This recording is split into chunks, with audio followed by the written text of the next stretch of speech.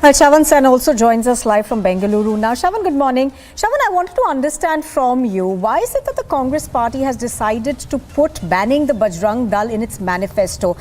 Given the fact that, in other states, you don't see Congress have something that is seen largely as being against Hindutva in their manifesto. So what is it that is different about Karnataka, its Hindutva, that the Congress party is, taken such a gamble?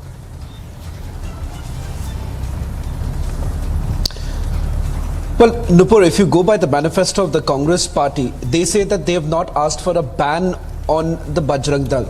They are essentially saying action should be taken against the Bajrang Dal.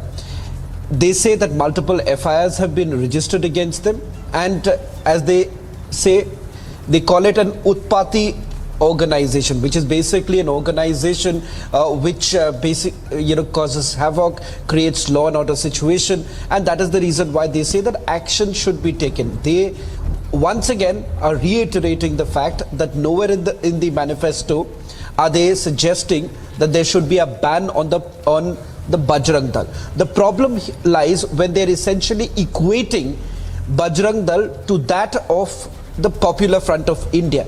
That's when it has come to a conclusion that perhaps the Congress party here in Karnataka are essentially looking at perhaps a proposal to be floated like they have done in the past as far as the Popular Front of India is concerned, that the centre should basically ban Bajrang Dal. Now this has only backfired because it totally appears that the Congress party is now a divided lot. There is one section which appears to be extremely uncomfortable because they know that this is going to have a direct impact in areas where they are trying to basically make an inroad, especially in coastal Karnataka, when you have pro-Hindu outfits who are very, very active. And that is exactly why the Congress party at this stage, they are quite wary about the situation. They feel that this is only going to dampen their prospects in those very areas, and the Bharatiya Janata Party is not letting this go. The plan that they have on the ground is that it's a massive outreach that they want, and they want to go to the public by saying that Congress party is an anti-Hindu party, and they are equating this organization to the Popular Front of India, which has been banned. And let's not forget that ban has been upheld by a tribunal. And not just that, if you take a look at the organization itself, the Popular Front of India, you've had the founding member of the Popular Front of India, which has been a member of ex-Simi. And not just that, there are several terror cases in which Popular Front of India's name has emerged, especially here in the state of Karnataka, be it in the case of Praveen Nitaru, be it in the case of Harsha Mata in Shivamoga, from where we are reporting right now. And that is exactly why one part of the Congress party appears to be extremely nervous at this stage. The other are hoping that this is going to lead to some sort of a consolidation of the minority votes. Once again, the allegation that they are facing is that, is this an attempt for minority appeasement? Right. Right. Also, Karnataka does have caste politics that is completely different from other states in the country. And we're going to come back to that one, Shavan. But as Shavan was pointed out, it does appear that the Congress party is already extremely divided over it. We have had the former chief minister and the Congress leader saying that they can't be banning the Bajrang Dal. So the Congress already appearing to be very divided over its manifesto. Let's listen into that comment by Veerappa Moily.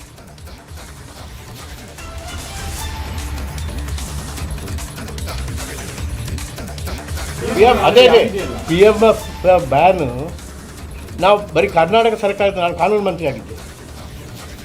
ಅದನ್ನು ಮಾಡಲಿಕ್ಕೆ ರಾಜ್ಯ ಸರ್ಕಾರಕ್ಕೆ ಹಾಕಿಲ್ಲ, ಮಾಡಲಿಕ್ಕೆ ಆಗೋದಿಲ್ಲ. ಬಜರಂಗ ದಳವನ್ನು ಮಾಡಲಿಕ್ಕೆ ಆಗೋದಿಲ್ಲ. ಅದರ ಬಗ್ಗೆ ಸ್ಪಷ್ಟನೆ ಡಿ.ಕೆ. ಶಿವಕುಮಾರ್ ಅವರು ಕೊಡ್ತಾರೆ.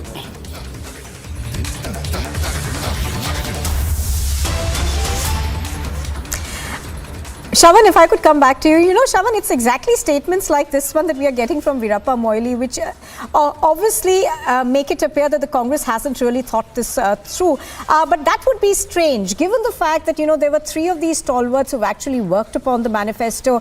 Mallikarjun Kharge, the Congress president himself, is from Karnataka. So it would be, you know, something that many wouldn't digest, that they did not think this over. Well, in fact, the chairman of the manifesto committee happens to be a tall Lingayat leader for the Congress party. And let's not forget, this is only going to lead to very uncomfortable questions for the Congress party.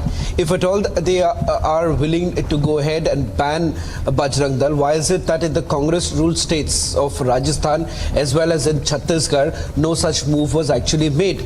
And that's a question that was actually asked to the Chhattisgarh Chief Minister Bhupesh Baghel, who said that there was no need of it, and it is the law and order situation which they are more concerned about. But as far as Karnataka is concerned, there is one section which are essentially saying that you know, this was not well thought. More importantly, this was you know, something that they did not understand perhaps the ramifications of it on the ground. In coastal Karnataka, remember, the Congress does not have a foothold. Barring a couple of seats here and there, especially in places like Udupi and a few others in Mangalore and surrounding areas, surrounding constituencies, the Congress has not been able to have a foothold. But this time, if you go by the statements that have been made by the Karnataka Congress President D.K. Shivakumar, he says that they want a full majority and they are pegging the number at 141, that is way above the halfway mark. But for that to even happen, remember, what is going to be important is that seats of coastal Karnataka, which is a sizable number, they need to have that inroad. With this kind of a statement that has actually been made, there is a damage control that they're trying to make. D.K. Shivakumar also went on to say that you know, the Congress party is not against the Bajrangis. They are against the Bajrang Dal because they primarily believe that this is a group which has only created law and order situation in the state of Karnataka. All right, Shravan, do stay with us. Let's also go across to Priyanka, who's reporting, I think, from Mangaluru, if I'm not mistaken. Priyanka, good morning. Priyanka, you know, a game changer often at the end of these election campaigns is the Prime Minister's visits. Now, we've seen that in other states. What is the kind of impact that you are seeing on the ground? And I ask you this because you cover Gujarat very closely. So give us a sense of whether that is something that could impact the fortunes of the BJP in this final leg of campaigning. It definitely seems like that, Nupur, because as Shravan was also breaking down these political narratives that are being built around this entire issue, it's important to note how the Prime Minister also brought that up yesterday in the speech that he made.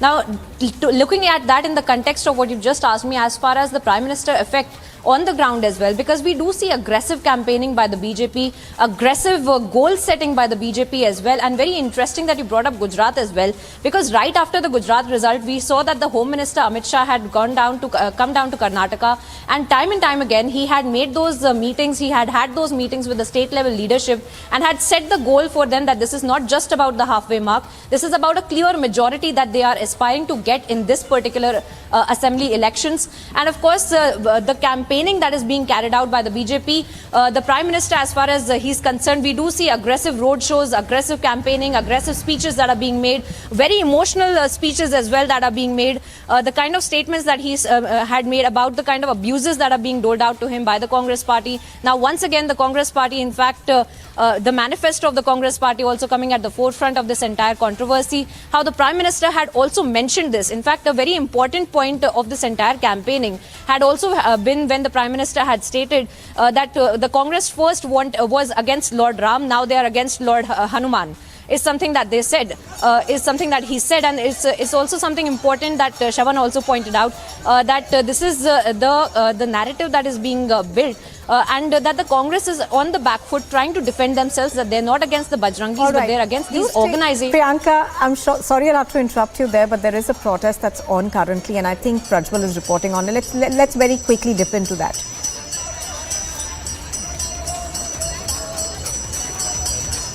Essentially demanding what Mr. Shivkumar, we have seen over the last few years that somewhere the Bajrang Dal as well as the right-wing outfits are clearly going on and stating that the Congress is anti-Hindu too. What do you have to say in this regard? Do you see any sort of political overtones to this entire decision announcement which is being made by the Congress? Because essentially the Congress has stated that it will not ban, but only if they are involved in untoward activities they will be banning the Bajrang Dal. What's your take on this?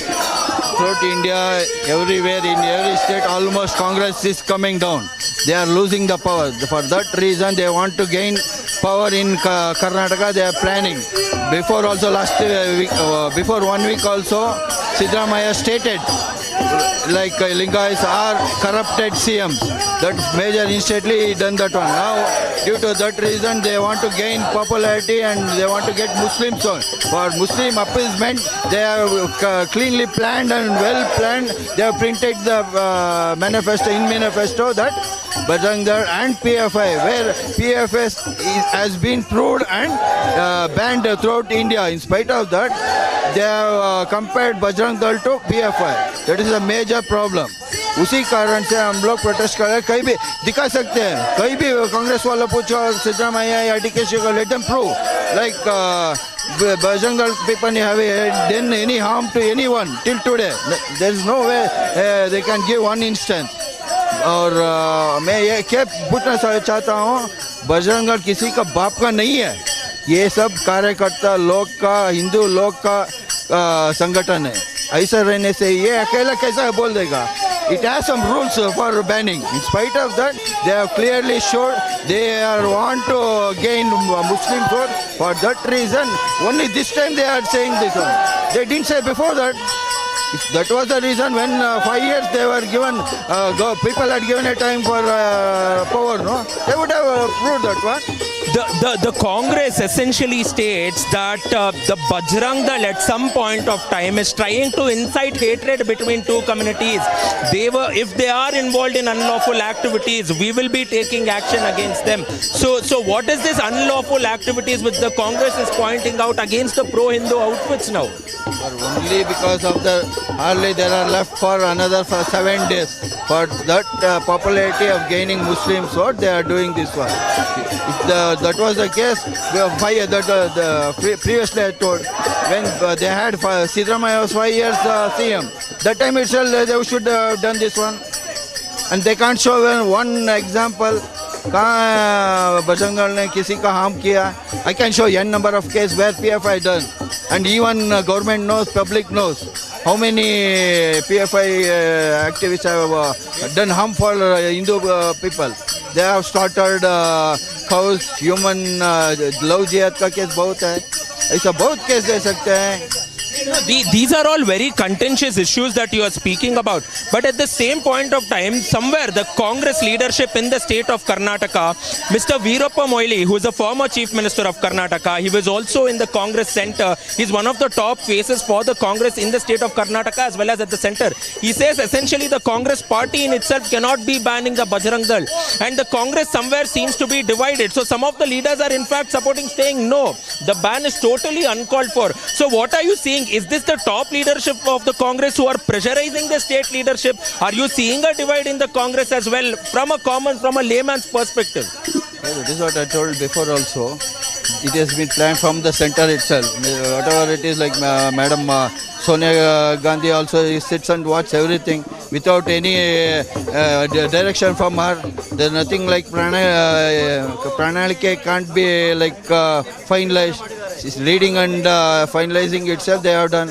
They doesn't want one Wakkaliga to be CM. They have like initially they have announced DK Shivakumar as an Rajya Sabha, Rajya President, no, State President they have announced, but they doesn't want one Wakkaliga DK Shivakumar to be CM of their own party. For that, So you are making a big statement. You are making a big statement here. You are saying that the Congress does not want DK Shivakumar to become the chief minister, and therefore they are introducing such. so they have proved no.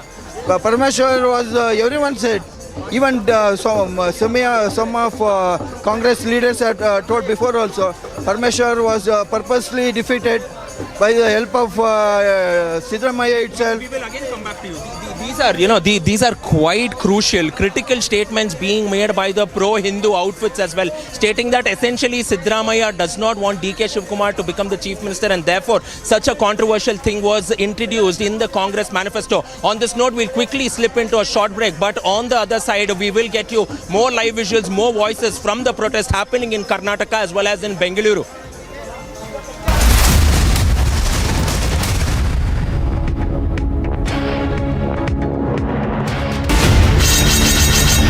Popular Front of India's that has been banned, founding members of the Popular Front of India who were members of SIMI, direct links when it comes to terror activities. But the fact of the matter is that you don't have any such evidence.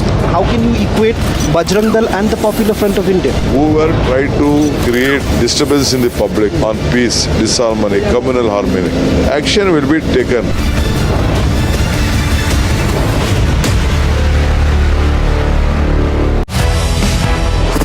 You do still have the aspirations of being a chief minister, which almost every leader who spent so much time in public life would have that expectation. Why is it so wrong for you to admit the fact that yes, you have that kind of aspiration? Who said I don't have any aspiration? I am a politician, I am not a sannyasi, but my duty is to bring Congress party to power.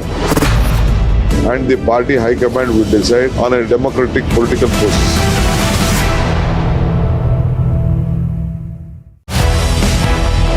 For your party, Rahul Gandhi on a daily basis keeps abusing the RSS. Why would you then take Jagdish Shettar into the Congress fold? They have their own experience, well-matured people, 6-time MLA, former chief minister, former deputy chief minister. They know, you and I also know about the history of RSS. We believe in different ideology. So he also thought that now we have to go for a change. It is earlier RSS may be different, now RSS may be different.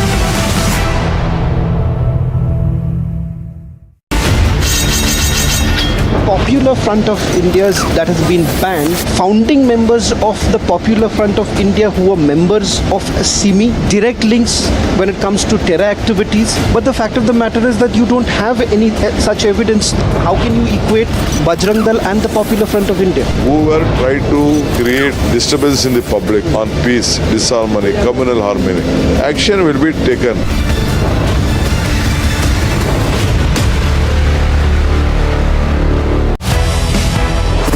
You do still have the aspirations of being a chief minister, which almost every leader who spent so much time in public life would have that expectation. Why is it so wrong for you to admit the fact that yes, you have that kind of expectation? Who said I don't have any aspiration? I am a politician, I am not a sannyasi, but my duty is to bring Congress party to power. And the party high command will decide on a democratic political process.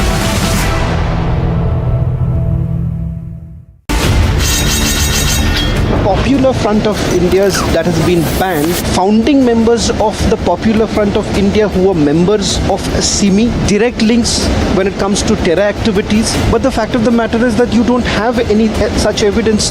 How can you equate Bajrang Dal and the Popular Front of India? Whoever tried to create disturbance in the public on peace, disharmony, communal harmony, action will be taken.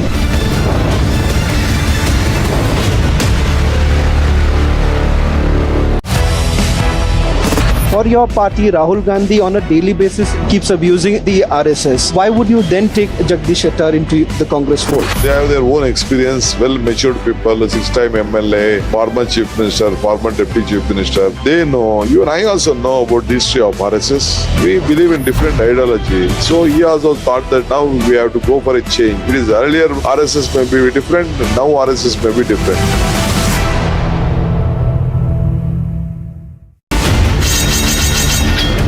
Popular Front of India's that has been banned, founding members of the Popular Front of India who were members of SIMI, direct links when it comes to terror activity.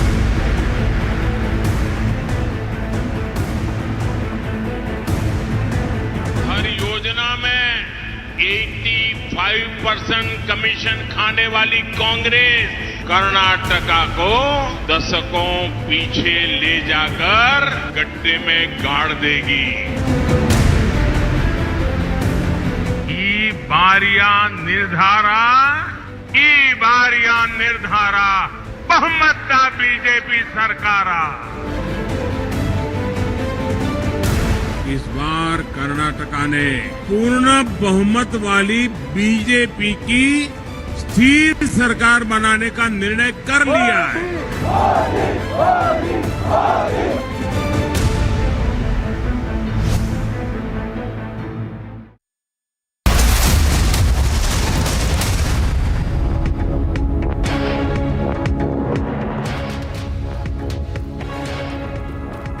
You're watching Live and Breaking. Well, former Chief Minister and Congress leader has now said they cannot ban the Bajrang Dal. The Congress is divided itself over banning Bajrang Dal in Karnataka, a point that it has stated in its manifesto itself. Let's listen in to know more. Well, joining me is my colleague Prajwal to take us through this piece of breaking news. Well, Prajwal, take our viewers through how the Congress itself is divided. We are hearing contradictory statements from their different leaders and top leaders at that.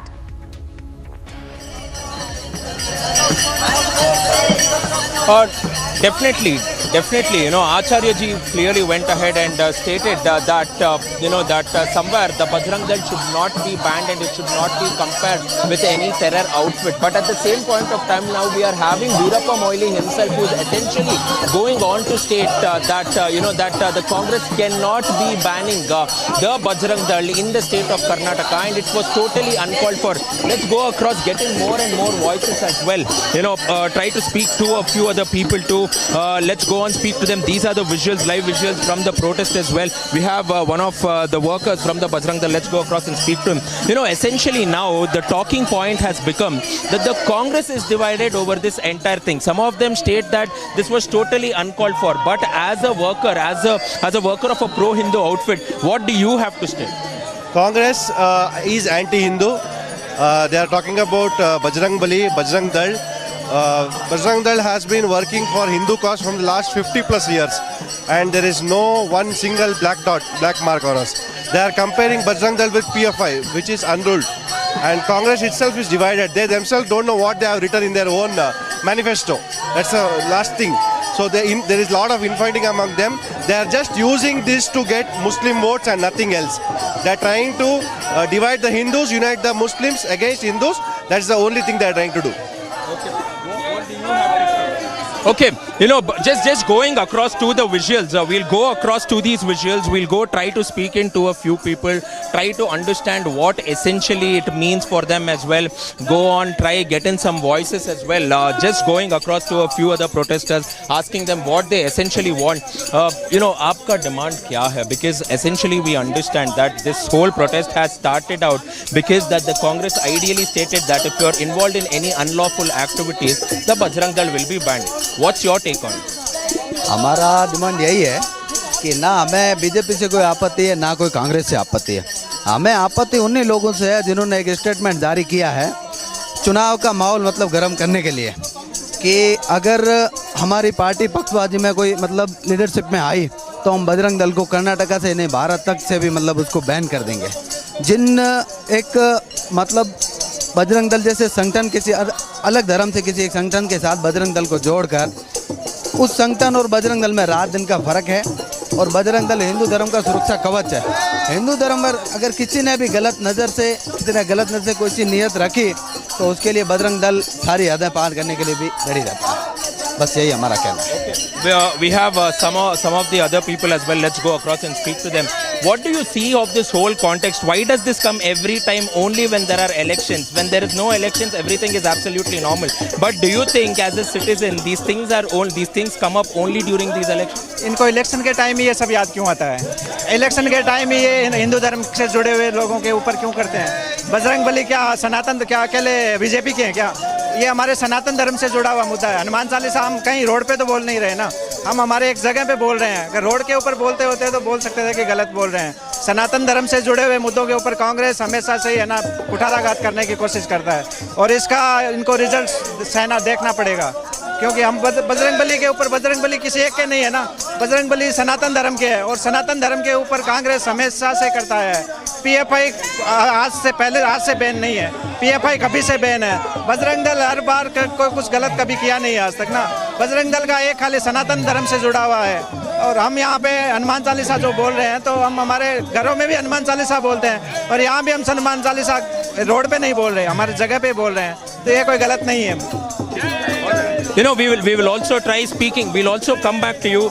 We'll try speaking to a few women as well. Let's go across and get in some reactions too. So let's go across and get in a few reactions from the women who have also come in here, and let's go on and speak to them. But before that, just take a look at the protesters who have come out here. The voices are varied. Now Hanuman Chalisa is being recited here. More and more number of people coming out in huge numbers, protesting, stating that these issues come up only during elections. Otherwise, they see absolutely no problem during the other times as well. So this is something that needs to be understood now. And how is the Congress party going to tackle this is something which only time will have to answer. But opinions are definitely divided among the Congress, and we can definitely see a crack in the leadership too. So these protests will go on. We are also expected to see that a massive protest across the entire state will be launched at 7 p.m. outside all the Ram and Hanuman temples as well. So that is something that we need to go ahead and see, even as we are seeing these visuals on our screens.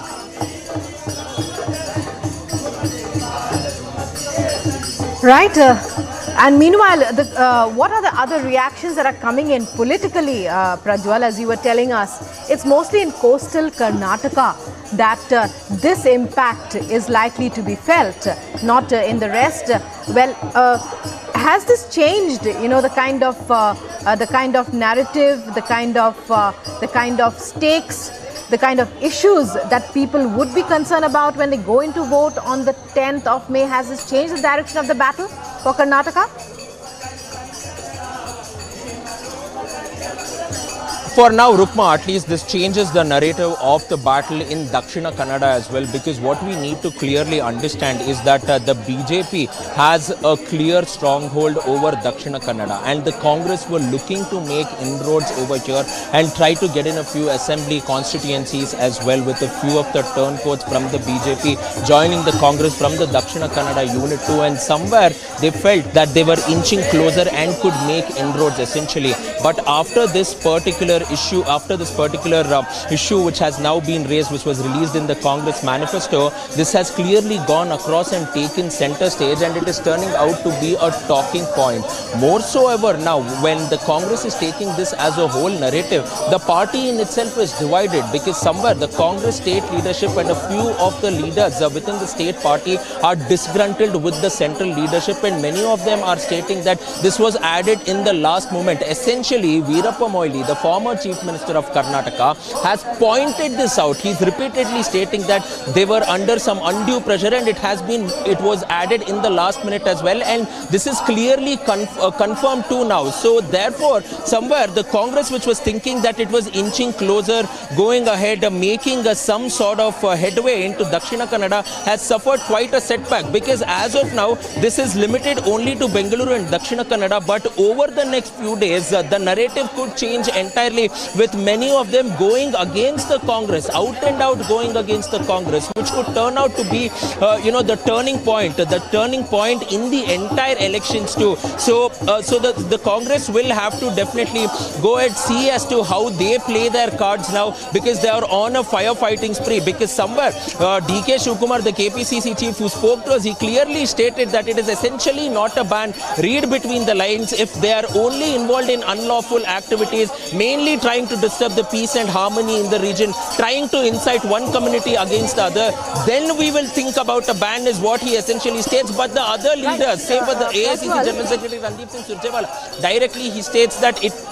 Yes. Right, Prajwal, I'll be coming back to you. But I'd like our viewers to listen to that interview that you did a short while back with Sharan Pampwell, the Secretary of the VHP, when he spoke about the Congress Bajrang Dal controversy. Viewers, here is that tic-tac with my colleague Prajwal.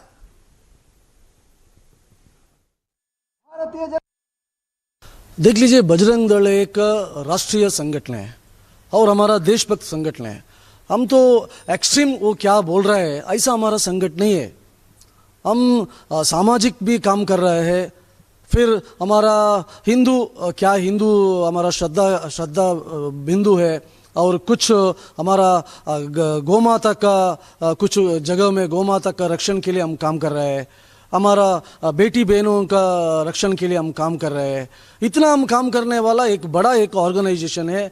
पूरा देश भर में 60,000 village में बजरंग दल का काम है. कर्नाटक में करीब 2000 विलेज में बजरंग दल का काम चल रहे हैं.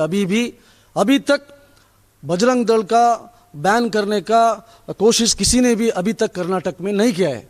अभी तो कांग्रेस ने बोला है बजरंग दल को बैन कर रहा है. और भी एक बात बताए, पीएफआई को हमको कंपेयर किया है.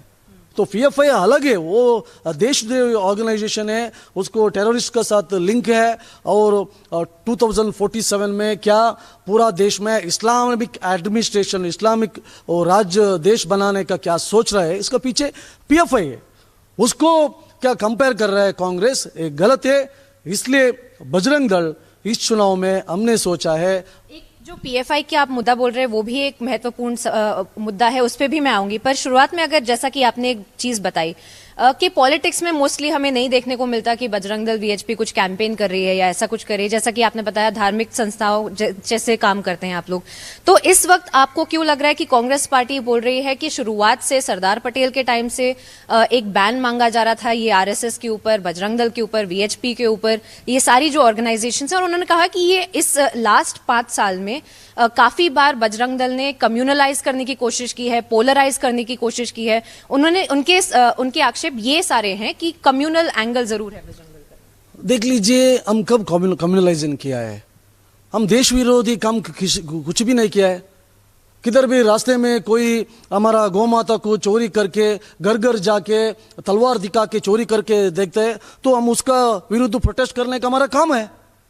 कोई किसी गांव में हमारा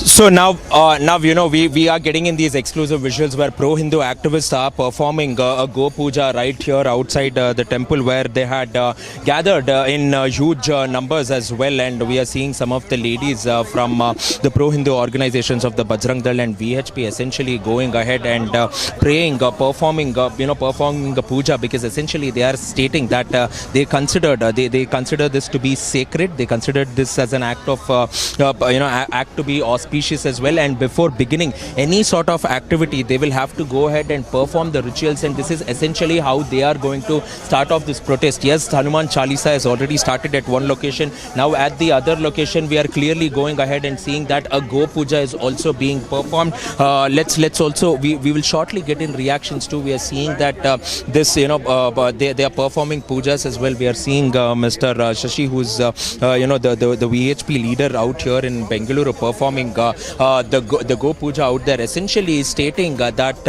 all the Hindus are united and no matter what they will stick together and they will stay together as well. On this note, we'll quickly go back to you out there, Rukma, in the studios, even as action continues on the ground.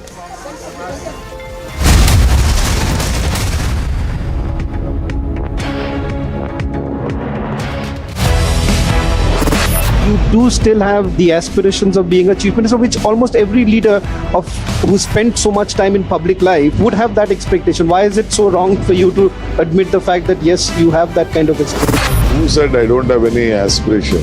I'm a politician, I'm not a sannyasi, but my duty is to bring Congress party to power. And the party high command will decide on a democratic political process.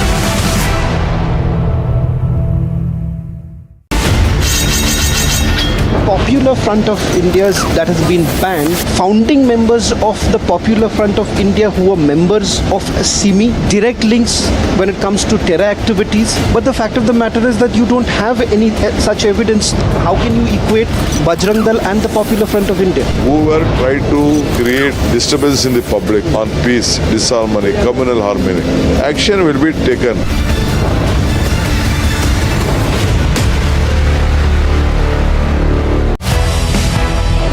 For your party, Rahul Gandhi on a daily basis keeps abusing the RSS. Why would you then take Jagdish Shettar into the Congress fold? They have their own experience, well-matured people, a 6-time MLA, former Chief Minister, former Deputy Chief Minister. They know, even I also know about the history of RSS. We believe in different ideology. So he also thought that now we have to go for a change. It is earlier RSS may be different, now RSS may be different.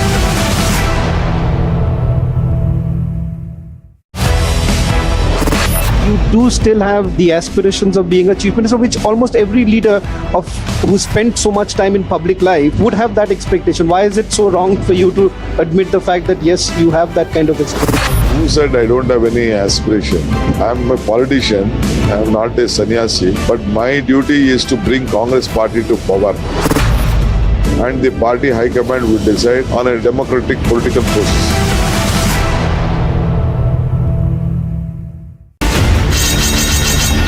Popular Front of India's that has been banned, founding members of the Popular Front of India who are members of SIMI, direct links when it comes to terror activities. But the fact of the matter is that you don't have any such evidence. How can you equate Bajrang Dal and the Popular Front of India? Whoever tried to create disturbance in the public on peace, disharmony, communal harmony, action will be taken.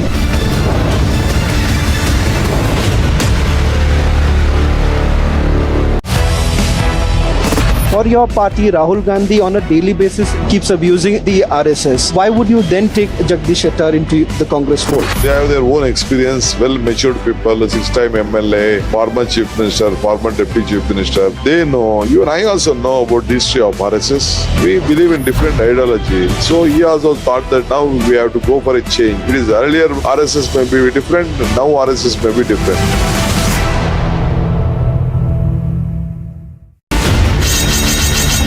Popular Front of India's that has been banned, founding members of the Popular Front of India who are members of SIMI, direct links when it comes to terror activities. But the fact of the matter is that you don't have any such evidence. How can you equate Bajrang Dal and the Popular Front of India? Whoever tried to create disturbance in the public on peace, disharmony, communal harmony, action will be taken.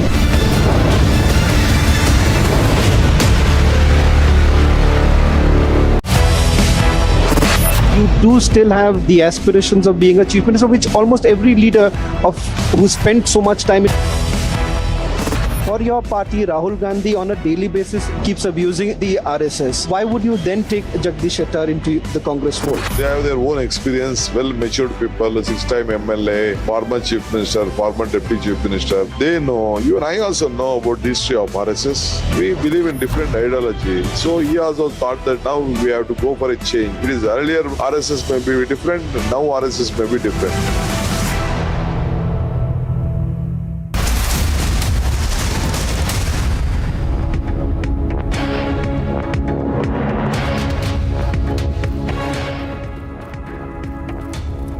And you're watching Live in Breaking on Republic. All the breaking news coming in at this point. The polling, we're talking about the elections in Karnataka, as we are seeing that the Congress party itself, which had brought out the proposal, the promise that it would ban the Bajrang Dal, equating the Bajrang Dal with the PFI, is now backtracking as massive protests break out. The former Chief Minister and Congress leader, we hear saying they cannot ban the Bajrang Dal. Congress divided over banning Bajrang Dal in Karnataka.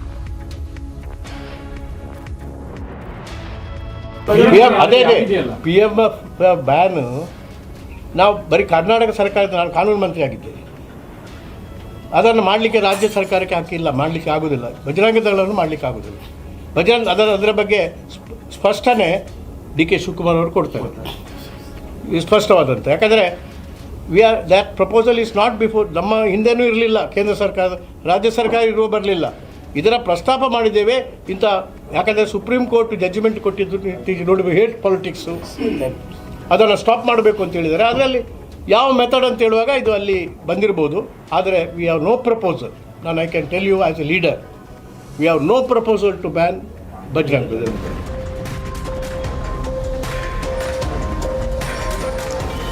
So right now we are again witnessing more and more protests which are breaking out, and we are seeing unique protests which are happening out there on the streets of Bengaluru, where a cattle has been brought in and they're performing Go Puja to it, stating that this is considered to be auspicious and she is equally also the goddess of wealth too, and they consider this to be something which is very important and crucial. And at this point of time now, after a few hours, they will go ahead, regroup, and also will be going across to all the Ram temples and the Hanuman temples and will again begin reciting the Hanuman Chalisa as well, because this is only the first leg of protest and it will only intensify as the day progresses too.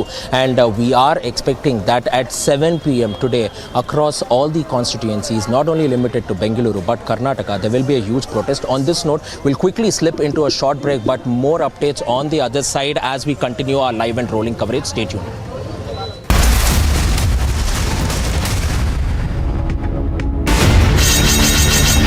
Popular Front of India's that has been banned, founding members of the Popular Front of India who were members of SIMI, direct links when it comes to terror activities. But the fact of the matter is that you don't have any such evidence. How can you equate Bajrang Dal and the Popular Front of India? Whoever tried to create disturbance in the public on peace, disharmony, communal harmony, action will be taken.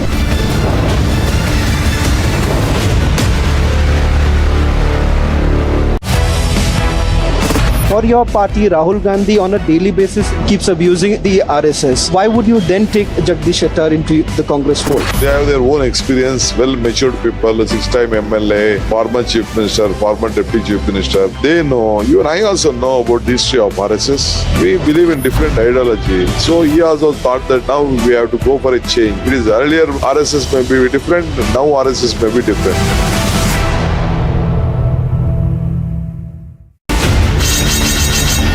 Popular Front of India's that has been banned, founding members of the Popular Front of India who were members of SIMI, direct links when it comes to terror activities. But the fact of the matter is that you don't have any such evidence.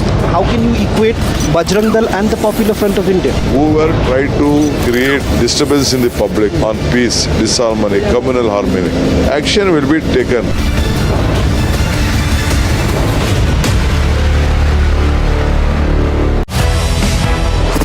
You do still have the aspirations of being a chief minister, which almost every leader who spent so much time in public life would have that expectation. Why is it so wrong for you to admit the fact that yes, you have that kind of expectation? Who said I don't have any aspiration?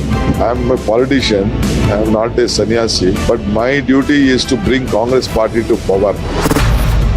And the party high command will decide on a democratic political process.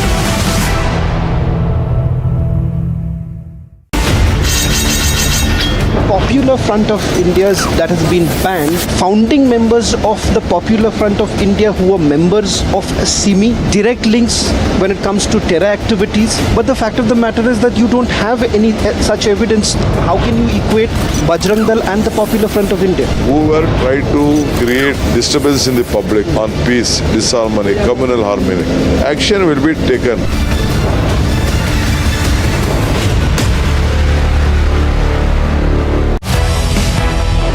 For your party, Rahul Gandhi on a daily basis keeps abusing the RSS. Why would you then take Jagdish Shettar into the Congress fold? They have their own experience, well-matured people, 6-time MLA, former Chief Minister, former Deputy Chief Minister. They know, you and I also know about the history of RSS. We believe in different ideology. So he also thought that now we have to go for a change. It is earlier RSS may be different, now RSS may be different.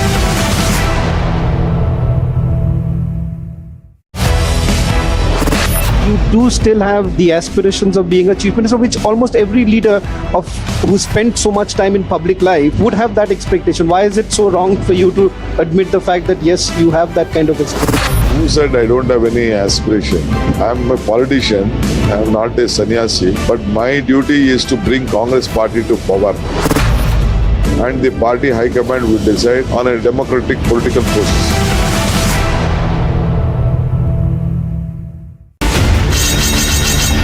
Popular Front of India's that has been banned, founding members of the Popular Front of India who were members of SIMI, direct links when it comes to terror activities. But the fact of the matter is that you don't have any such evidence. How can you equate Bajrang Dal and the Popular Front of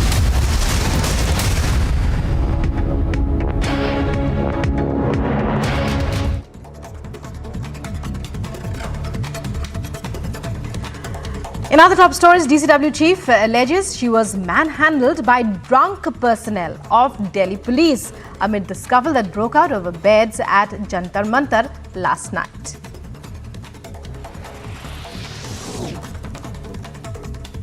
NI continues to conduct raids to search and pacify terror threats in the hinterlands of the Kashmir Valley. This ahead of the G20 working group meeting scheduled for later this month.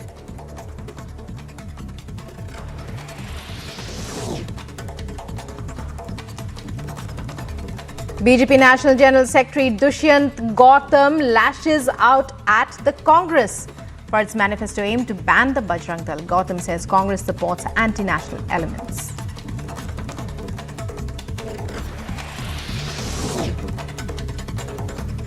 Russian Foreign Minister Sergei Lavrov arrives in Goa for scheduled SCO meeting today. Among other attendees are Chinese Foreign Minister Qin Gang and Pak Foreign Minister Bilawal Bhutto.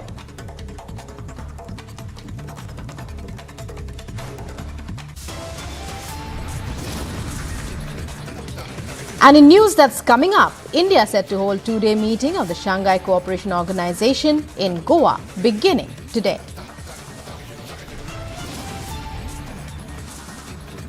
Also, Bilawal Bhutto, Sergei Lavrov and Qin Gang in India for the big SCO meet.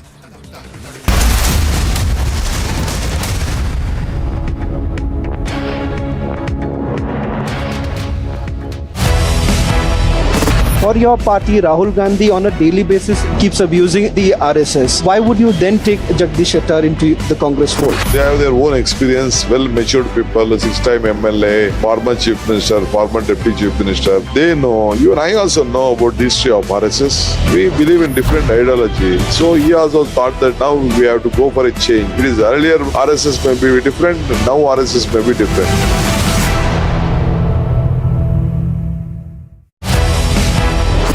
You do still have the aspirations of being a chief minister, which almost every leader of who spent so much time in public life would have that expectation. Why is it so wrong for you to admit the fact that yes, you have that kind of expectation? Who said I don't have any aspiration? I am a politician, I am not a sannyasi, but my duty is to bring Congress party to power. And the party high command will decide on a democratic political process.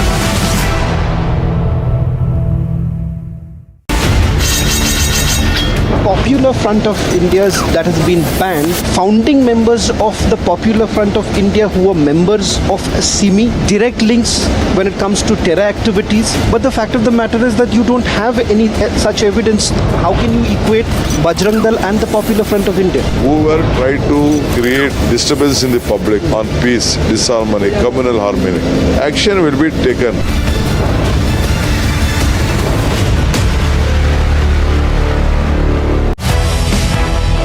For your party, Rahul Gandhi on a daily basis keeps abusing the RSS. Why would you then take Jagdish Shettar into the Congress fold? They have their own experience, well-matured people, 6-time MLA, former Chief Minister, former Deputy Chief Minister. They know, even I also know about the history of RSS. We believe in different ideology. So he also thought that now we have to go for a change. It is earlier RSS may be different, now RSS may be different.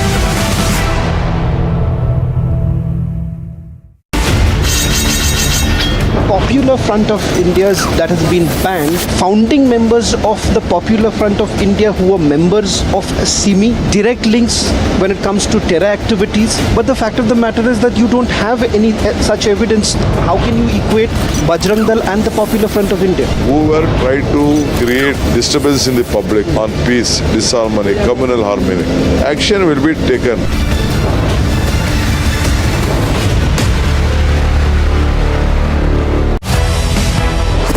you do still have the aspirations of being a chief minister, which almost every leader of who spent so much time in public life would have that expectation. Why is it so wrong for you to admit the fact that yes, you have that kind of expectation? Who said I don't have any aspiration?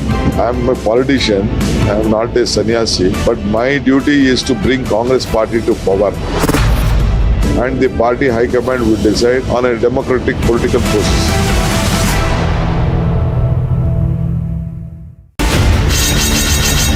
Popular Front of India's that has been banned, founding members of the Popular Front of India who were members of SIMI, direct links when it comes to terror activities. But the fact of the matter is that you don't have any such evidence.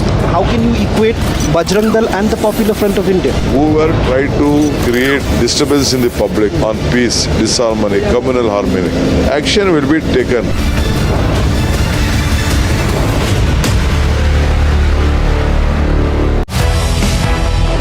For your party, Rahul Gandhi on a daily basis keeps abusing the RSS. Why would you then take Jagdish Shettar into the Congress fold? They have their own experience, well-matured people, 6-time MLA, former chief minister, former deputy chief minister. They know.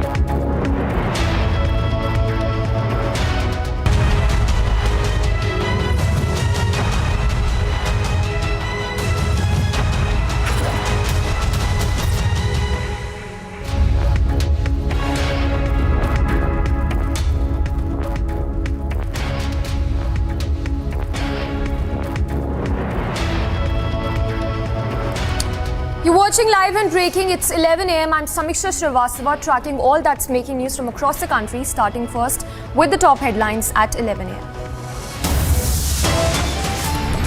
Bajrang Dal controversy explodes. VHP stages Hanuman Chalisa recital across the state.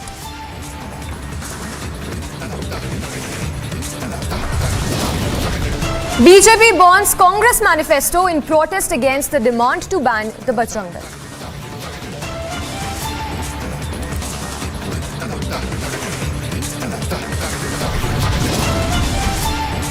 Big divide in Congress. Former UPA minister says state government has no right to ban groups.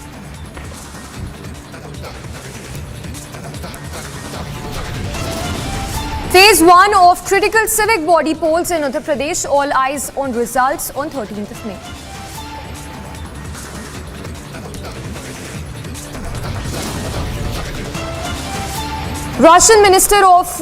Foreign Minister of Russia lands in Goa for SCO summit. Ukraine issue likely to be discussed.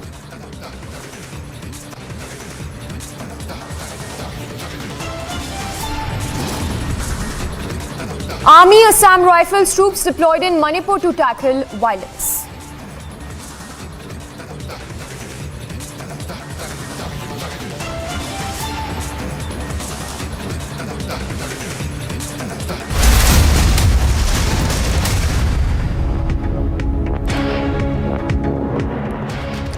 And we start with the latest that's coming from Manipur, where the situation still remains tense. Home Minister Amit Shah, we understand, has spoken to Manipur Chief Minister as well in connection with the violence that was reported in the state late last night. Centre, in fact, is closely monitoring the situation after tribal groups in the state of in Manipur were seen indulging in violence. So situation still tense, and Centre they're closely monitoring the situation in Manipur with army personnel also having been deployed by the centre. We're given to understand that Home Minister Amit Shah has also dialed the Manipur Chief Minister to take stock of the situation. Listen in to the first reaction that's also coming from the Manipur Chief Minister on the situation so far.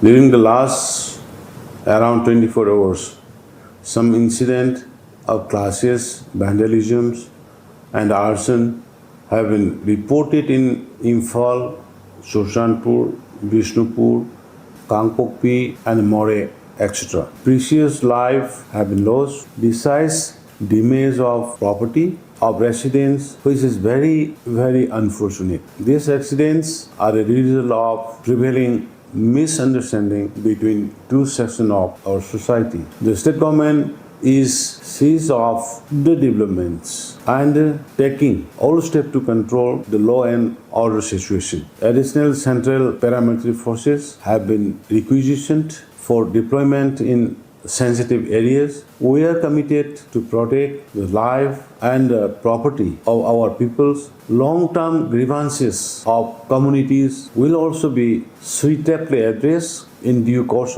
in consultation with the peoples and their representative organizations. Manipur is a state in which we have all coexisted for centuries. We should not allow the culture of communal harmony between the people living in the state to be disturbed by vested interests. In this hour, I appeal to one and all to maintain peace and harmony in your respective areas. I urge you not to believe in rumors and unverified messages. While soliciting your cooperation in maintaining peace, the deployed state police and the central forces have been directed to take strict action against individuals and a group indulging in violence. We should all stand united to restore normalcy in Manipur at the earliest. All right, so there you heard the Manipur Chief Minister appealing for peace, saying that one should not indulge in rumor mongering, especially at this stage. Aniruddha, how's the situation looking like right now? We understand that Home Minister Amit Shah has already taken stock and even spoken to the Manipur Chief Minister. Yes, Civic, the situation continues to remain very critical at this point in time. In fact, Army and Assam Rifles have also been requisitioned by the state government to maintain the law and order situation. Last night also, Army carried out masses at several places in Bishnupur, Surasanpur, as well as parts of Imphal, and also today morning also the Army has been carried out mass in several areas. Curfew is in place as of now, and internet has been suspended for the next 5 days. The Chief Minister and all political parties have also appealed the people not to indulge in violence. Several houses have been burned in Surasanpur, in Bishnupur, and also in parts of Imphal last night. And also some press reports of violence are coming in from different parts of Manipur today. The entire state continues to remain under monitoring of the central government, as well as the state agencies are working very closely to control the situation as of now, Samisa. Yes, but Aniruddha, also the big update coming in this hour is that in a joint operation by the Indian Army as well as the Assam Rifles, more than 7,500 people have been evacuated to safer places. Give us more details on what exactly is the situation as we speak and about those people who've been moved to safer places. Yes, Samisa, this violence was very unprecedented. As soon as the High Court order came to give the requisite status to the Meitei community, which is the majority community in Manipur, violence broke out. In fact, yesterday the Manipur High Court also made an appeal to the people of the state to respect the court order, to respect the decision of the Manipur High Court, because it is not the ruling of the government, but it is the ruling of the High Court, as per which this action or the initiative to give ST status to the Meiteis are being carried out. So the High Court has also appealed the people of the state. And as you pointed out, since the violence was very unprecedented, many people were stranded in different parts of Manipur, and it was after the Army and the Assam Rifles came into the scene that last night, and even now also as we talk, rescue operation in different parts of Manipur are underway, and people are being taken either to their home or to the safer places where the security is tightly in place. All right, Aniruddha, stay with us. So Aniruddha, of course, getting us the latest, and as we speak, we understand that the rescue operation is still on. In fact, late last night, the rescue operation started. More than 7,500 people have already been evacuated to safer places. A reaction that's also come from Mary Com on the situation in Manipur. Listen in. इसके बारे में क्या बताऊं? अभी ये situation अभी बहुत बुरा हाल हो रहा है और मैं बहुत अच्छा फील नहीं कर रही हूँ. एक्चुअली बहुत बुरा फील कर रही हूँ कि अभी ये वायलेंस अचानक मैं सोच भी नहीं पाया ऐसे अचानक कैसे हो रहा है करके. और ये कल रात से लेके बहुत भयंकर मतलब वो ज्यादा हो रहा है और मुझे चाहती हूँ कि हो सकता है तो जल्दी से जल्दी स्टेट गवर्नमेंट और सेंट्रल गवर्नमेंट कुछ करे कि मणिपुर में ये दोबारा मतलब ये पीस को ये सिचुएशन को खत्म होने के लिए ये मैं रिक्वेस्ट कर रही हूँ. Heard Mary Com seeking the intervention from the centre as well on the escalating situation in Manipur. And as we speak, remember, the Home Minister Amit Shah in this case has already taken stock, spoken to the Manipur Chief Minister himself. And also rescue operations, we understand, are still on, which started late last night, in which more than 7,000 people have already been evacuated and moved to safer places.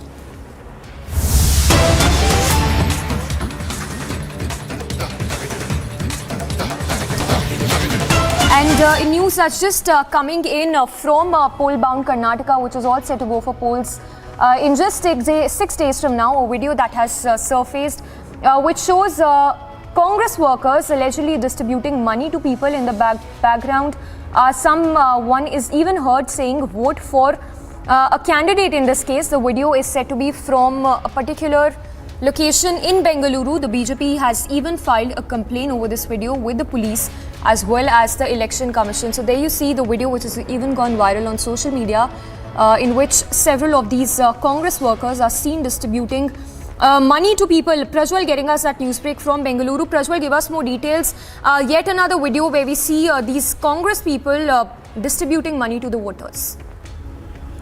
Yes, Samiksha, now we get to understand that this particular video has gone viral, where it is not only Zamir Ahmad but an independent candidate from Chamrajpet.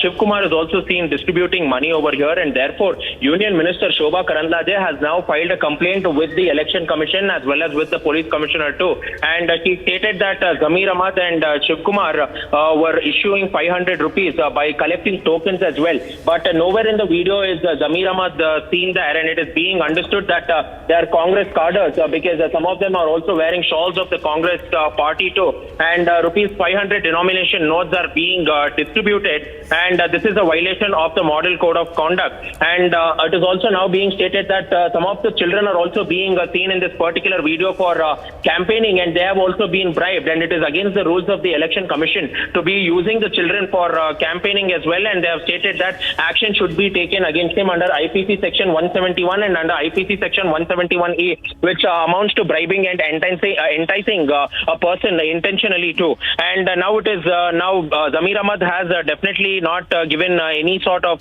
he's not given any sort of clarification at this point of time, but it is being stated that several other CDs have also now been given to the Election Commission, and the BJP is demanding that the Election Commission should act strictly against both Zamir Ahmad, who is the Congress candidate from the Chamrajpet Assembly constituency, as well as the independent candidate Shivakumar from the Chamrajpet Assembly constituency. So all in all, it's turning out to be a huge battle out there with these cash distribution also being seen in large numbers, and this video as of now is still being verified by the Election Commission, after which they have stated that action will be taken against the guilty. All right, Prajwal, stay with us. And just to tell our viewers also, this video that Prajwal is getting us, where you see several of these Congress workers who are not just seen distributing money to the voters, but also using children as bait as well to carry out in fact, to distribute money to the voters in Bengaluru as we speak. So a lot that the Congress will also have to answer. We understand a complaint has already been filed by the BJP, and the EC has also been apprised of this whole matter. Prajwal, to come back to you again, give us more details, any response, any reaction that has come in from the Election Commission as of yet? No, as of now, the Election Commission is still going through the video and is also verifying it because they want to clearly understand whether this has happened in Chamrajpet or whether it has happened in any other assembly constituency. But what they are clearly going ahead and stating over here is the fact that the independent candidate Shivakumar has now declared an open alliance despite him being a candidate from the same assembly constituency, and he is also asking them to vote for Zamirana. In one particular conversation there, he's saying vote for Zamirana. He's saying in that. So Zamirana is ideally refers to Zamir Ahmad Khan, who is the Congress candidate as well. And this is something which the BJP is pointing out, the legal team in particular, stating that this belongs from the Chamrajpet Assembly constituency because the candidate is openly seen, an independent candidate is openly seen campaigning for Zamir Ahmad Khan. All right, Prajwal, we leave it that. So Prajwal, of course, getting us the latest from Karnataka, and there you see an independent candidate and being supported by the Congress workers to woo the voters of Karnataka. We slip into a very short break, but lots coming up on the other side of this break on all that's making news from the poll-bound state of Karnataka that heads for polls on 10th of May with the results that will also be declared in just 3 days after the polling takes place on 10th of May.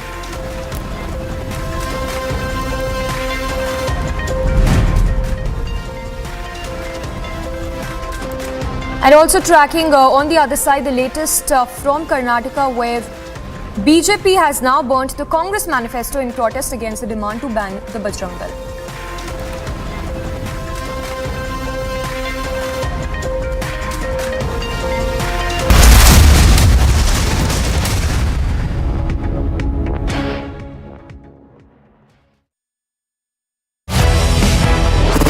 You do still have the aspirations of being a chief minister, which almost every leader who spent so much time in public life would have that expectation. Why is it so wrong for you to admit the fact that yes, you have that kind of expectation? Who said I don't have any aspiration? I'm a politician, I'm not a sannyasi, but my duty is to bring Congress party to power. And the party high command will decide on a democratic political process.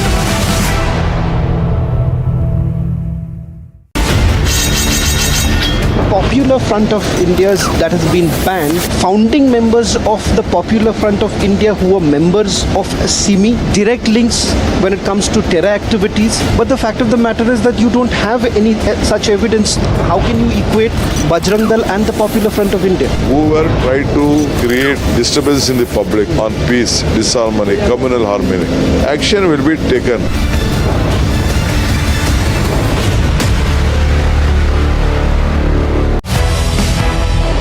For your party, Rahul Gandhi on a daily basis keeps abusing the RSS. Why would you then take Jagdish Shettar into the Congress fold? They have their own experience, well-matured people, 6-time MLA, former Chief Minister, former Deputy Chief Minister. They know, even I also know about the history of RSS. We believe in different ideology. So he also thought that now we have to go for a change. It is earlier RSS may be different, now RSS may be different.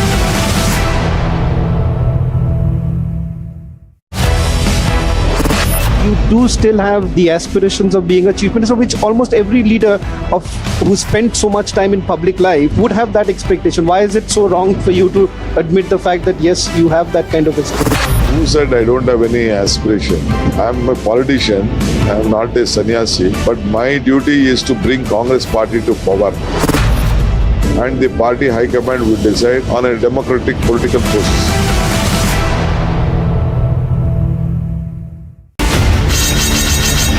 Popular Front of India's that has been banned, founding members of the Popular Front of India who were members of SIMI, direct links when it comes to terror activities. But the fact of the matter is that you don't have any such evidence.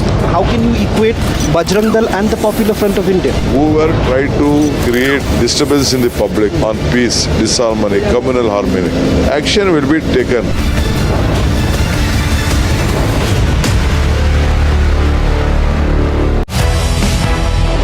or your party, Rahul Gandhi, on a daily basis keeps abusing the RSS, why would you then take Jagdish Shettar into the Congress fold? They have their own experience, well-matured people, 6-time MLA, former Chief Minister, former Deputy Chief Minister. They know. You and I also know about the history of RSS. We believe in different ideology. So he also thought that now we have to go for a change. It is earlier RSS may be different, now RSS may be different.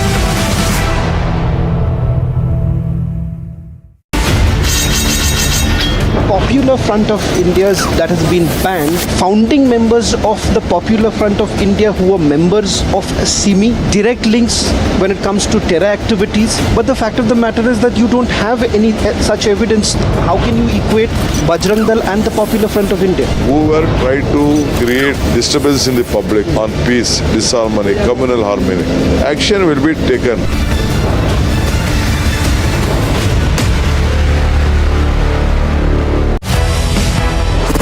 You do still have the aspirations of being a chief minister, which almost every leader who spent so much time in public life would have that expectation. Why is it so wrong for you to admit the fact that yes, you have that kind of expectation? Who said I don't have any aspiration? I'm a politician.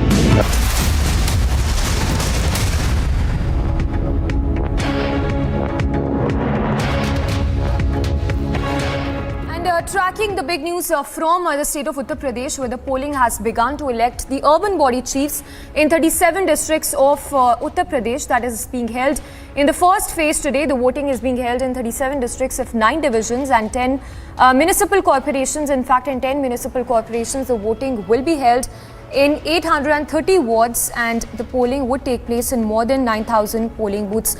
Let's cut across to Monica, who's joining us live from Gorakhpur. Monica, give us a sense of how important this municipal poll is, given that it is happening in 37 districts, in which the fate of 44,000 candidates is in trade.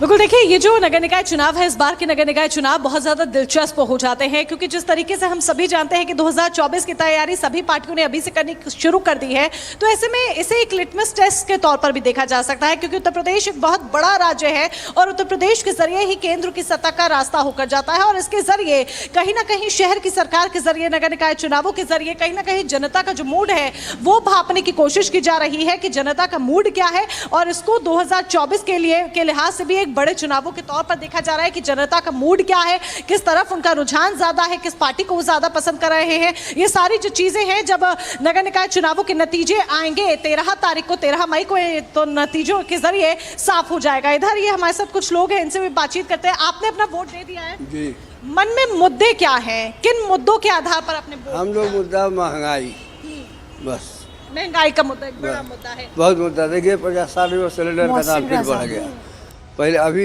एक हफ्ता के अंदर है। हाँ। तो कितनी महंगाई झेला जाए, कमाई के हिसाब से कहाँ से हम लोग क्या करें। देखिए ये महंगाई के मुद्दे पर इन्होंने वोट दिया, हर किसी के अलग अलग मुद्दे। एक महिला हमारे साथ है, आप महिला हैं, आपने अपना वोट कास्ट कर दिया। हाँ। आपके मन में क्या मुद्दा था, किस मुद्दे के आधार पर आपने वोट दिया? अरे अच्छा देश हो, महंगाई कम हो, और क्या चाहिए बस। देखिए अच्छा हो सब कुछ और महंगाई कम हो, और महिलाओं के लिए तो वाकई में महंगाई और भी एक बहुत बड़ा मुद्दा बन जाता है, क्योंकि आखिरकार इन्हें अपने घर का जो बजट है वो संभालना होता है। इसके साथ ही मैं आपको बूथ की तस्वीरें भी दिखा देती हूँ। ये देखिए यहाँ पर आप लोगों को देख सकते हैं जो कि बारी बारी अंदर बूथ के जा रहे हैं। ये प्राथमिक विद्यालय है, इंग्लिश मीडियम प्राथमिक विद्यालय, जिसे बूथ बनाया गया है, सेंटर बनाया गया है, और यहाँ पर ये देखिए लोग लगातार एक एक अपना जो वोट है वो कास्ट करने के लिए पहुंच रहे हैं। हालांकि अगर हम मतदान प्रतिशत की बात करें तो देखिए वोटिंग परसेंटेज अभी ऐसा कुछ बहुत ज्यादा खास नहीं देखा जा रहा है, क्योंकि 11 से भी ज्यादा का वक्त हो चुका है और सुबह 9 बजे तक का जो वोटिंग प्रतिशत हमारे सामने आया है।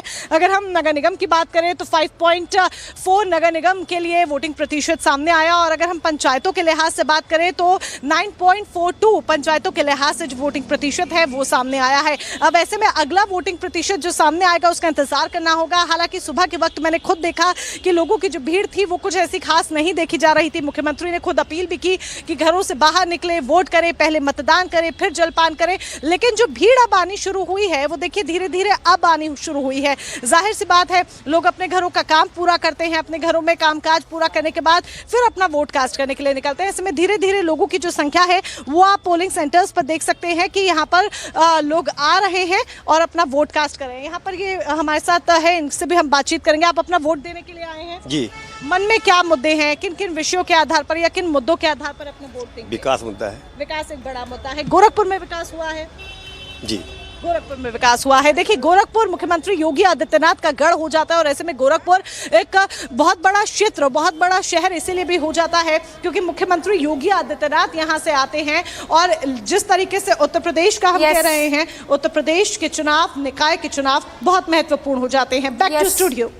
Yes, and Monica, let's not forget an important election that's taking place that would determine the voter sentiment as well just ahead of the 2024 general elections. Also listening to the reaction that came in from the UP Chief Minister Yogi Adityanath early this morning as he went to cast his vote for the municipal polls in 37 districts of Uttar Pradesh. नगर निकाय के चुनाव के प्रथम चरण का आज मतदान प्रारंभ हो चुका है।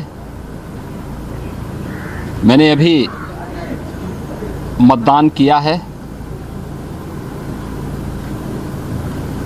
पूरे प्रदेश में 4 करोड़ 32 लाख से अधिक मतदाता नगर निकाय चुनाव में 2 चरणों में होने वाले चुनाव में भाग लेकर के नगरीय व्यवस्था को सुदृढ़ बनाने, सुंदर बनाने और स्मार्ट सिटी और सेफ सिटी के कॉन्सेप्ट को लागू करने के लिए प्रदेश की जनता जनार्दन और नगरीय क्षेत्र के मतदाताओं के द्वारा ये चुनाव प्रारंभ हो रहा है। आज प्रदेश के 10 नगर निगम में 104 नगर पंचायतों में, नगर पालिकाओं में और 276 नगर पंचायतों में कुल 7,288 वार्ड में ये चुनाव संपन्न होंगे, जिसमें मतदान केंद्र 7,362 हैं और कुल जो बूथ हैं वो 23,617 बूथों पर ये चुनाव अभी 7 बजे से प्रारंभ हो गया है, जिसमें 2 करोड़ 40 लाख से अधिक मतदाता आज अपने मताधिकार का प्रयोग करेंगे।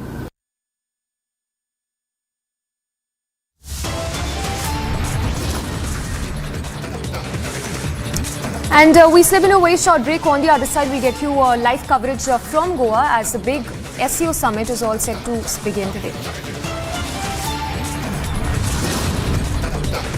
And also closely tracking all the developments from Manipur, where the army has been deployed to carry out rescue operations.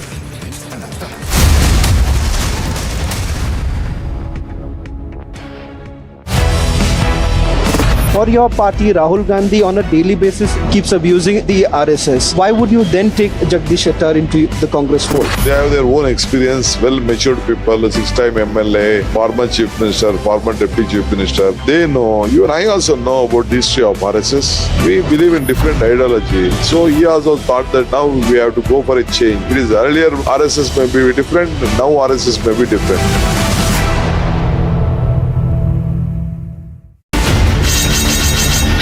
Popular Front of India's that has been banned, founding members of the Popular Front of India who were members of SIMI, direct links when it comes to terror activities. But the fact of the matter is that you don't have any such evidence.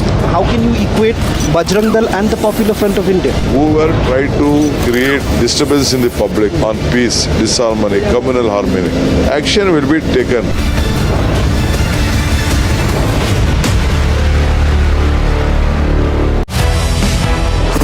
You do still have the aspirations of being a chief minister, which almost every leader who spent so much time in public life would have that expectation. Why is it so wrong for you to admit the fact that yes, you have that kind of expectation? Who said I don't have any aspiration? I am a politician. I am not a sannyasi. But my duty is to bring Congress party to power. And the party high command will decide on a democratic political process.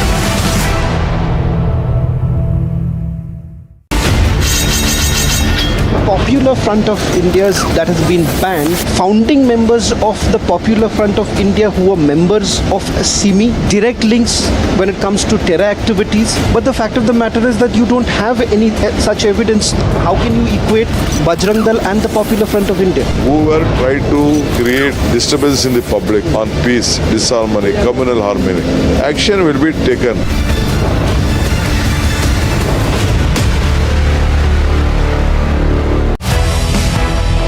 For your party, Rahul Gandhi on a daily basis keeps abusing the RSS. Why would you then take Jagdish Shettar into the Congress fold? They have their own experience, well-matured people, 6-time MLA, former Chief Minister, former Deputy Chief Minister. They know, you and I also know about the history of RSS. We believe in different ideology. So he also thought that now we have to go for a change. It is earlier RSS may be different, now RSS may be different.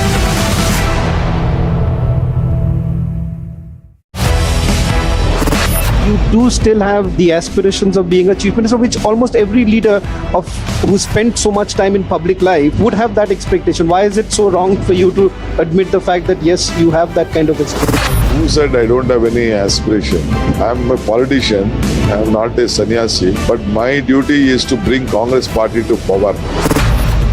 And the party high command will decide on a democratic political process.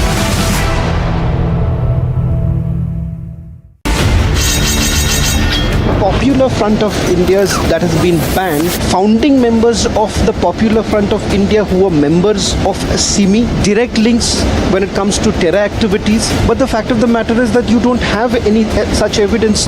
How can you equate Bajrang Dal and the Popular Front of India? Whoever tried to create disturbance in the public on peace, disharmony, communal harmony, action will be taken.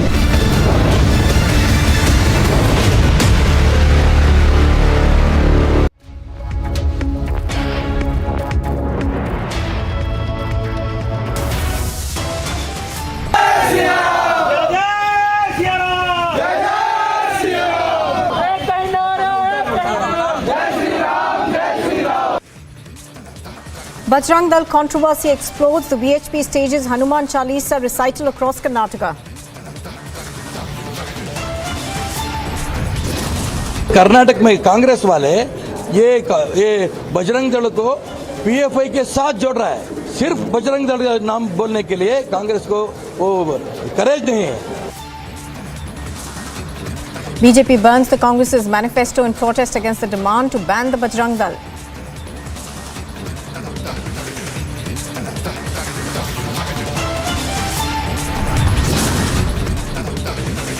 BJP big divide in the Congress party. Former UPA minister says the state government has no right to ban groups. Phase 1 of critical civic body elections in Uttar Pradesh. All eyes are on the results on the 13th of May. Foreign Minister of Russia lands in Goa for the SCO summit. Ukraine issue could be discussed. The army, the Assam Rifles, is deployed in Manipur to tackle violence.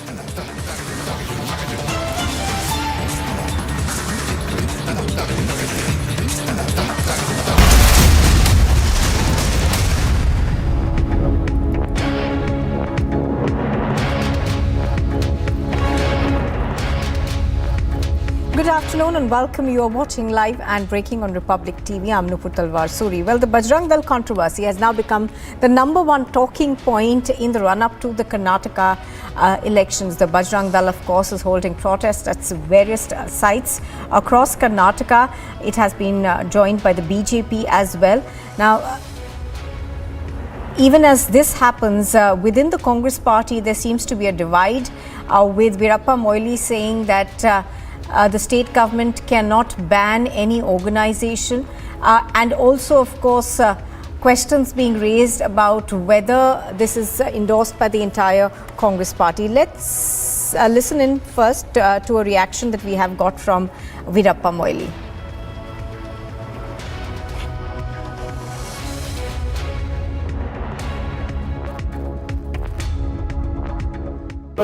ಅದೇ PMF ban ನಾವು ಬರೀ ಕರ್ನಾಟಕ ಸರ್ಕಾರದ, ನಾನು ಕಾನೂನು ಮಂತ್ರಿ ಆಗಿದ್ದೆ, ಅದನ್ನು ಮಾಡಲಿಕ್ಕೆ ರಾಜ್ಯ ಸರ್ಕಾರಕ್ಕೆ ಹಾಕಿಲ್ಲ, ಮಾಡಲಿಕ್ಕೆ ಆಗೋದಿಲ್ಲ. ಬಜರಂಗ ದಳವನ್ನು ಮಾಡಲಿಕ್ಕೆ ಆಗೋದಿಲ್ಲ. ಅದರ ಬಗ್ಗೆ ಸ್ಪಷ್ಟನೆ DK ಶಿವಕುಮಾರ್ ಅವರು ಕೊಡ್ತಾರೆ, ಸ್ಪಷ್ಟವಾದಂಥ. ಯಾಕಂದರೆ that proposal is not before, ನಮ್ಮ ಹಿಂದೆನೂ ಇರಲಿಲ್ಲ, ಕೇಂದ್ರ ಸರ್ಕಾರ ರಾಜ್ಯ ಸರ್ಕಾರ ಇರುವ ಬರಲಿಲ್ಲ. ಇದರ ಪ್ರಸ್ತಾಪ ಮಾಡಿದ್ದೇವೆ ಇಂಥ, ಯಾಕಂದರೆ ಸುಪ್ರೀಂ ಕೋರ್ಟ್ ಜಡ್ಜ್ಮೆಂಟ್ ಕೊಟ್ಟಿದ್ದು ನೋಡಿ, ಹೇಟ್ ಪಾಲಿಟಿಕ್ಸು ಅದನ್ನು ಸ್ಟಾಪ್ ಮಾಡಬೇಕು ಅಂತ ಹೇಳಿದ್ದಾರೆ. ಅದರಲ್ಲಿ ಯಾವ ಮೆಥಡ್ ಅಂತ ಹೇಳುವಾಗ ಇದು ಅಲ್ಲಿ ಬಂದಿರ್ಬೋದು, ಆದರೆ ವಿ ಹ್ಯಾವ್ ನೋ ಪ್ರಪೋಸಲ್. ನಾನು I can tell you as a leader, we have no proposal to ban Bajrang Dal. Aneri is reporting from Bengaluru and Priyanka is live from Bengaluru. Aneri, to you first. Aneri, since the morning we have seen the Bajrang Dal as well as the VHP and the BJP protesting against the Congress's manifesto in various parts of Karnataka, particularly so in Bengaluru, where the BHP has also given a call for the recital of the Hanuman Chalisa, I think, from various temples. So give us a sense of how largely the BJP, the VHP and the Bajrang Dal are planning to oppose this.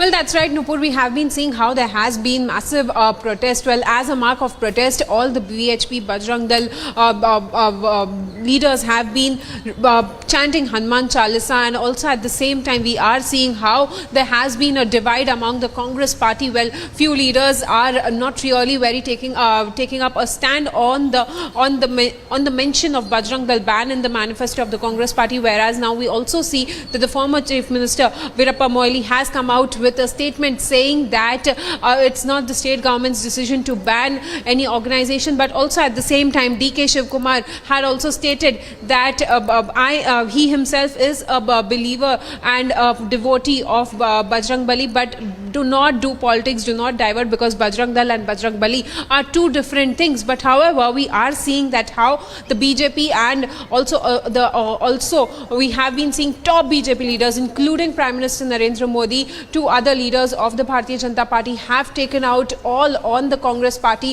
since the time the Congress manifesto was released. And also at the same time now we are seeing that the BJP has called Congress manifesto more like a PFI manifesto, which works on the behest of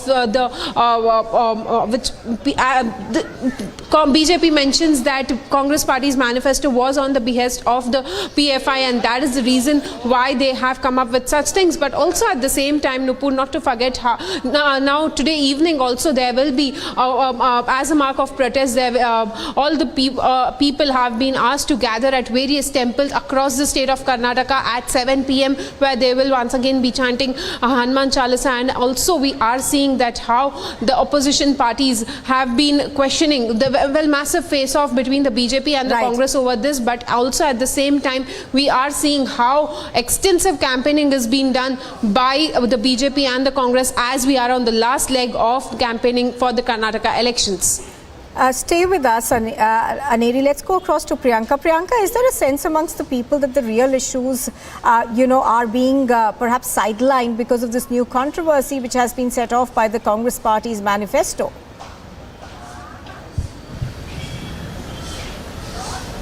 And not just that, Nupur, it seems as though the Congress party itself is in a second mind and they are second guessing this point that they have put in the manifesto, it seems, because as Aneri was also pointing out, Veerappa Moily has also made this statement. So what he's essentially tried to say is that the Congress leadership is not there in the central government, and which is why they cannot impose this ban if they want to. And that's essentially what Veerappa Moily had also said, and he has said that DK Shivkumar will give more clarity on this as far as the legalities of this is concerned. But the point being, if they have made this statement that they will not be able to impose this ban, why was this point even put in the manifesto is something that the Congress party internally, it seems, is also questioning when it comes to the manifesto itself, because they are also having these mixed voices coming out from senior leaders like Veerappa Moily as well, and he's now passed the buck and said DK Shivkumar will give more clarification on what it actually means. But essentially what he has said that even if the Karnataka state government has been formed by the Congress party. They will not be able to impose this ban because the central government does not have Congress in power as well. Now, apart from that, we do see that the kind of chord that this is striking with the general people as well. We did see a lot of confusion. We did see, because as Aneri pointed out as well, that the Congress is trying to make this difference, that they are not against the Bajrangis or the Bajrang supporters or people who have a faith in that God, but they are against Bajrang Dal, the organization who's carrying out these extremist activities on the ground, is something that the Congress is trying to say. But there is a level of confusion when it comes to the ground level politics of it, the narrative building of it, and the people who are actually listening to these things completely not able to understand as to what the Congress party was really trying to say. Absolutely. Stay with us. Priyanka, we're going to come back to you in just a bit, but here are some more reactions that we are getting.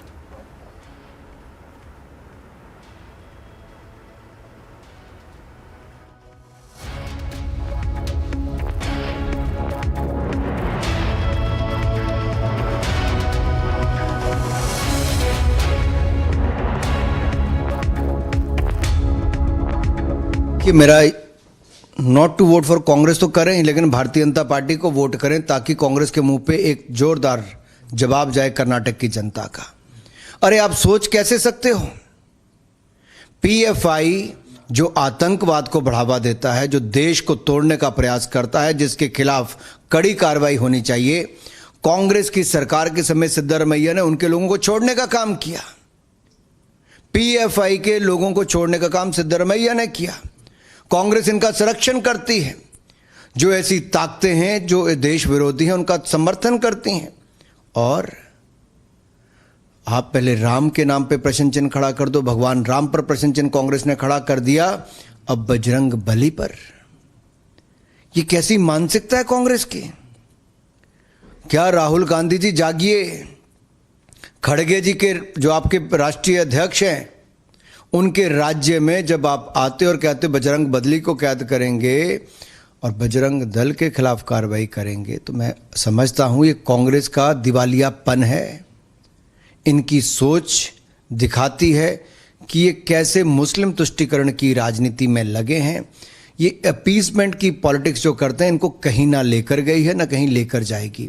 Uttar Pradesh, Uttarakhand, Manipur, Goa, Tripura, Assam, Meghalaya, Nagaland, Mizoram, सब जगह पे इनकी हार हुई है कांग्रेस की और Bharatiya Janata party NDA की जीत हुई। तो कांग्रेस जब जब तुष्टीकरण की राजनीति करेगी, लोग मुंह तोड़ जवाब देंगे। भारतीय जनता पार्टी मोदी जी के नेतृत्व पर, भारतीय जनता पार्टी के काम पर और अपनी नीतियों पर, अपने दृष्टिपत्र को लेकर जनता के बीच में जाते हैं। लोग हमारा समर्थन कर रहे हैं। कर्नाटक में रिकॉर्ड एफडीआई आई, रिकॉर्ड विकास हुआ और कर्नाटक को आगे ले जाने का काम हुआ है। और मुझे पूर्ण विश्वास है डबल इंजन की सरकार, लोग और समर्थन देंगे और वोट देंगे। अगर कांग्रेस को लगता है कि मोदी जी को मौत का सौदागर कहेंगे, नीच कहेंगे, बिच्छू कहेंगे, कुत्ते की मौत मरेगा कहेंगे और जहरीला सांप कहेंगे और ये कहेंगे मोदी तेरी कब्र खुदेगी, तो कब्र तो जनता किसकी खोदेगी ये समय बताएगा। लेकिन जब जब गाली गलौज कांग्रेस ने किया है, जब जब अपशब्द कहें, जब जब अपमानित किया है और जब जब मोदी जी पर कीचड़ उछाला है, उतना ही कमल खिला है और उतने ही मोदी जी निखर कर बाहर आए हैं और जनता ने उतना ज़्यादा स्वीकारा है। Let's go back to Aneri right now. Aneri, give us also a sense of the campaign that we're expecting to see today. Of course, it's just a few days to go before the election. So in that sense, take us through.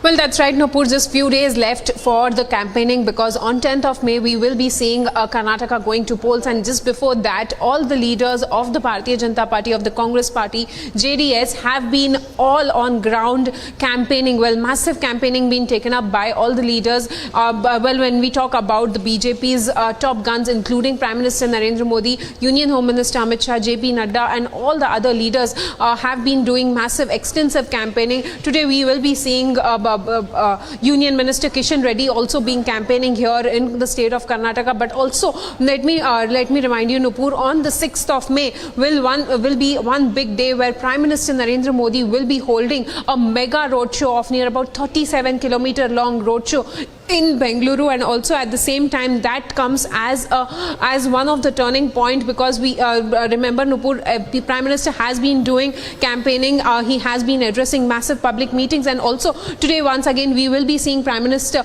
also holding 2 public meetings, addressing massive gathering in various parts of Karnataka, and on 6th of May all eyes on that as well, because it will be a mega roadshow by the Prime Minister, a 37-kilometer long roadshow here in Bengaluru region, which will cover many of the areas, and also at the same time it will be a big boost, because just 2 days before the campaigning ends, Prime Minister will be doing this mega roadshow. So definitely a massive face-off, because at the same time when we talk about the Congress party, they also have been doing extensive campaigning, let it be from Rahul Gandhi, Priyanka Gandhi to Mallikarjun Kharge. All the leaders of the Congress party, JDS leaders also have been doing campaigning in various constituencies. So definitely the face-off continues here in the state of Karnataka, but it all remains to be seen on the 13th of May who will form the government here for Karnataka. All right. Thank you, Aneri, as well as Priyanka, for joining us on the broadcast for the moment.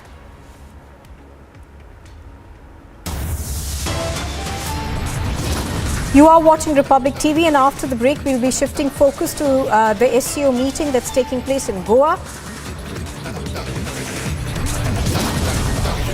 And the Army and the Assam Rifles troops have been deployed in Manipur to tackle violence.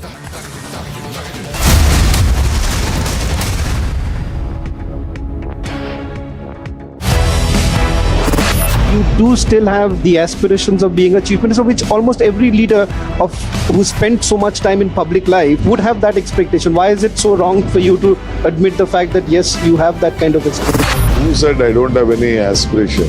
I'm a politician, I'm not a sannyasi, but my duty is to bring Congress party to power. And the party high command will decide on a democratic political process. External Affairs Minister S. Jaishankar will be holding talks with counterparts of Russia, China and Uzbekistan ahead of the SCO Foreign Ministers meeting in Goa. President Draupadi Murmu will embark on a 3-day visit to her home state of Odisha from today. According to the President's Secretariat, President Murmu will lay the foundation stone for the skill training hub and community centre at Odisha's Paharpur. An encounter broke out between security forces and militants in Baramulla district of Jammu and Kashmir. Security forces shot dead 2 terrorists and said incriminating evidence, including an AK-47, ammunition and cash, was recovered. Infighting in Maharashtra opposition alliance, the Maha Vikas Aghadi, has escalated after the state Congress chief Nana Patole on Wednesday slammed the UBT leader Sanjay Raut, saying that the latter should not interfere in political affairs of other parties. External Affairs Minister S. Jaishankar will be holding talks with counterparts of Russia, China and Uzbekistan ahead of the SCO Foreign Ministers meeting in Goa. President Draupadi Murmu will embark on a 3-day visit to her home state of Odisha from today. According to the President's Secretariat, President Murmu will lay the foundation stone for the skill training hub and community centre at Odisha's Paharpur. An encounter broke out between security forces and militants in Baramulla district of Jammu and Kashmir. Security forces shot dead 2 terrorists and said incriminating evidence, including an AK-47, ammunition and cash, was recovered. Infighting in Maharashtra opposition alliance, the Maha Vikas Aghadi, has escalated after the state Congress chief Nana Patole on Wednesday slammed the UBT leader Sanjay Raut, saying that the latter should not interfere in political affairs of other parties. Popular Front of India's that has been banned, founding members of the Popular Front of India who were members of SIMI, direct links when it comes to terror activities. But the fact of the matter is that you don't have any such evidence. How can you equate Bajrang Dal and the Popular Front of India? Whoever tried to create disturbance in the public on peace, disharmony, communal harmony, action will be taken.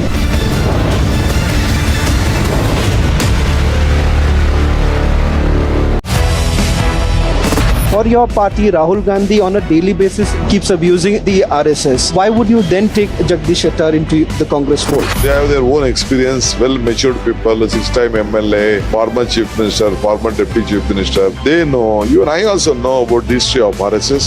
We believe in different ideology. So he also thought that now we have to go for a change. It is earlier RSS may be different, now RSS may be different.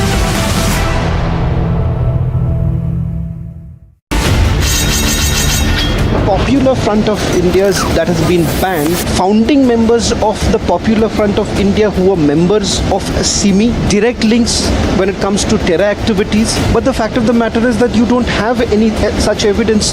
How can you equate Bajrang Dal and the Popular Front of India? Whoever tried to create disturbance in the public on peace, disharmony, communal harmony, action will be. And we are going to win both the constituencies. BJP is going to win both the constituencies. There is no question of dent. Sir, is there a tacit understanding between JDS and BJP? There is no question of understanding. We are getting absolute majority. Sir, I'm asking this question because H.D. Kumaraswamy last evening stated he hit at Congress on this Bajrang Dal issue. So we are understanding that he's trying to pacify with BJP. He hits sometimes us, sometimes them. So he doesn't know when he hits anybody, somebody. So that's not the issue. In principally, we have decided to go it alone and get full majority. So many are also stating, Bomai sir, that because you are a CM of Karnataka and therefore you are shying away to respond on the corruption allegation that's 40% Sarkar and pay CM. I've been forefront.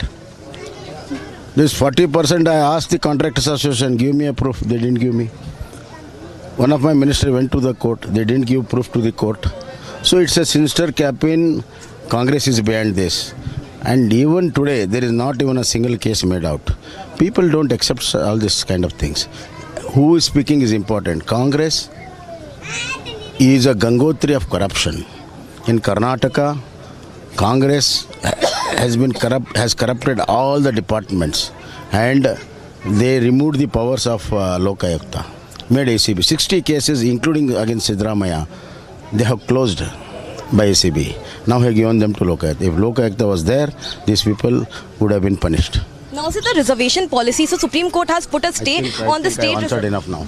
So, this is Basavaraj Bomai campaigning in Shigaon, his own constituency, and he is saying that this time BJP will win with a comfortable majority and there will be a no hung assembly or a fractured government. Along with video journalist Sadanand Harsha Tanwani reporting for Republic TV. All right, so that was Basavaraj Bomai over there speaking to Harsha from Republic TV, talking about the various issues that essentially have become major talking points in the campaign in Karnataka. All right, so as Basavaraj Bomai, of course, denied allegations of corruption, saying that this is just plain talk, also going on to talk about the fact that there is no tacit understanding between the JDS and the BJP. That's something that's been alleged by the Congress earlier as well. So Basavaraj Bomai saying that there is no tacit understanding. In fact, he sees it as a three-way contest between the JDS, the BJP and the Congress party. Now, even as this happens, of course, the BJP has taken the campaign to the Congress's doorstep by bringing up the issue of the Bajrang Dal, and that essentially has also become one of the main talking points of this election campaign. The Bajrang Dal, the VHP and the BJP are organizing protests across Bengaluru over the issue of the Bajrang Dal and the Congress Party's manifesto, where it equated essentially the PFI to the Bajrang Dal. Bomai also saying there that he believes that the Bajrang Dal is not a terrorist outfit.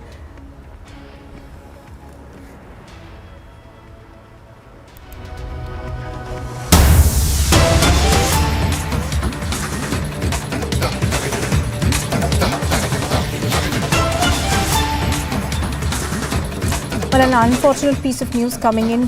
We can now confirm that the Jammu and Kashmir police has said that an army chopper has crashed in Kishtwar in Jammu and Kashmir. We are still trying to get more details as to how many people were on board that chopper, and whether there have been any casualties in this crash so far. But a confirmation coming in that this chopper crash has taken place in Kishtwar in Jammu and Kashmir. I'm going to try and go across to our reporters on the ground to get more information on this, but at this moment we can confirm to you that there has been a chopper crash in Kishtwar. Gursimran joins us. Gursimran, tell us more, please. Madhwa area of the Kishtwar, where this chopper of the Indian Army has crashed, and now we have got the first photos of this army chopper crash that has taken place. The details that we are picking up, that this is a Marsuda river in the Sumbal area of the Madhwa where this crash has happened, and now the relief and the rescue operations have been launched by the J&K police along with the local administration. Important to mention that the chopper has crashed, we are being told, 15 minutes after it has taken off from the Kishtwar. See, the Madhwa is a far-off area, and here... See, the Madhwa is a far-off area, and here what it happens that during this time of the year, when it is snow-covered for most of the times, helicopters are used when it comes to the supply of essential commodities. And now what we are getting to know that 2 to 3 people, the number could be more also, but 2 to 3 people at least were on board when this helicopter took off from the Kishtwar district. And more details that we are now getting, that some senior officers were also on board. Relief and rescue operations have been put into full swing by the district authorities in the Kishtwar district. We are getting more and more detail as we speak. We have got the first visuals of this helicopter crash, the first photos, and it can be seen that the helicopter has crashed into the river in the Kishtwar's this Madhwa area, which is a far-off area. When it comes to traveling it to via road, it takes around 11 to 12 hours. That is what we are getting to know from the senior officers, and it is Marsuda river in which the chopper has crashed into. The attempts was made, but due to a technical glitch, we are told that the helicopter lost its control, that the pilot lost the control over the helicopter, and it crashed into the Marsuda river. Now the relief and rescue operations are on so as to ensure that those precious lives which were on board can be saved at an earliest. And also we are being told that the Deputy Commissioner of the Kishtwar as well as the SSP of the Kishtwar, Khalil Poswal, they are on ground monitoring the situation. The senior officers of the J&K police, including ADG and DGP J&K, they have also been briefed about the situation, and so does the Chief Secretary of the Jammu and Kashmir. He has also been made aware about the incident that has been reported. The army authorities are also keeping a tab on what has happened, and also the related, because soon after the incident, there were some other choppers that were rushed for relief and rescue operations, and that is also being monitored by top brass of Indian Army. All right. It does appear to be a chopper that crashed earlier this morning. We're going to get you more details on that. Gursimran reporting. Thank you for the moment. We'll come back to you. And still to come, the Foreign Minister of Russia is in Goa for the SCO summit.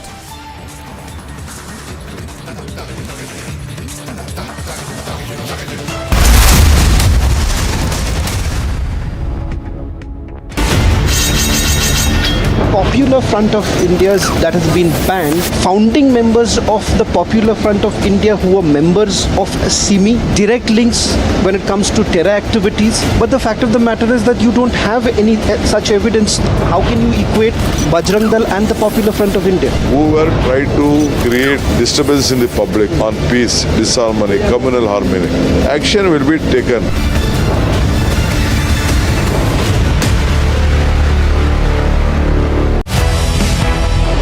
For your party, Rahul Gandhi on a daily basis keeps abusing the RSS. Why would you then take Jagdish Shettar into the Congress fold? They have their own experience, well-matured people, 6-time MLA, former Chief Minister, former Deputy Chief Minister. They know, you and I also know about the history of RSS. We believe in different ideology. So he also thought that now we have to go for a change. It is earlier RSS may be different, now RSS may be different.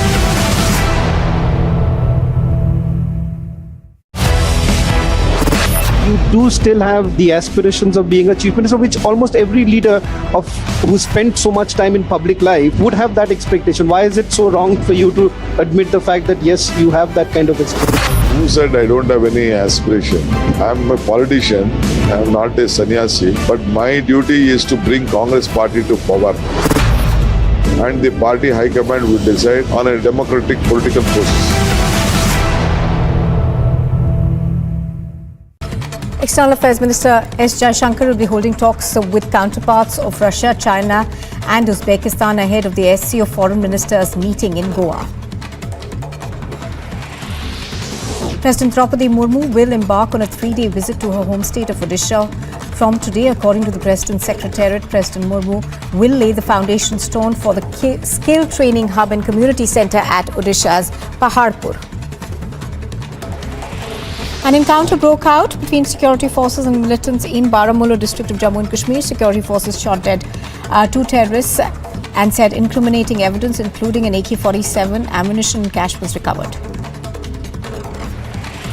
Infighting in Maharashtra opposition alliance, the Maha Vikas Aghadi, has escalated after the state Congress chief Nana Patole on Wednesday slammed the UBT leader Sanjay Raut, saying that the latter should not interfere in political affairs of other parties.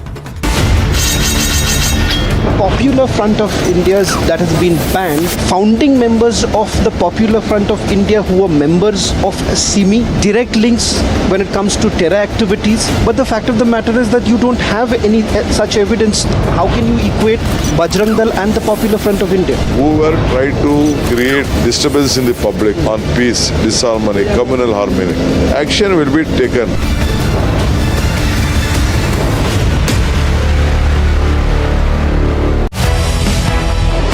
For your party, Rahul Gandhi on a daily basis keeps abusing the RSS. Why would you then take Jagdish Shettar into the Congress fold? They have their own experience, well-matured people, 6-time MLA, former Chief Minister, former Deputy Chief Minister. They know, even I also know about the history of RSS. We believe in different ideology. So he also thought that now we have to go for a change. It is earlier RSS may be different, now RSS may be different.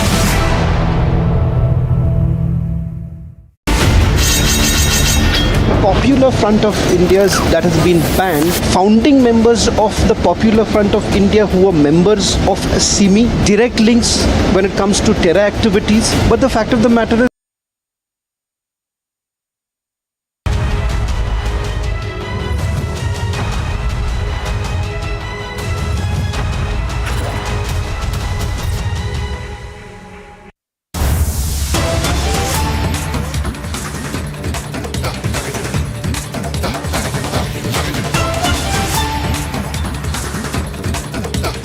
now have a confirmation from the Jammu and Kashmir police, which has said that an army chopper has crashed in Kishtwar in Jammu and Kashmir. Pictures on your screen are of that chopper that unfortunately crashed earlier this morning. We are given to understand that this was a Dhruv helicopter that crashed in Jammu and Kashmir. This chopper crash took place about 15 to 20 minutes after takeoff. There were 3 people on board. We are still awaiting a statement to come in from the army about the condition of the 3 on board. Gursimran is bringing us the latest on this. Gursimran, can you tell us more, please? We are, of course, learning that there were 3 people on board that helicopter. ये देखिए, स्वाभाविक तौर पर यह helicopter बताया जा रहा है कि 4 सीटर हेलीकॉप्टर था जिसमें कि 3 लोग सवार थे और ये किश्तवाड़ से जब टेक ऑफ हुआ इसमें वरिष्ठ अधिकारी भी मौजूद थे। ये कोई 15 से 20 मिनट का समय बताया जा रहा है टेक ऑफ के बाद का, जब इसमें कोई टेक्निकल स्नैक डेवलप होता है और उसके बाद हेलीकॉप्टर क्रैश हो जाता है। ये जो इलाका है जहां पर मड़वा का इलाका, ये काफी दूर दराज का इलाका है और अगर बात की जाए दक्षिण से तो वहां से तकरीबन 11 घंटे का रास्ता पड़ता है अगर गाड़ी के जरिए या पैदल वहां पर पहुंचा जा सके इस समय में, क्योंकि कई एरियाज अभी भी ऐसे हैं जो स्नो क्लैड हैं। तो इसके लिए भारतीय सेना की तरफ से हेलीकॉप्टर का इस्तेमाल किया जाता है जो महत्वपूर्ण सामग्री वहां पर पहुंचाने के लिए। और आज बताया जा रहा है कि कुछ वरिष्ठ अधिकारी भी इसमें सवार थे जब यह हेलीकॉप्टर वहां के लिए निकला और अचानक इसमें किसी तरह का जो है तकनीकी खराबी आई जिस कारण यह हेलीकॉप्टर क्रैश हुआ है। अब इस वक्त पुलिस की टीमें और सिविल एडमिनिस्ट्रेशन जो है उसके साथ साथ आम नागरिक जो है वहां पर रिलीफ और रेस्क्यू ऑपरेशन कर रहे हैं ताकि 2 से 3 जिंदगियां जो बताई जा रही है महत्वपूर्ण जाने उन्हें बचाया जा सके। इसके साथ साथ अगर बात की जाए तो जो हेलीकॉप्टर का मेक मॉडल है उसको लेकर भारतीय सेना की तरफ से कुछ ही देर में एक आधिकारिक वक्तव्य जो है वो जारी किया जाएगा कि आखिरकार क्या हुआ, कब यह हेलीकॉप्टर निकला और कौन कौन इसमें सवार था। बता दें कि जिला पुलिस किश्तवाड़ के साथ साथ जो स्थानीय प्रशासन है वो लगातार रिलीफ और रेस्क्यू ऑपरेशंस में जुटा हुआ है। जैसे ही ऑपरेशन हेलीकॉप्टर क्रैश हुआ, बताया जा रहा है कि सपोर्ट के लिए, असिस्टेंस के लिए बाकी जो हेली सर्विसेज हैं उनको भी रश किया गया है, क्योंकि काफी दूर दराज का इलाका है। सड़क के माध्यम से जो रेस्क्यू कर वापस इतनी जल्दी नहीं लाया जा सकता। इसके लिए एयर सपोर्ट सिस्टम का सहारा जो है वो अब लिया जा रहा है। डिस्ट्रिक्ट एडमिनिस्ट्रेशन और पुलिस एडमिनिस्ट्रेशन भारतीय सेना के साथ मिलकर लगातार इस रेस्क्यू ऑपरेशन को कर रहे हैं। भारतीय सेना के उच्च अधिकारियों को इस बाबत जानकारी जो है वो दी गई है। उसके साथ साथ जम्मू कश्मीर पुलिस के डीजीपी और उसके साथ साथ चीफ सेक्रेटरी जम्मू कश्मीर को भी इस बाबत ब्रीफ कर दिया गया है कि आखिरकार क्या घटना जो हुई है, क्योंकि बताया जा रहा है कि जैसे ही हेली जो है वो क्रैश होता है, उसके बाद ये हेली क्रैश होने के बाद सीधा जो है वो एक वहां पर नदी बहती है जिसके किनारे पर जाकर ये नोज डाइव करता है, जिसके बाद अब लोकल्स की तरफ से रिलीफ और रेस्क्यू ऑपरेशन चलाया जा रहा है और कोशिश ये है कि जल्द से जल्द जो लोग घायल हैं उन्हें तत्काल प्रभाव से उपचार मुहैया करवाया जाए, क्योंकि अभी ज्यादा समय नहीं हुआ है इस हेलीकॉप्टर को क्रैश हुए। इसलिए लगातार अब कोशिशें यहां पर जारी हैं कि जल्द से जल्द इस हेलीकॉप्टर को जो है जो रिलीफ और रेस्क्यू ऑपरेशन है उसे जो है वो चलाया जाए। All right, Gursimran, of course, is bringing us the latest from there. Gursimran, pictures on our screen are of the helicopter that seemed to have crashed into this river. Now, this does appear to be a far-flung area. Can you, for our viewers, detail where this is and what will be the challenges in the rescue ops?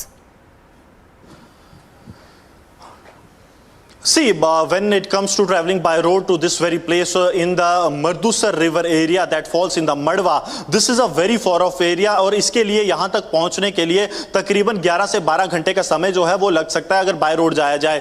तो इसलिए heli evacuation की कोशिश जो है वो लगातार यहाँ पर की जा रही है कि जो इंजर्ड्स हैं उनको जल्द से जल्द एयर रूट से ही वापस लाया जाए, स्पेशलाइज ट्रीटमेंट दिया जाए। वहाँ पे लगातार जो है आप देखेंगे तो किस तरह से जवान जो हैं वो जम्मू कश्मीर पुलिस के, they are also into the relief and rescue operation, and so does the district administration, because we spoke to the senior officials of the police here in the Kishtwar district as well as the civil administration, and what they have said that we are extending every possible support. The local teams of the J&K police, those who were on ground in the Madwa, they have also reached. The senior officials, those who were deployed in the Madwa subdivision, they are also reaching the spot, trying to ascertain the situation and the best possible way to provide the best medical assistance to the 3 precious lives that were on board. Now the more details are yet to be confirmed by the top brass of the Indian Army, but yes, a chopper crash has taken place. A chopper with the sitting capacity of 4 people has crashed in the Marsuda river that flows in the Madwa region of the Kishtwar district, and now the relief and rescue operations are on. We are yet waiting for the official confirmation from the Indian Army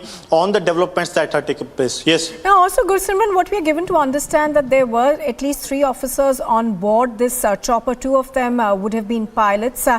But can you confirm to us that this is an area which will require aerial support as well? Because you were pointing out, that it is extremely difficult terrain and it will be a very long journey to bring the injured back. So what kind of aerial support is being provided?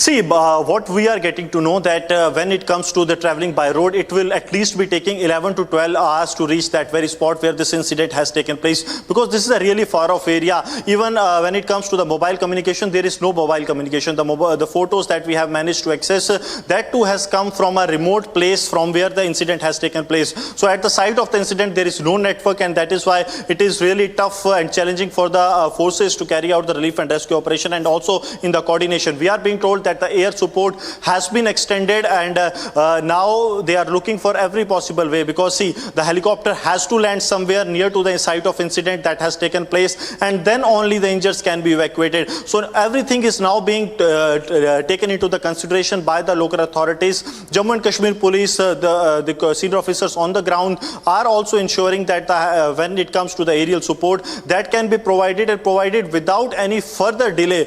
See, it is really a a challenging operation because one crash has taken place, and keeping in view all the odds when it comes to the weather conditions or the tough terrain where these choppers actually fly in the Kishtwar district and in the terrains of the Jammu and Kashmir, that also has to be considered while extending the aerial support, because one unfortunate incident has already taken place. So without risking anything, they are trying to ensure that aerial support is extending to those 3 people, those who were on board. Yes.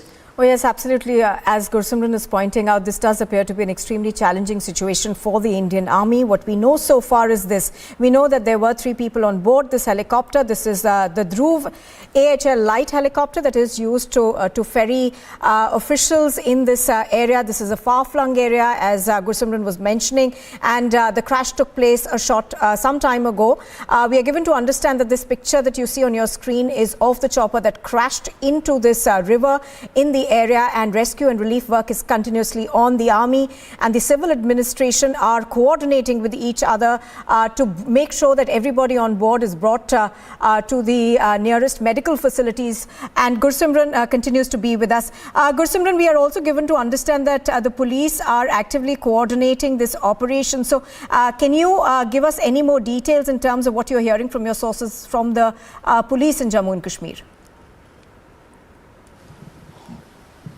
See, what the police is saying that it was a double-engine helicopter that took off from the Kishtwar district, and at least 50 to 20 minutes after the takeoff from the Kishtwar area, from the Kishtwar town itself, the chopper has crashed. And when they got the information, the first respondent to the site of incident was the Madhwa police, the subdivision police of the Madhwa that was deployed there. They were informed by the locals that a crash has taken place, and they, along with the teams of the civil administration, they rushed to the spot. Till the time the police reached the spot, the locals have already started the relief and rescue operations by then, and the police added to this relief and rescue operations, and we are being told that 2 to 3 people, that was what the initial confirmation was given to the top brass of J&K police, that they were on board, and they have been, now the efforts are on to rescue them from the site of incident. Because see, you will find that the place where the helicopter has crashed is very next to the river that is flowing. So now, keeping in view all the odds, this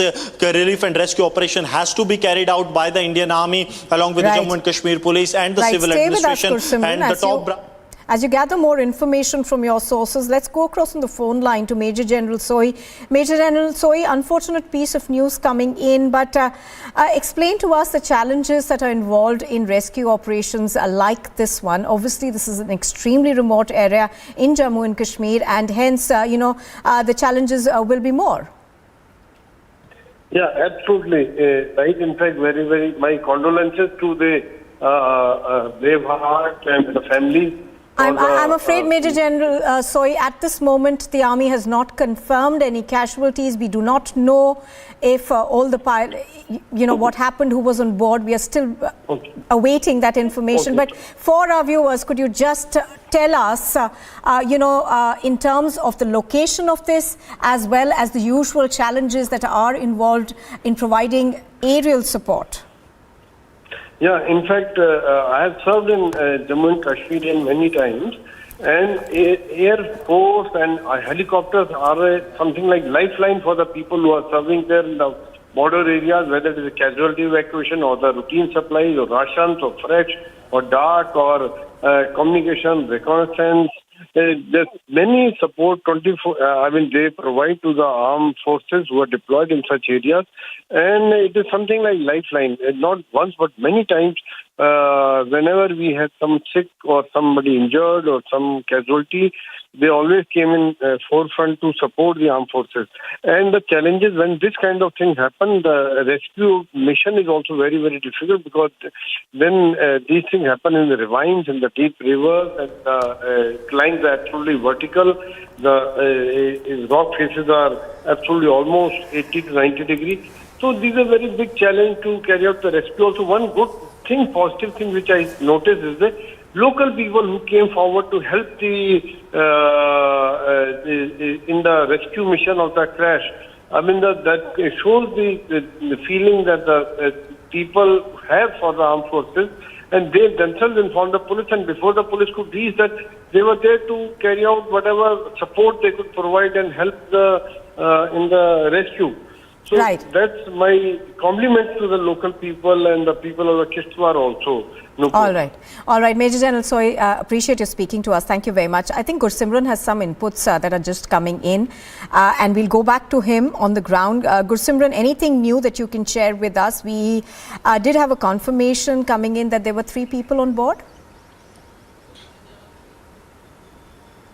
See, we spoke to some of the senior officials of the Indian Army, and they are saying that what they have gathered so far is 2 to 3 people were on board, because this helicopter has taken off. There is a possibility that it was due to land somewhere to drop one senior officer of the Indian Army. So whether that has happened or not, that communication is going on, because Madhwa is the area where the telephonic mobile network is not available in the far off area, and that's why the army is also trying to gather some more information. And once the clarity comes on the situation, on the relief and rescue operation, and also on the safety of the senior officials that were traveling in, they will be releasing a statement. But what we are getting to know that 2 to 3 people were on board this helicopter when it has crashed. The more details to it has awaited, but yes, the initial relief and rescue operation was launched by the villagers of the Madhwa only, and then they informed the Jammu and Kashmir police, because the locals were the first respondent to the incident site, because they have seen that a helicopter has come and crashed into the river that is flowing through the Madhwa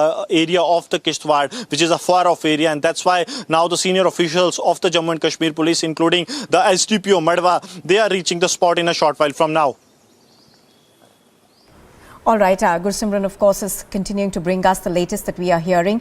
We do know at this point in time that the civil administration as well as the Indian Army are essentially coordinating rescue operations. All right, we do seem to be getting some information in terms of the fact that the pilots are safe. This is what we know so far. The pilots do have injuries, but they are safe. And I think Gursimran will confirm that for us. Gursimran, can you confirm that, please? See, the Indian Army is saying that in a short while from now they will be issuing a statement. So we hope that the Indian Army will be coming out with a statement. The status, we are told that the relief and rescue operations are on, but the final, since all those who were on board have to be evacuated via air to the Kishtwar, and only then the final a word can be said about what has happened and what is the present status of those who were on board. So we are waiting for that official confirmation by the Indian Army. But yes, the police what has said, and so does the sources in the Indian Army, that 2 to 3 people were on board when this incident has taken place, slightly 15 to 20 minutes after it has taken off from the Kishtwar town. All right. So that's the latest that we are getting. Pictures on your screen right now are of the crash site. It appears that this ALH helicopter crashed right sometime after takeoff. About 20 minutes is what we are learning right now. And also what we are told is that aerial support is being provided for this helicopter crash. Right now, of course, we are still waiting for a statement to come in from the Indian Army. I think we are also awaiting more confirmations in terms of the number of people on board, but it does appear that this is a helicopter that can essentially carry about 4 people. So 2 to 3 is what we are hearing. I think I'm going to go back on the ground to Gursimran for any more information that we have right now. Gursimran, you know, obviously this is going to be very difficult in terms of the rescue operations as well, because we understand that this is a remote area. It does not have any connectivity in terms of mobile network coverage. So that obviously does enhance the problems faced by rescue workers. Yes, see, the initial operation, the relief and rescue was launched by the villagers itself. But yes, when it comes to the communication, it is going to be a very tough task for the those agencies, those who are involved in the relief and rescue operation, be it the Jammu and Kashmir police, the Indian Army, or the civil administration. Because see, for the communication, they have to come backward, then communicate with the top brass in the Kishtwar or in Jammu, and then they have to go there. And also, since the aerial support is much needed in this case, so they have to ensure that the aerial support that is coming to them can be made to land at a safer place, and then the injured be shifted to that very place. And it has to be done really very quickly, because when it comes to these kind of incidents, even a second's time is very precious, keeping in view the top, the 3 precious lives, 2 to 3 precious lives that are still on board when this incident has taken place. So all this is being kept in mind, and that's why they have now speed up the relief and rescue operations. And parallelly, so does is the information that the Indian Army is trying to gather, that what is the situation, because for any aerial support that has to be extended to the Madhwa area from the Kishtwar, the weather has to be suitable. So all that is being kept in mind when it comes to the ongoing relief and rescue operations. Gursimran, just to interrupt you a bit there, we now have a confirmation that is coming in from agencies that this helicopter crashed in the forested area of Jammu and Kashmir's Kishtwar district. The pilot and the co-pilot were rescued in an injured condition. The crash took place in the Hill District's Marwa area, and officials had earlier said, of course, that there were 3 people on board this helicopter. This appears to be a Dhruv helicopter which crashed some time after takeoff, but we can now confirm that the pilot and the co-pilot have been rescued in an injured condition, and they are being brought to the nearest medical facilities. This, of course, is coming via various agencies to us, and I think Gursimran will also now have more on this. Yes, Gursimran.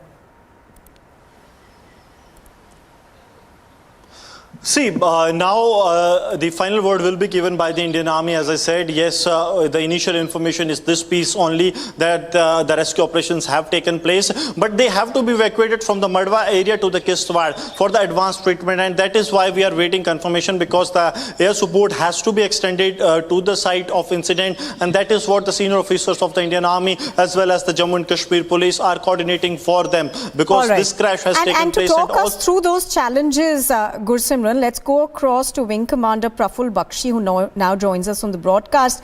Wing Commander Bakshi, good afternoon. Obviously, the challenges in a situation like this are immense, and as Gursimran is pointing out, this is a remote area.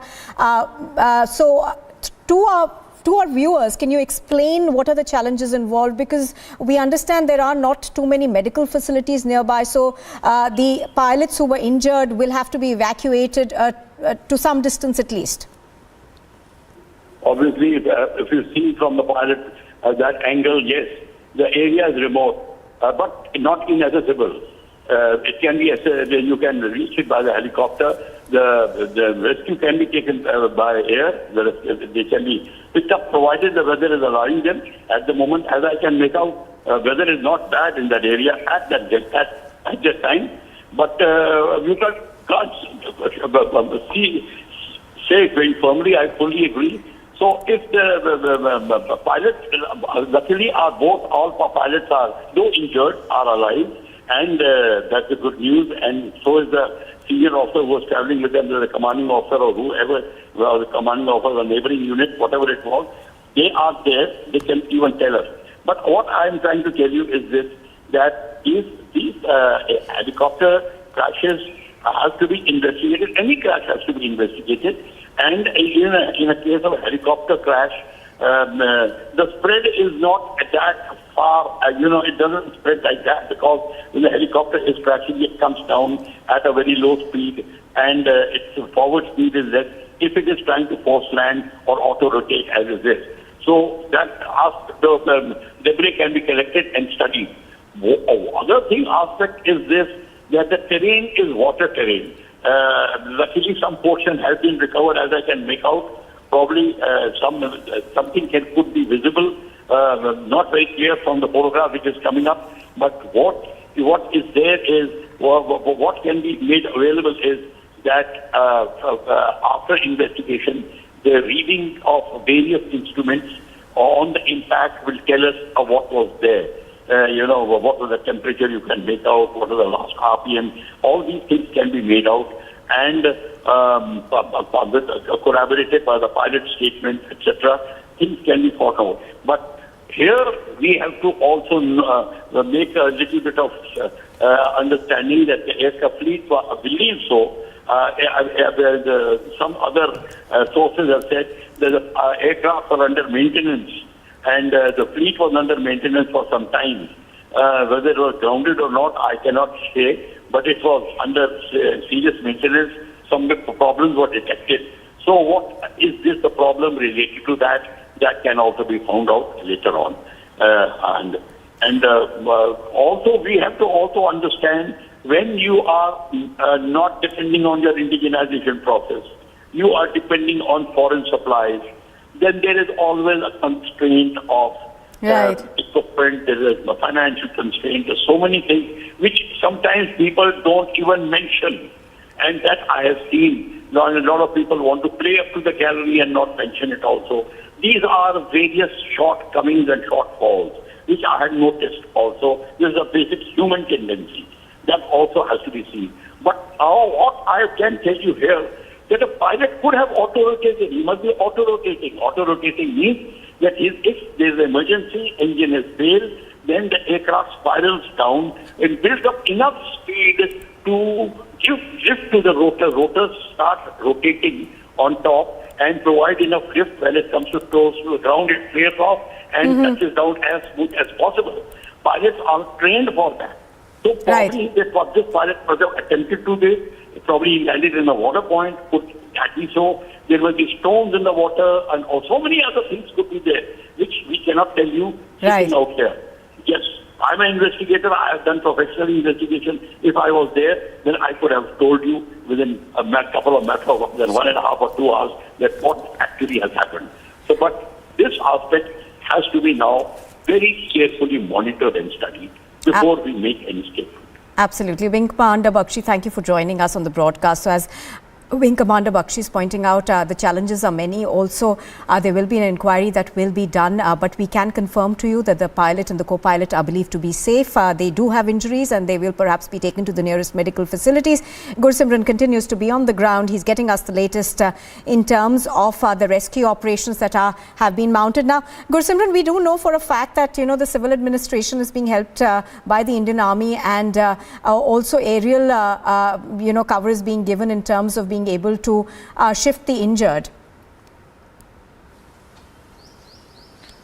Yes, the aerial support will be extended. See, the senior officials of the Indian Army, they were already in the Kishtwar district, and it was a review of the security that they were actually doing when this unfaithful incident has been reported. Now coming to what we are getting to know, 2 to 3 people were on board. 2 are said to be injured. Without going into much details about the whereabouts of the third person, we are waiting for the official confirmation from the Indian Army about this unfaithful incident that has taken place in the Madhwa area. See, it is on the water body that flows through the river Madhwa area, the river that it has crashed into. It has nosedived into actually after losing control due to some technical glitches that it had developed after 15 to 20 minutes of taking off from the Kishtwar town. And this area is one of the toughest areas to operate. See, when it comes to this very area, you can imagine that how tough this area remains, that this has been a hotbed of the terrorism for a long while. Reason being that the terrorists used to occupy the heights of these hilly areas for almost decades. So this has been the geography of the area, that this is a very tough area to operate on. It has weather changes for every 10 kilometer. The weather changes, the weather conditions are also tough, and so does the hilly terrain that makes it really difficult for the relief and rescue operations. Oh yes, absolutely, Gursimran. It is it is in an area which, there are always adverse circumstances. Thank you for the moment, Gursimran, for joining us on the broadcast. We'll come back to you after a very short break. So the latest that we are getting on this is that this army helicopter crashed a while ago after having taken off from Kishtwar.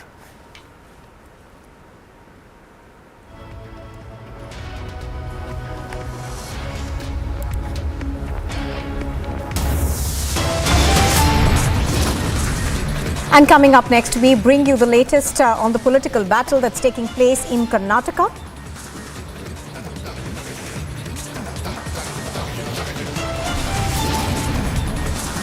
And it's a huge divide in the Congress. The former UPA minister says state government has no right to ban groups.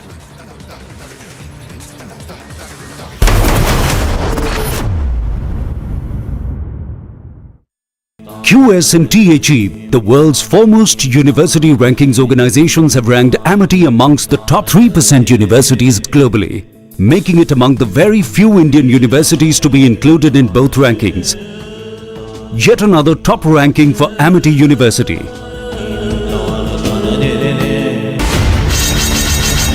Popular Front of India's that has been banned, founding members of the Popular Front of India who were members of SIMI, direct links when it comes to terror activities. But the fact of the matter is that you don't have any such evidence.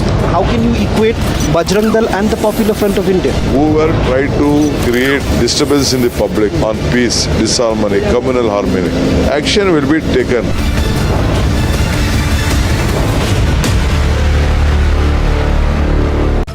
External Affairs Minister S. Jaishankar will be holding talks with counterparts of Russia, China and Uzbekistan ahead of the SCO Foreign Ministers meeting in Goa.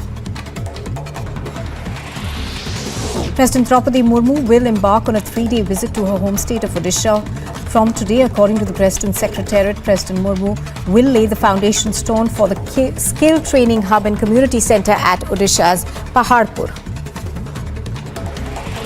An encounter broke out between security forces and militants in Baramulla district of Jammu and Kashmir. Security forces shot dead 2 terrorists and said incriminating evidence, including an AK-47, ammunition and cash was recovered.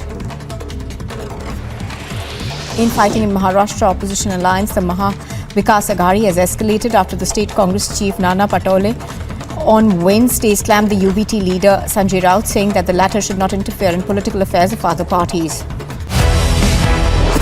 You do still have the aspirations of being a chief minister, which almost every leader who spent so much time in public life would have that expectation. Why is it so wrong for you to admit the fact that yes, you have that kind of expectation? Who said I don't have any aspiration? I'm a politician, I'm not a sannyasi, but my duty is to bring Congress party to power. And the party high command will decide on a democratic political process.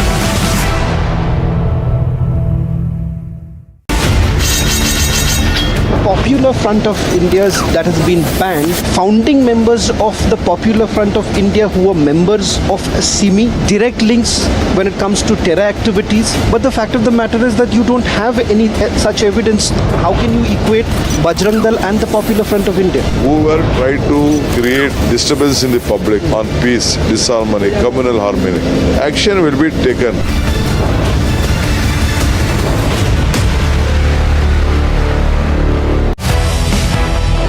For your party, Rahul Gandhi on a daily basis keeps abusing the RSS. Why would you then take Jagdish Shettar into the Congress fold? They have their own experience, well-matured people, 6-time MLA, former Chief Minister, former Deputy Chief Minister. They know, you and I also know about the history of RSS. We believe in different ideology. So he also thought that now we have to go for a change. It is earlier RSS may be different, now RSS may be different.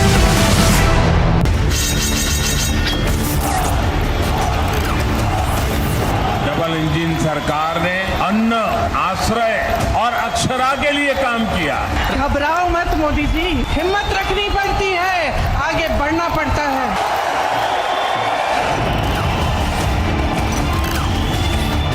इस बार कर्नाटका में भी ये गाली का जवाब vote से दिया जाएगा। तो ये लिस्ट है कि मोदी जी को कितनी बार किसने गाली दी है।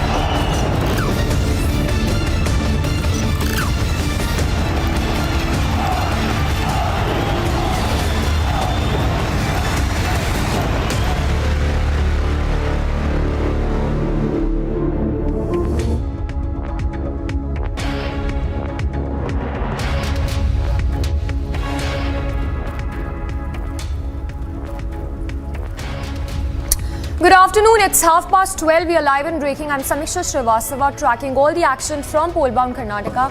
Beginning first with the top headlines this afternoon. Army chopper crashes in remote area of Kishwar. Officials say injured pilot and co-pilot rescued.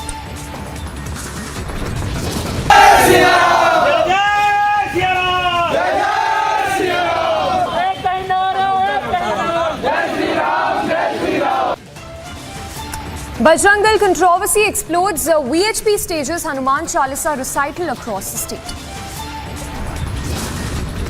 Big divide within the Congress. Former UPA minister says state government has no right to ban groups.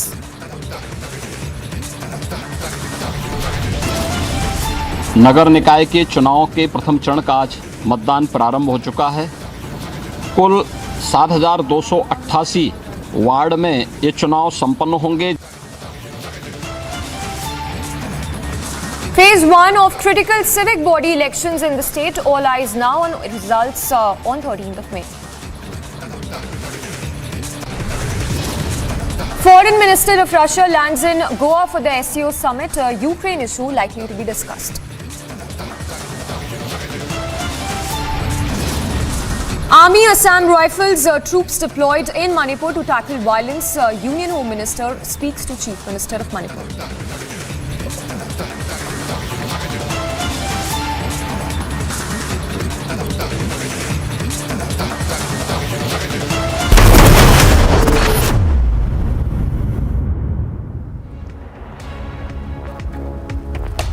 And a top focus remains all the action from poll-bound Karnataka that heads to polls on 10th of May. Remember, a lot of controversies have erupted in the state, especially over Congress Bajrang Dal ban promise that continues to rage on. And Chief Minister Bommai, while speaking to the public, spoke on the controversy that is making headline in the state of Karnataka. Listen to that exclusive conversation on the campaign trail of the BJP in Karnataka.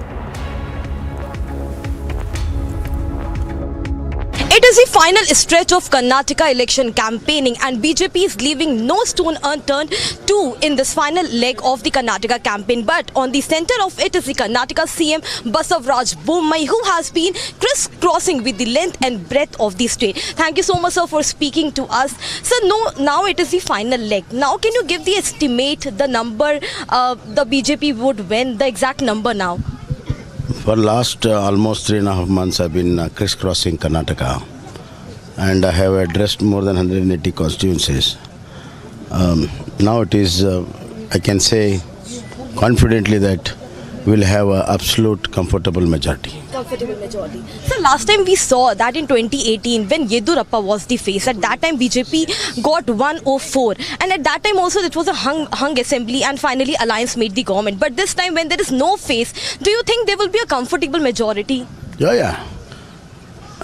We have BJP cadre and top leadership of Narendra Modi ji, and we have been campaigning and asking vote on a pro-incumbency performance of our state government through different welfare programs, infrastructure development. And people are now first time seeing a pro-incumbency campaign, and they've been supporting a lot. And I am sure that whatever the lackeys were there last time, we have covered them, and we are going to have comfortable majority. Sir, one more thing. Sir, now the rising issue in Karnataka seems to be the ban Bajrang Dal controversy. First question, what's your take on this controversy? Because pujas are being performed in Hanuman temples. And other question, according to it, is this, that Congress seems to be divided on this issue. Congress leaders have different opinion on the ban Bajrang Dal controversy. Virappa Moily has stated that state government can't ban Bajrang Dal. Yeah, it's very well known. See, Congress very well know that they can't ban it, but they are under the tremendous pressure of PFI and SDPI, and almost they are being Congress has been strangled by PF and SDPI, and they have threatened that they will withdraw their support because openly they have declared support. Therefore, to appease SDPI, PFI, anti-national forces, Congress has indulged in this. There is no powers to the state. Bajrang Dal is in all over the country, and Bajrang Dal has been working for the welfare of the society and raising certain issues. But comparing that to PFI, where it has been banned on strong grounds of anti-national activities, including terrorist activity, it is totally unfair, uncalled for, and it is got an evil design, evil political design, and Congress has to pay a heavy price for this. Bommai sir, when DK Shivakumar says that there is a difference between Bajrang Bali and Bajrang Dal, when he says that Bajrang Dal is involved in the taking law and order in their own hands, and people of Karnataka understand the difference between Bajrang Bali and Bajrang Dal, then what's your take? See, the relation between Bajrang Bali and Bajrang Dal is of Rama and Hanuman. Okay. What Hanuman is for Rama, Bajrang Dal is for Bajrang Bali. This Shivakumar can't understand. He has been wearing the green glass where he only sees minorities. So he can't understand this.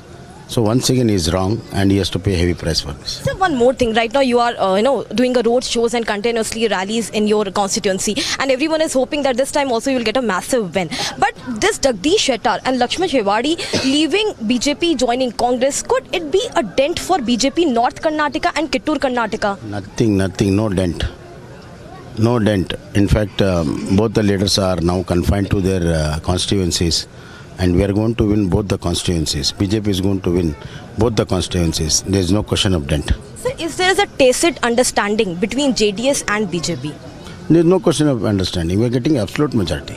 Sir, I'm asking this question because H.D. Kumaraswamy last evening stated he hit at Congress on this Bajrang Dal issue. So we are understanding that he's trying to pacify with BJP. He hits sometimes us, sometimes them.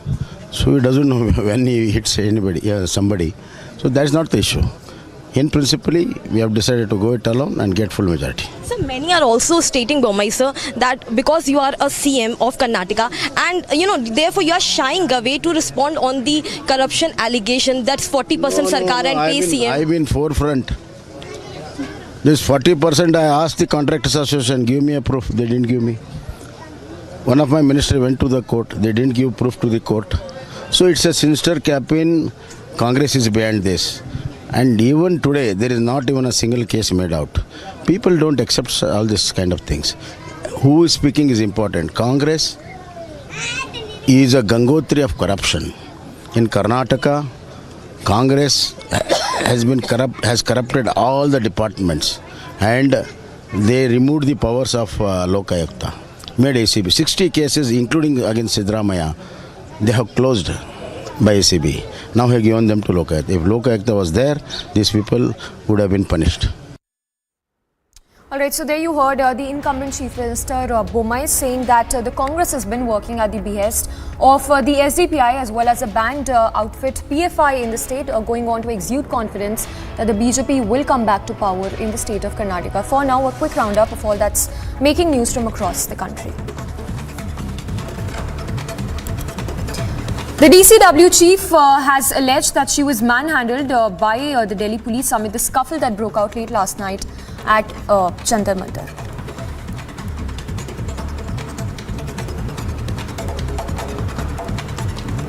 क्यों गुंडागर्दी पे उतर कर आई है? Delhi police Brijbhushan को बचाने के लिए और क्या-क्या करेगी?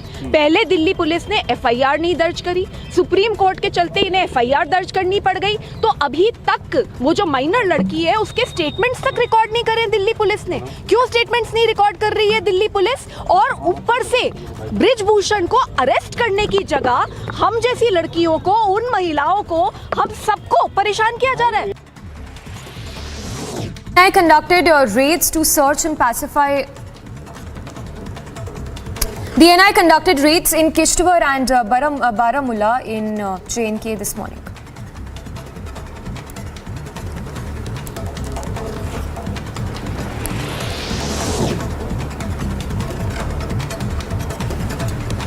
BJP National General Secretary Dushyant Gautam meanwhile lashed out at the Congress for its manifesto that aims to ban Bajrang Dal if it comes to power.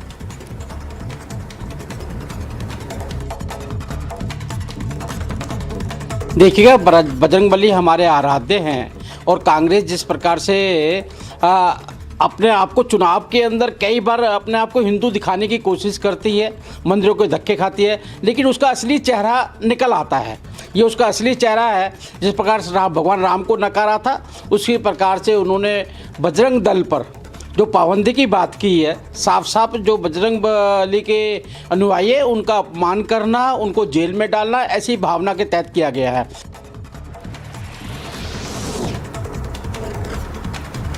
Russian Foreign Minister Sergei Lavrov is in Goa for the scheduled SCO meet which begins today.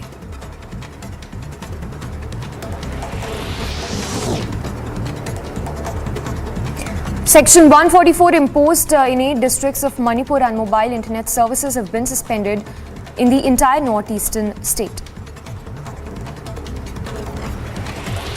President Draupadi Murmu will embark on a 3-day visit to her home state Odisha starting today.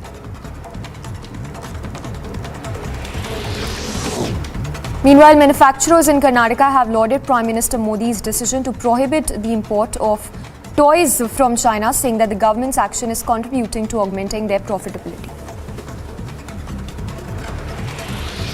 Himachal Chief Minister has said that a major hurdle has been removed for the construction of PGI Satellite Centre as the Union Ministry of Forests and Environment has given its forest clearance.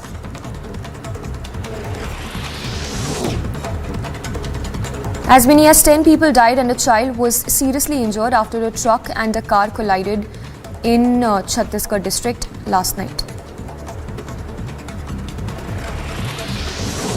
2 people were killed and 5 others were injured when a hotel caught fire in J&K's Ramban district this morning.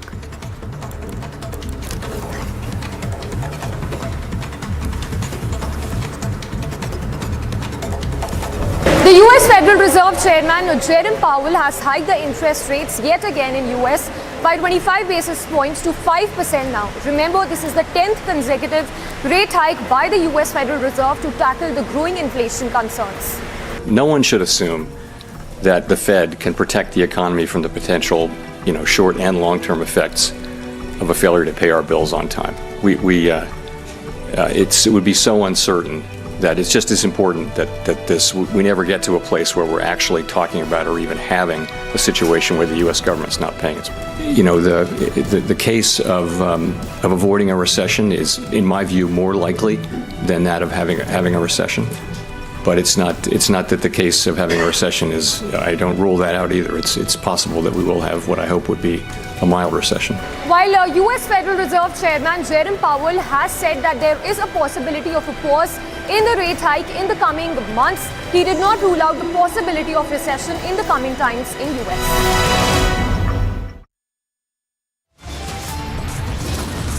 And coming up on the other side, all that's making news from across the country, Foreign Minister of Russia in Goa for the SCO meet that begins today.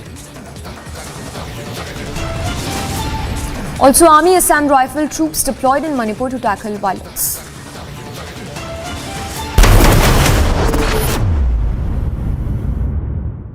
QS and THE, the world's foremost university rankings organizations, have ranked Amity amongst the top 3% universities globally, making it among the very few Indian universities to be included in both rankings. Yet another top ranking for Amity University.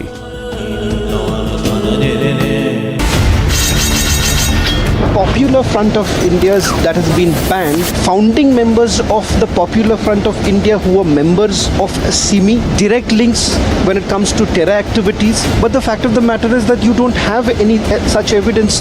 How can you equate Bajrang Dal and the Popular Front of India? Whoever tried to create disturbance in the public on peace, disharmony, communal harmony, action will be taken.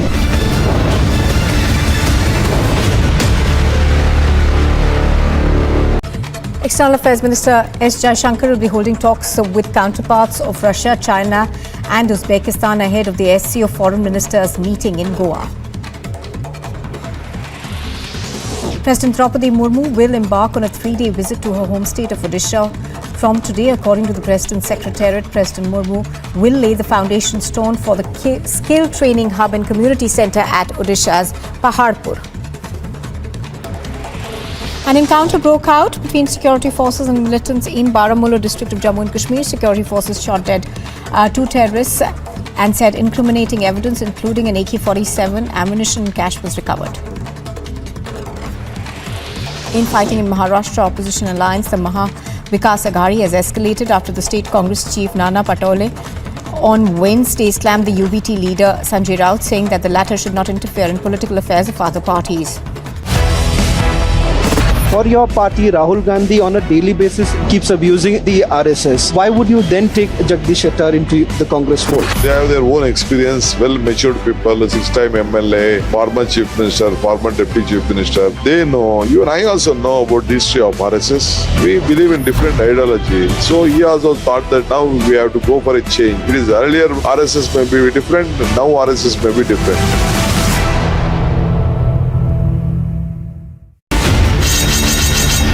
Popular Front of India's that has been banned, founding members of the Popular Front of India who were members of SIMI, direct links when it comes to terror activities. But the fact of the matter is that you don't have any such evidence. How can you equate Bajrang Dal and the Popular Front of India? Whoever tried to create disturbance in the public on peace, disharmony, communal harmony, action will be taken.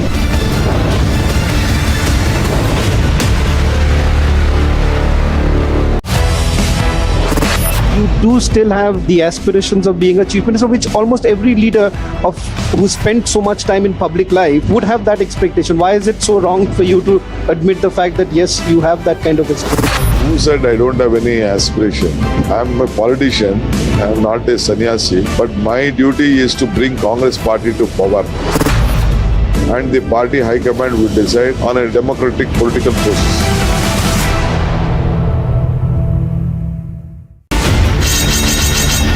Popular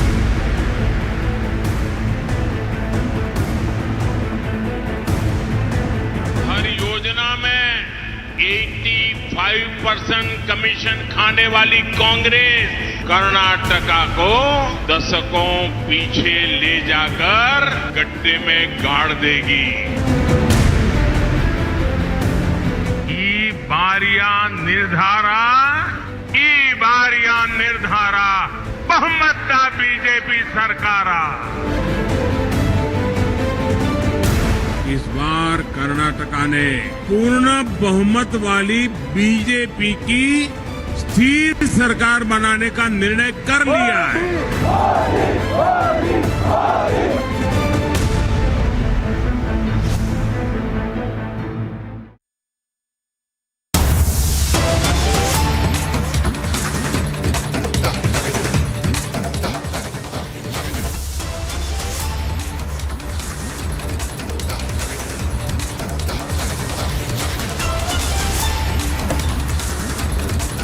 All right, it's just 6 days to go for Karnataka to go for polls. The BJP has, of course, deployed its top guns to campaign in the state of Karnataka. In fact, Amit Shah is also set to hold massive roadshows and rallies in the state today. We have Harsha, who's reporting live from Shigao, where we understand Chief Minister Bomai would be holding roadshows and rallies. Harsha, take it away. What can we expect in terms of the BJP's campaign today, which we understand has largely also been focused on sharpening its attack on the Congress, especially in relation to that manifesto which promises a ban on the Bajrang Dal?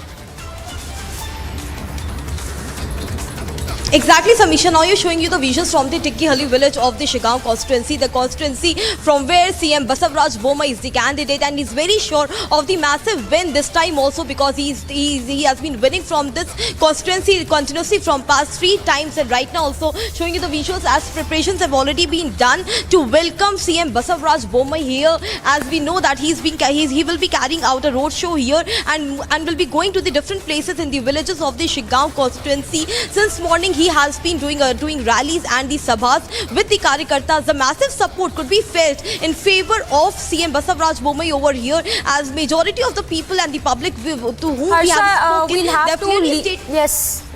Harsha, we'll keep coming back to you. So Harsha, of course, reporting live from Shigao, where the rally of Bomai would begin. But let's cut across to the BJP briefing, which we understand is happening.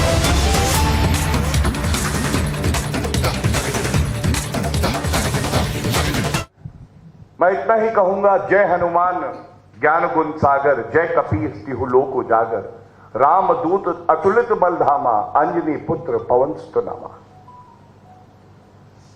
जब हनुमान जी जो हमें सिखाते हैं उसका पालन Bharatiya Janata party करती है, तो नौटंकी करने की जरूरत नहीं पड़ती है कि जेब से निकालें आप हनुमान चालीसा,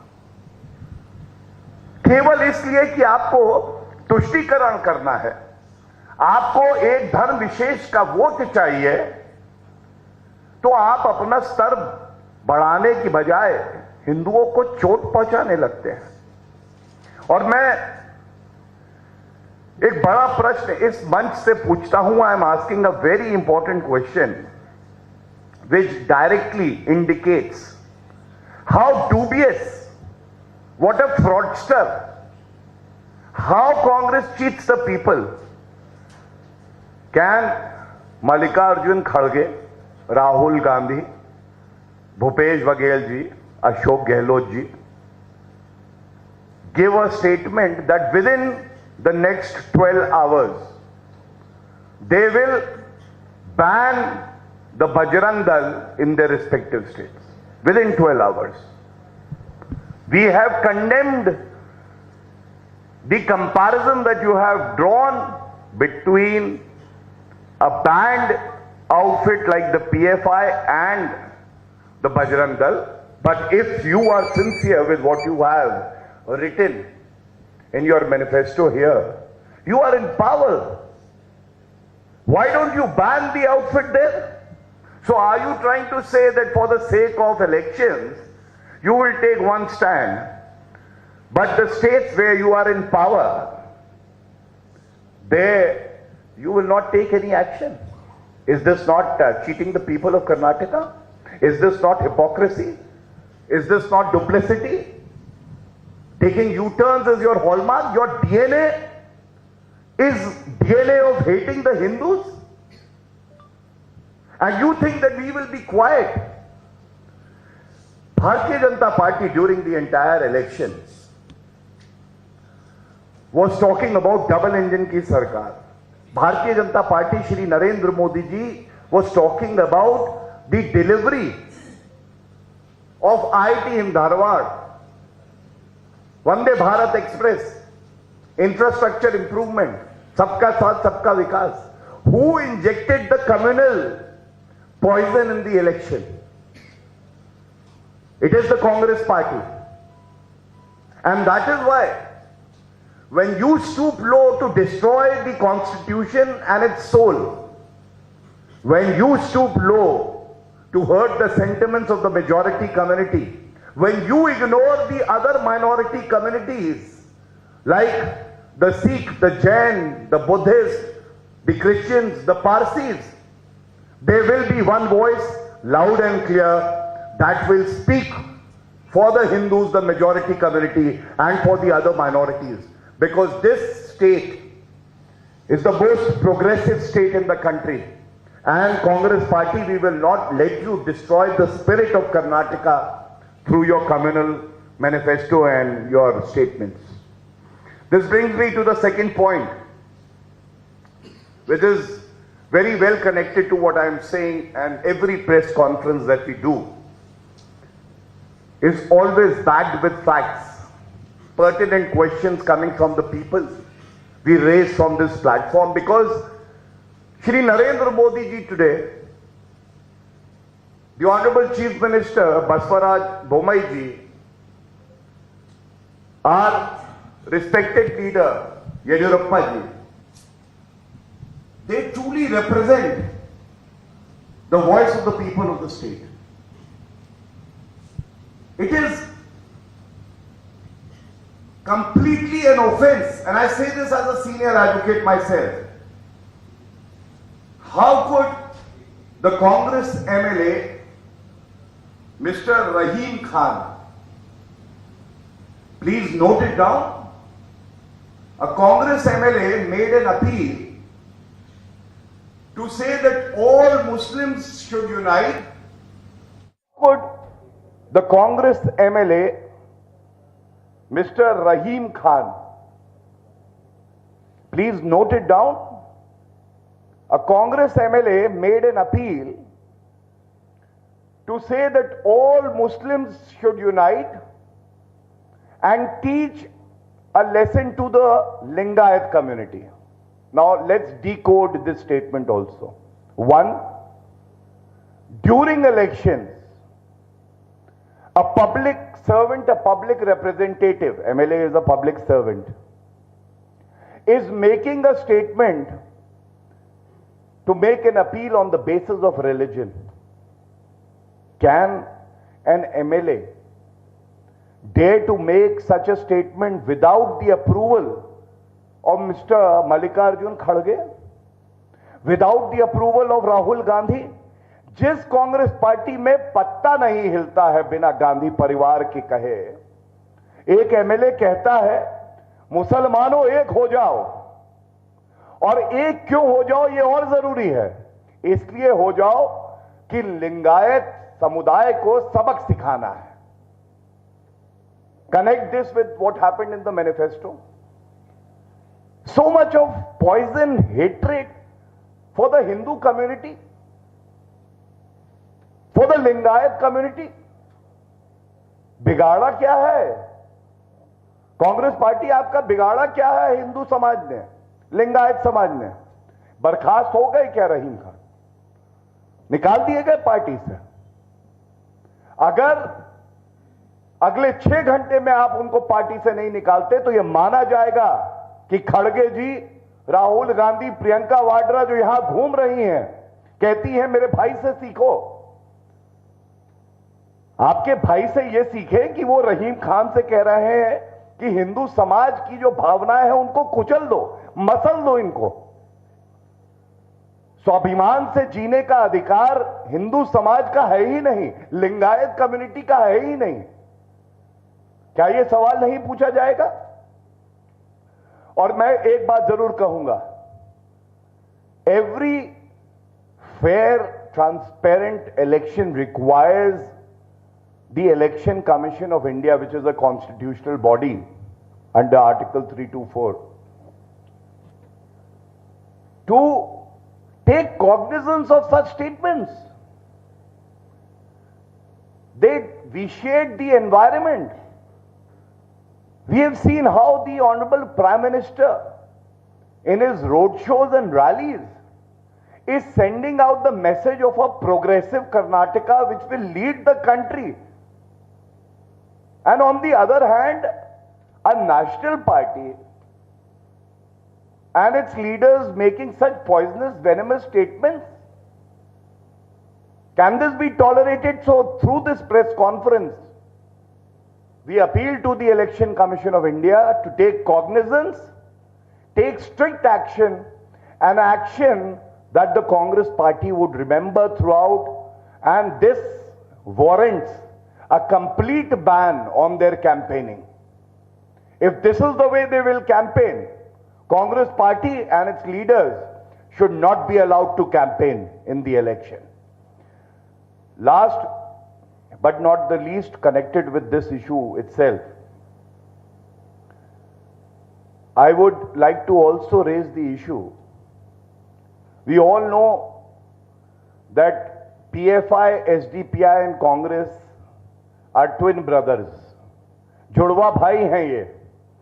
PFI, SDPI और कांग्रेस पार्टी जुड़वा भाई हैं. ये सिद्ध हो गया. छुप छुप के बंद कमरों में राजनीति के गठबंधन करने वाले जब चुनाव हारने लगे, बौखलाहट में सामने आना पड़ा. क्यों कह रहा हूं मैं? The shady deals between the Congress, the PFI which is banned, SDPI, which were being struck behind closed doors, had to come out in the open because the Congress party realized they are losing the elections. And yesterday, a journalist asked the president of the Congress party that SDPI is withdrawing its candidates, and they have said that they will be supporting the Congress party. And the statement of the Congress party's senior leader was, what did he say? He said, all secular parties who support us are welcome. जितनी पंथ निरपेक्ष पार्टियां हैं, अगर वो हमारा समर्थन करती हैं तो हम उसका स्वागत करते हैं. नकाब उठा, नकाब के पीछे कांग्रेस का सांप्रदायिक चेहरा आ गया. आज पूछा जाना चाहिए, पीएफआई, उसका political wing SDPI, PFI band, PFI band, आपका मैनिफेस्टो कहता है पीएफआई बैन हुआ और उसके बाद एसडीपीआई के समर्थन का आप स्वागत करते, you are welcoming the support from the SDPI. And SDPI वो पार्टी है, पीएफआई वो संगठन है जो किसी पादरी का हाथ काट देते हैं, आरएसएस बीजेपी वर्कर्स को मार देते हैं, इनके खिलाफ मुकदमे चल रहे हैं। इनके मुकदमे कुछ वापस किए सिद्धारमैया जी ने, और आज समझ में आ गया कि एक दूसरे में दोनों की कितनी आस्था है। कांग्रेस पार्टी का पूरक कोई है तो वो एसडीपीआई, नफरत की राजनीति, हिंदुओं को नफरत करो, यही है। SDPI completes the Congress party and its communal politics. That message is clear. So these 3 points that I have raised are the burning issues right now, and therefore it was our duty to raise these points as well as ask the questions that we have asked, hoping that the communal Congress will have the courage to answer the questions. Thank you.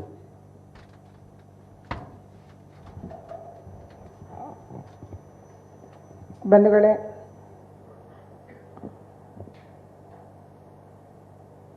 ನಿನ್ನೆ ಕರ್ನಾಟಕದ ಕಾಂಗ್ರೆಸ್ಸಿನ ಉಸ್ತುವಾರಿಗಳಾಗಿರುವಂಥ ಸುರ್ಜೇವಾಲಾ ಅವರು ನಮಗೆ ಒಂದು ಸವಾಲನ್ನು ಕೊಟ್ಟಿದ್ದಾರೆ. ಭಾರತೀಯ ಜನತಾ ಪಾರ್ಟಿಯವರಿಗೆ ಅಥವಾ ಬಜರಂಗ ದಳದವರಿಗೆ ಹನುಮಾನ್ ಚಾಲೀಸಾ ಹೇಳಕ್ಕೆ ಬರಲ್ಲ,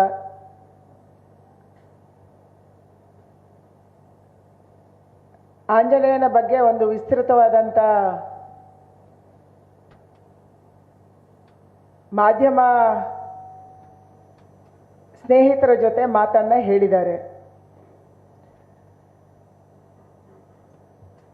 ಈ ಸವಾಲನ್ನು ನಾವು ಸ್ವೀಕಾರ ಮಾಡಿದ್ದೀವಿ ಮತ್ತು ಸುರ್ಜೇವಾಲಾ ಅವರಿಗೆ ನಿನ್ನೆ ನಾನು ಆಗ್ರಹನೂ ಮಾಡಿದ್ದೀನಿ. ನಮಗೆ ಹನುಮಾನ್ ಚಾಲೀಸಾ ಹೇಳಕ್ಕೆ ಓದಕ್ಕೆ ಬರುತ್ತೋ ಇಲ್ಲೋ ಅಂತ ಹೇಳಿ. So Union Minister Shobha Karandlaje here speaking about the Bajrang Dal controversy, and she is slamming Randeep Singh Surjewala tearing into the Congress, tearing into the Congress secretary, stating that you had challenged me whether I will be able to recite the Hanuman Chalisa, but today I challenge you to accompany while I recite Hanuman Chalisa. So Shobha Karandlaje tearing down into Randeep Singh Surjewala there, who had gone ahead and put up an open challenge.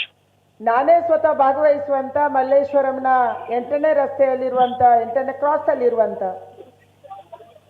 I will be chanting the Hanuman Chalisa at a temple in Malleshwaram tonight. ಅವರು ಖಾತ್ರಿ ಮಾಡಿಸ್ಕೊಂತಾರೆ ಅನ್ನುವಂತ ವಿಶ್ವಾಸ ನನಗಿದೆ. At least by this, Randeep Singh Surjewala will get to know that it is not only the BJP but every leader of the party will chant the Hanuman Chalisa, and we know what it is. ಮತ್ತು ಎಷ್ಟು ಅದು ಹಿಂದೂ ವಿರೋಧಿ ಆಗಿತ್ತು ಅನ್ನುವಂಥದ್ದನ್ನ ನೀವೆಲ್ಲರೂ ಗಮನಿಸಿದ್ದೀರಿ, ರಾಜ್ಯದ ಜನ ಗಮನಿಸಿದ್ದಾರೆ. Randeep Singh Surjewala, who spoke yesterday, spoke against the Hindus, and the entire people, the entire population of Karnataka has noticed this. ಕೊಟ್ಟಂತ ಮತ್ತು ಇವತ್ತು ಕೂಡ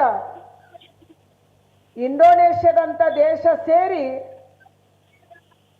ಯಾವ ಆಂಜನೇಯನನ್ನ ಆರಾಧನೆ ಮಾಡ್ತಂತೆ ಅಂತ ಆಂಜನೇಯ ಹುಟ್ಟಿರೋದು ಅದು ಕರುನಾಡಿನಲ್ಲಿ ಅನ್ನುವಂಥದ್ದನ್ನ ಹೇಳ್ತೀವಿ. So Shobha Karandlaje is stating that Karnataka is the birthplace of Lord Hanuman. Hanuman ಉದಿಸಿದ ನಾಡು ಅಂತ ನಾವು ಹೇಳ್ತೀವಿ. It is not only in Karnataka but across the country. Hanuman is revered. Anjanadri ಬೆಟ್ಟದಿಂದ ಸೂರ್ಯನನ್ನೇ ನುಂಗ್ತೀನಿ ಅಂತ ಅವನ ಹಾರಿದ್ದ. Shobha Karandlaje now speaking about the origins of Hanuman and the relationship that it has with Karnataka, here speaking about the Anjanadri hill, where she is stating that it is also the birthplace of Lord Hanuman.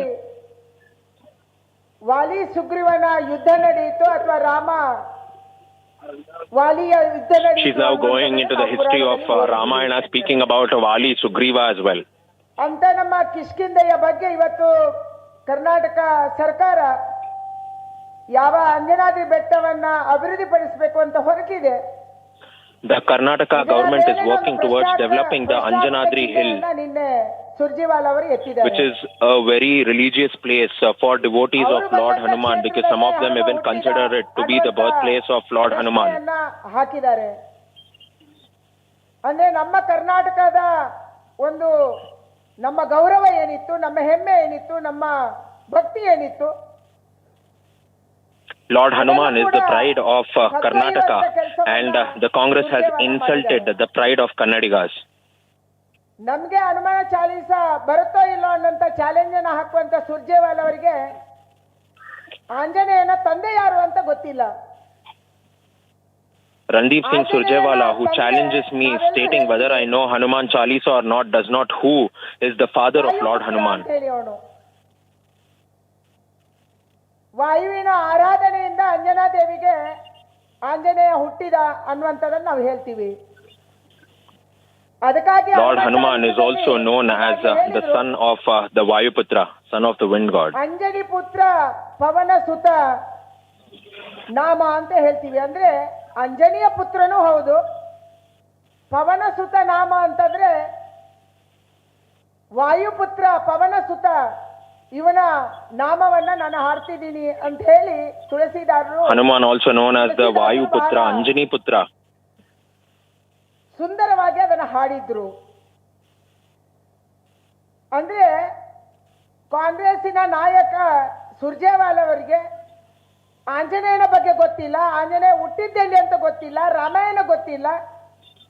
Congress leader Surjewala does not know about Lord Hanuman, his origins, or either Ramayana or even his father as well.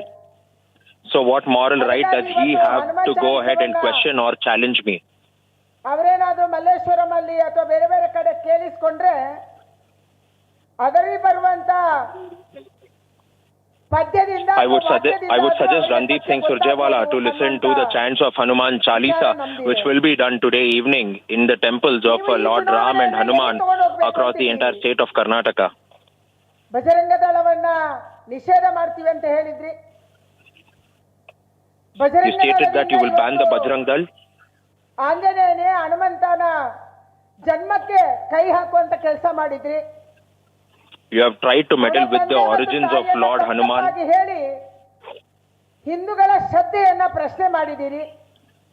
You are trying to meddle in the affairs of Hindus and you are questioning their devotion towards Lord Hanuman. ಅಂದ್ರೆ ಹಿಂದೂಗಳ ಭಾವನೆಗೆ ಧಕ್ಕೆ ತಂದು You have hurt the sentiments of the Hindus. ಬರ್ಬೋದು ಅನ್ನುವಂತ ಭ್ರಮೆಯಲ್ಲಿ ನೀವಿದ್ದೀರಿ. You think that hurting the sentiments of Hindus will bring you back to power. You are daydreaming. ಹಿಂದೂಗಳು ಧರ್ಮ ಸಹಿಷ್ಣುಗಳು, ಅದಕ್ಕಾಗಿ ನಾವು ಸಹಿಸ್ಕೊಂತೀವಿ ಅನ್ನುವಂತ ಭಾವನೆಯಲ್ಲಿ ನೀವಿದ್ದೀರಿ. The Hindus will neither forgive nor forget. ತಪ್ಪಾಗಿ ಹೇಳಿದ್ರೆ ಇವತ್ತು ಇಡೀ ರಾಜ್ಯ ಹೊತ್ತಿ ಉರಿತಾ ಇತ್ತು. ನಾವು ಧರ್ಮ ಸಹಿಷ್ಣುಗಳಿದ್ದೀವಿ, ಅದಕ್ಕಾಗಿ ಹಿಂದೂಗಳು ಸಹಿಸ್ಕೊಂತಾರೆ, ಏನ್ ಬೇಕಾದ್ರೂ ಹೇಳ್ಬೋದು ಅನ್ನುವಂತ ಭಾವನೆ ನಿಮ್ದಿದೆ. You have a feeling, thinking that the Hindus will tolerate the sort of statements that is coming in by your party. Bajrang ದಳವನ್ನ ನಿಷೇಧ ಮಾಡ್ತೀವಿ. Siddaramaiah has again spoken and stated that Bajrang Dal should be banned. ಮಾಡಿದ ತಪ್ಪೇನು? ಯಾವ ದೇಶದ And he's also questioned what is wrong in banning the Bajrang Dal. ಯಾವ cooker bomb ಸ್ಫೋಟ ಅವ್ರು ಮಾಡಿದ್ದಾರೆ? ಯಾವುದೇ ಸಬೂಬಿಲ್ಲದೇನೆ SDPI ಅನ್ನ ಖುಷಿ ಪಡಿಸುವುದಕ್ಕಾಗಿ popular front of India ban ಆದ ತಕ್ಷಣ ಅಲ್ಲಿರುವಂತ ಕಾರ್ಯಕರ್ತರು ಇವತ್ತು SDPI ಸೇರ್ಕೊಂಡಿದ್ದಾರೆ. Now speaking about the SDPI and the PFI, stating that as soon as the PFI was banned, all the PFI cadres or majority of the cadres joined the SDPI. National General Secretary of the SDPI states that he will support the Congress. ಕಾಂಗ್ರೆಸ್ಸಿನ ಮುಖಂಡರು ಹೇಳ್ತಾರೆ SDPI ನಮ್ಮ ಸಲುವಾಗಿ ಕೆಲಸ ಮಾಡುತ್ತೆ, SDPI ಮತ್ತು ನಾವು ಒಂದೇ. ಅಂದ್ರೆ SDPI The Congress states that the SDPI will work for them. ಇವತ್ತು ಕಾಂಗ್ರೆಸ್ ತನ್ನ ಪ್ರಣಾಳಿಕೆಯಲ್ಲಿ ಸೇರಿಸಿ ಬಜರಂಗ ದಳವನ್ನ ನಿಷೇಧ ಮಾಡ್ತೀವಿ ಅಂತ ಹೇಳಿದ್ರೆ The Congress has added the manifesto of the SDPI and has mentioned Bajrang Dal and has published it. ಸುರ್ಜೇವಾಲರು ಆಂಜನೇಯನ ಬಗ್ಗೆ ನಮಗೆ ಪಾಠ ಹೇಳಕ್ಕೆ ನೀನೆ ಬಂದಿದ್ದಾರೆ.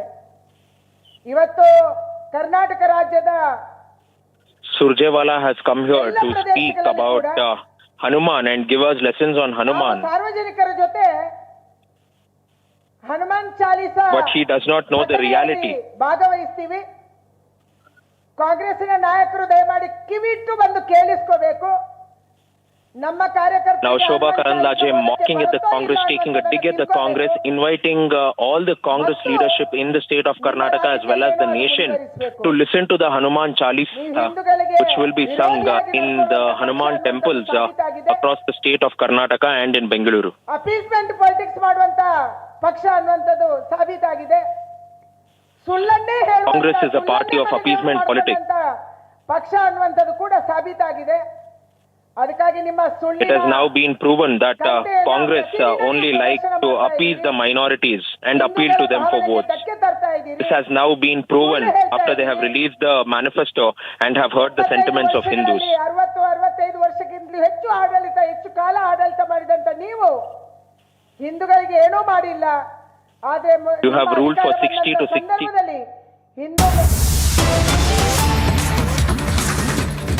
So right now you're watching Republic TV and joining us exclusively is Union Parliamentary Affairs Minister Prahlad Joshi, as it is the final leg of Karnataka election campaigning.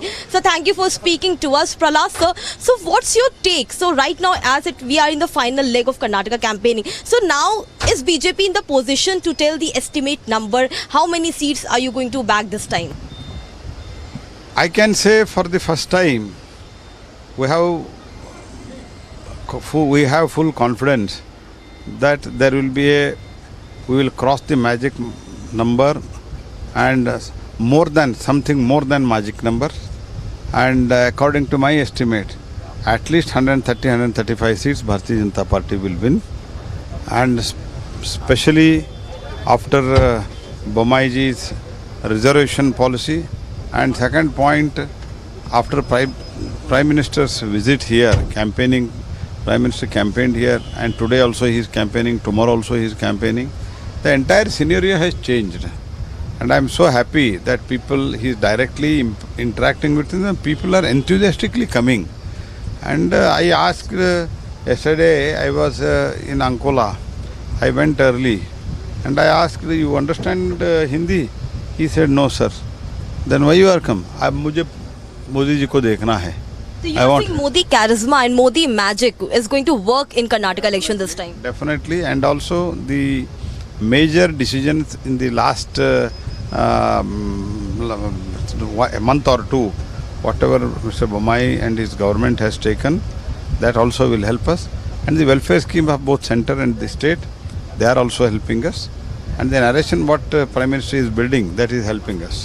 Prahlad sir, now the issue which is making rounds in Karnataka election this time is ban Bajrang Dal controversy from coastal Karnataka to North Karnataka to Kittur Karnataka. Everywhere BJP is staging protests. Congress manifesto is being burned by BJP leaders. How do you see this? Because Congress is receiving massive backlash. Could it work in favor of BJP? One is, this is the height of appeasement. They are trying to equate Bajrang Dal and PFI, which is unacceptable to any patriotic. I am not only telling to Bharatiya Janata Party or to Sangh, RSS or to Vishwa Hindu Parishad. No, the patriotic Indian will never accept the banning of either Bajrang Dal, Vishwa Hindu Parishad, RSS, because you may have the ideological difference with anybody. I don't mind for that, but they are never anti-national. They are never criminals. They are against the terrorism, and such they are fighting against the terrorism. Some of them are their victims. And जब शिवकुमार जी ने कल कहा है कि PFI ban किया है इसीलिए हम ये भी बैन करेंगे, ये क्या आर्ग्यूमेंट है क्या ये? तो इसीलिए ये हाइट ऑफ द अपीजमेंट है, और जो लोग देशभक्त लोग हैं वो कांग्रेस को ठीक तरह से बी फिटिंग रिप्लाई देगा. Why One more thing, Prahlad sir, when you see do you see that there's some understanding between SDPI and Congress? Once Congress manifesto got released where they said that they will ban Bajrang Dal, suddenly SDPI comes in favor and said that we are going to support Congress and will do door-to-door campaigning for Congress. Last year they had SDPI had tactical understanding with the Congress party, and this year also this election also they have. Last election also they had the understanding, and this year also they had the understanding. And I had already told, that's why I did not repeat. When I saw this manifesto of the Congress party, I just came back to the front page and saw whether it is a Congress manifesto or Muslim League manifesto. That was that much of confusion. Muslim Arakshan and ban on Bajrang Dal, and sympathetic to many such anti-national people. This is highly disturbing factor for the both country and the people. So now the Congress also seems to be divided in ban Bajrang Dal controversy. Yesterday we saw Acharya Pramod Krishnan saying that Congress should remove this promise of banning Bajrang Dal from its manifesto. Today we saw former CM and senior Congress leader Virappa Moily stating that no state government can ban Bajrang Dal. Such ban couldn't be put on. What do you have to say on this divide in Congress? No, I think without application of mind for the appeasement, some people like Siddaramaiah and D.K. Shivakumar, they have done it. And now they have, some of the Congress leaders, they have understood that it is politically. I don't think that they are telling this because it is a patriotic organization. No, not for that. They are doing it. They are purely doing it because it is politically backlashing. So that's why they are doing. And I feel some people, at least they have understood the political issue out of it and political backlash. But D.K. Siddaramaiah, so D.K. and Siddaramaiah, so far they are not able to understand it.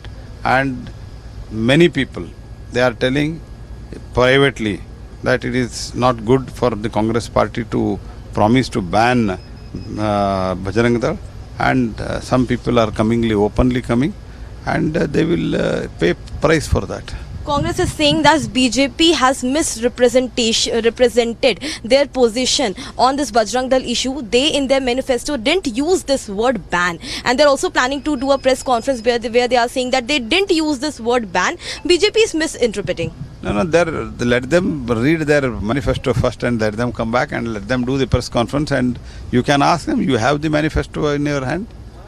Prahlad sir, one more thing, since there's the final leg of Karnataka election and everyone is talking about that if there will be a hung assembly, if in case there be a fractured mandate, BJP is thinking for a post alliance. Is there any sort of understanding between JDS and BJP? There will not be hung assembly. Bharatiya Janata Party for the first time, previously we had ruled for the two terms. At that time 110, 105, you all know that story. This time Bharatiya Janata Party, at least 130 plus, we are coming with that much of number of majority, and there is no question if and but. There is no if and but. No alliance. No alliance. And no alliance, especially with the JDS. That also I am making clear to you. And BJP will come on its own, and we will form the government on our strength. One more thing, Prahlad sir, you are the MP from this very place, Dharwad. Now, Jagdish Shettar and Lakshman Sewadi, though they have joined Congress, Jagdish Shettar initially was saying that it was Prahlad Joshi and B.L. Santosh because of whom I have joined Congress and I didn't get the ticket from BJP. Will they cause any sort of dent to BJP in North Karnataka and this entire region? One is, party is very strong here. You might be, from last 1 week, you said you are touring here. It is the party-based constituency. Both are party-based constituency, and party is very organizational strength is very strong, and they will not vote for the person, they will vote for the party. Mr. Mahesh Tenginkai is there and Ramesh Kumtalli in Athini. They will win with a landslide. There will be a landslide victory for both of them. There will not be any impact, and when the top leadership takes decision, everybody has to accept it. But unfortunately, these people have not accepted it, and people will make them to accept. One more thing, Prahlad sir, we are seeing so much of, issues raking up in the Karnataka election. This reservation policy, which you stated that, state government has done a very good thing by coming up with this reservation policy. But Supreme Court has put a stay till 9th of May. So Congress stated that BJP is trying to eyewash. Supreme Court has not stayed it. First, let us understand what is the issue. The issue is they are talking about the process. And we said, we will explain you the process. We have requested the court. They have not stayed it. We have said, we will not implement it. We will explain you. And also, larger bunch of the Supreme Court has already decided. They have already ruled that religious-based reservation will not be acceptable. And it is already, quashed. On erstwhile Andhra Pradesh, they had given reservation to the Muslims. That was quashed by the Supreme Court. And now Karnataka cannot do it. Whatever the wrong was done, mistake was done, error was done, that was corrected by Bharatiya Janata Party. And today Supreme Court is inquiring it. I am quite confident we will convince the Supreme Court, and whatever the legal battle we have to go for, we will go for that, and we will convince, and we will implement our reservation policy. This much guarantee I am giving it to the people. So you were listening the straight answers from the Union Minister Prahlad Joshi as he is campaigning in Karnataka for Basavaraj Bommai, and very confident that this time BJP is gonna win with a massive mandate and no question of post alliance. Back to the studio, as right now we are only on Karnataka.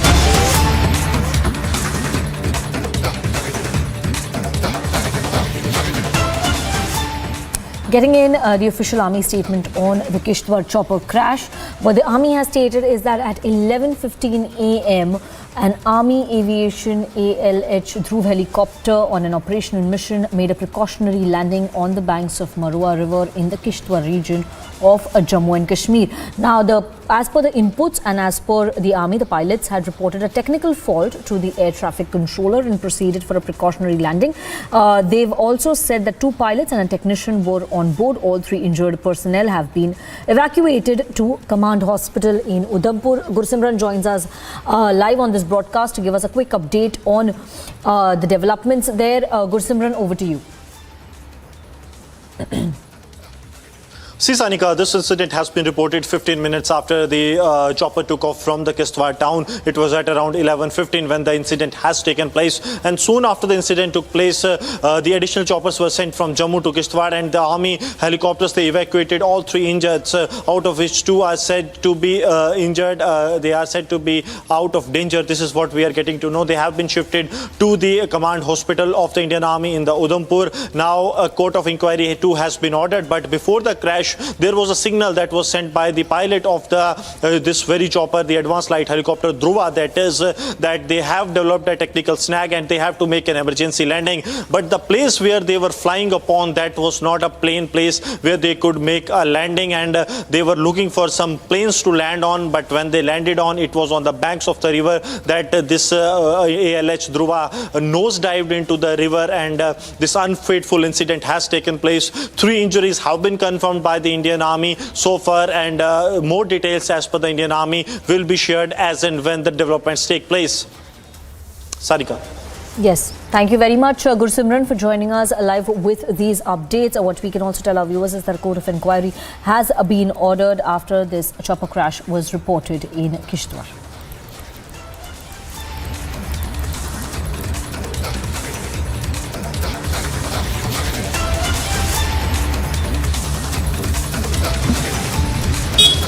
And yes, on the first day of the SCO summit, we continue to get you all the latest from Goa, outside this very venue, where it is the Russian delegation that just left from here. We have to slip into a short commercial break right now, but we'll be back on the other side with the very latest as we are picking up more on the bilaterals lined up today with EAM Jaishankar, Chinese, Russian and Uzbekistan counterparts.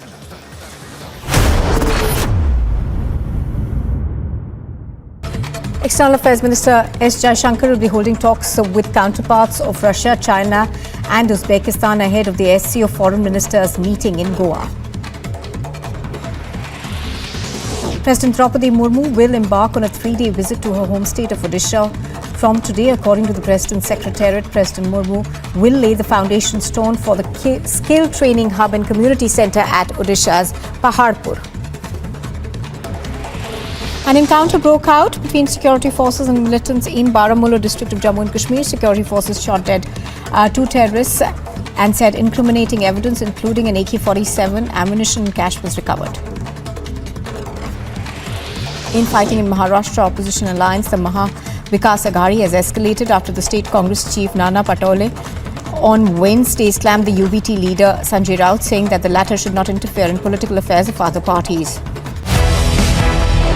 For your party, Rahul Gandhi on a daily basis keeps abusing the RSS. Why would you then take Jagdish Shettar into the Congress fold? They have their own experience, well-matured people, 6-time MLA, former chief minister, former deputy chief minister. They know, even I also know about the history of RSS. We believe in different ideology. So he also thought that now we have to go for a change. It is earlier RSS may be different, now RSS may be different.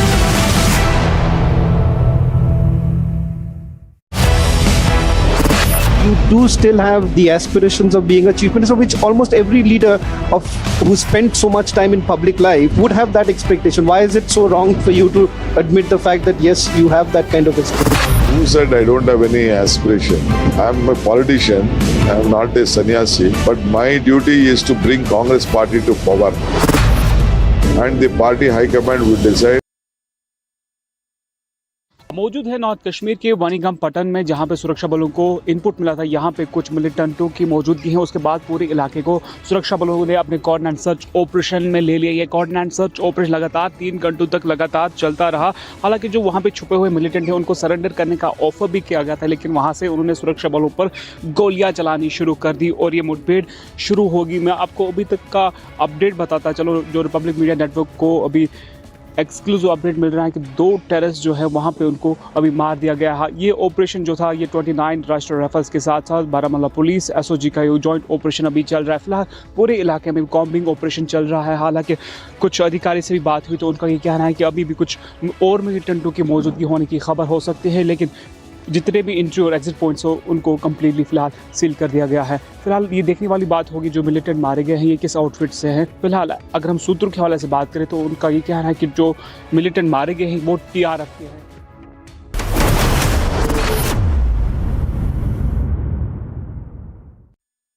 आपसे आप सबका स्वागत है बुद्ध बनने के लिए। भले आसपास कुछ भी गड़बड़ी हो जाए, भीतर की शांति जो है वो हिलती नहीं है।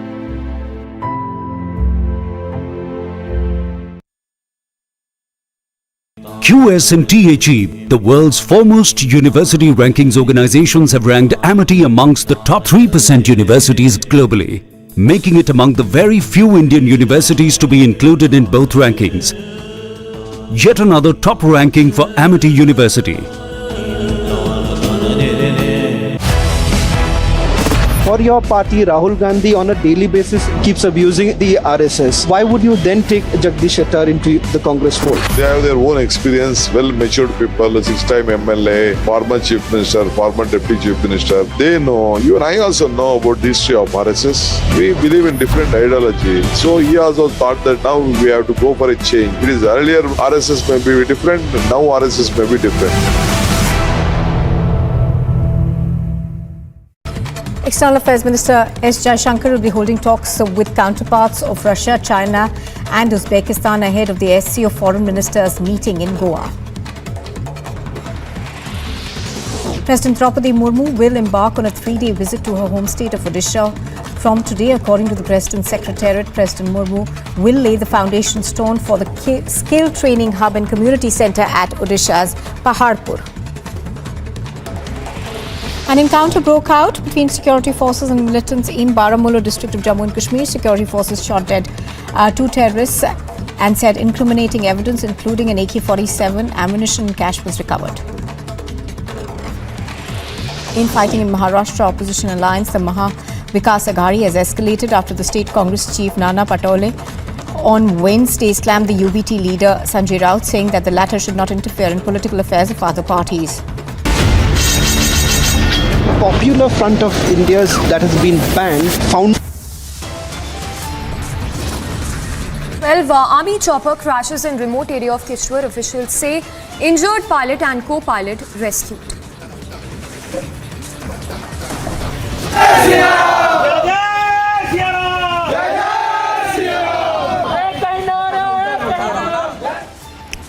Bajrang Dal controversy explodes. VHP stages Hanuman Chalisa recital across Karnataka. Big divide in Congress. Former UPA minister says state government has no right to ban groups. नगर निकाय के चुनाव के प्रथम चरण का आज मतदान प्रारंभ हो चुका है। 2,40,00,000 से अधिक मतदाता आज अपने मताधिकार का प्रयोग करेंगे।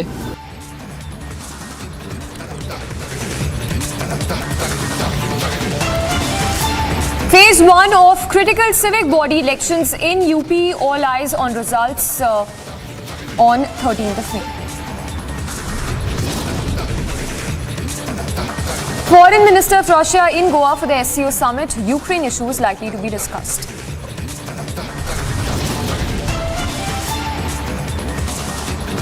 Army Assam Rifle troops deployed in Manipur to tackle violence. Union Home Minister speaks to the Manipur Chief Minister.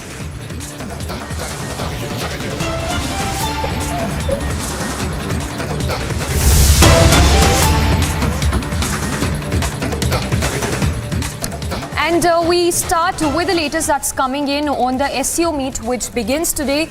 Sources, in fact, government sources saying that membership of Belarus could be discussed by the SCO members in this meet, which would take place. 14 dialogue partners are in, 4 dialogue partners yet to be confirmed. Will be in Kuwait, UAE, Myanmar and Maldives as well. Let's go across to Suyesha, who's joining us live from the SCO meet venue in Goa. Suyesha, one of the key issues which we understand would be discussed in these meetings would be regional security as well, and even the escalation in Ukraine-Russia war could be taken up in the SCO meet.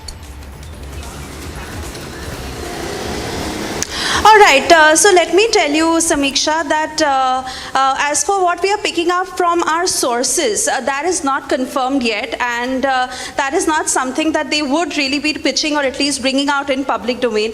But at least for what I can tell you, what we are picking up from our sources, as far as the SCO summit is concerned, yes, it is economic cooperation and regional stability that is on the cards. It is also how India is really leading the way when it comes to being chairing the group, and in fact we also understand that the summit, SCO is very, very happy with how India has really been leading the path, because the focus is really on innovation and startup, traditional medicine, science and technology, and how India is leading the way. Also the agenda for this meet are regional and international issues, and also if any member state wants to discuss any issue of common interest, then it will be, but the focus is on reform and modernization. Like you're also telling our viewers that as far as the membership of Belarus is concerned, yes, that is certainly being discussed by all the SCO members, and Iran also may be added. 14 dialogue partners were already in, and 4 dialogue partners yet to be confirmed will be Kuwait, UAE, Myanmar and Maldives. Member states who have and are in the process of confirming for the big summit to happen on the 3rd and 4th of July, but also as we are hearing that the standard agenda is for the Council of Ministers to take, I beg your pardon, for all the leaders to be present, and of course no confirmation coming in, but yes, all the head of states should be present for the big summit in July. Now, as far as this meet of the foreign ministers are concerned, 15 decisions are to be made, which of course we will have details of tomorrow. That is the second day of the summit. The standard agenda, of course, is for the Council of Ministers to really decide and pave the way for the big summit in July for their head of states.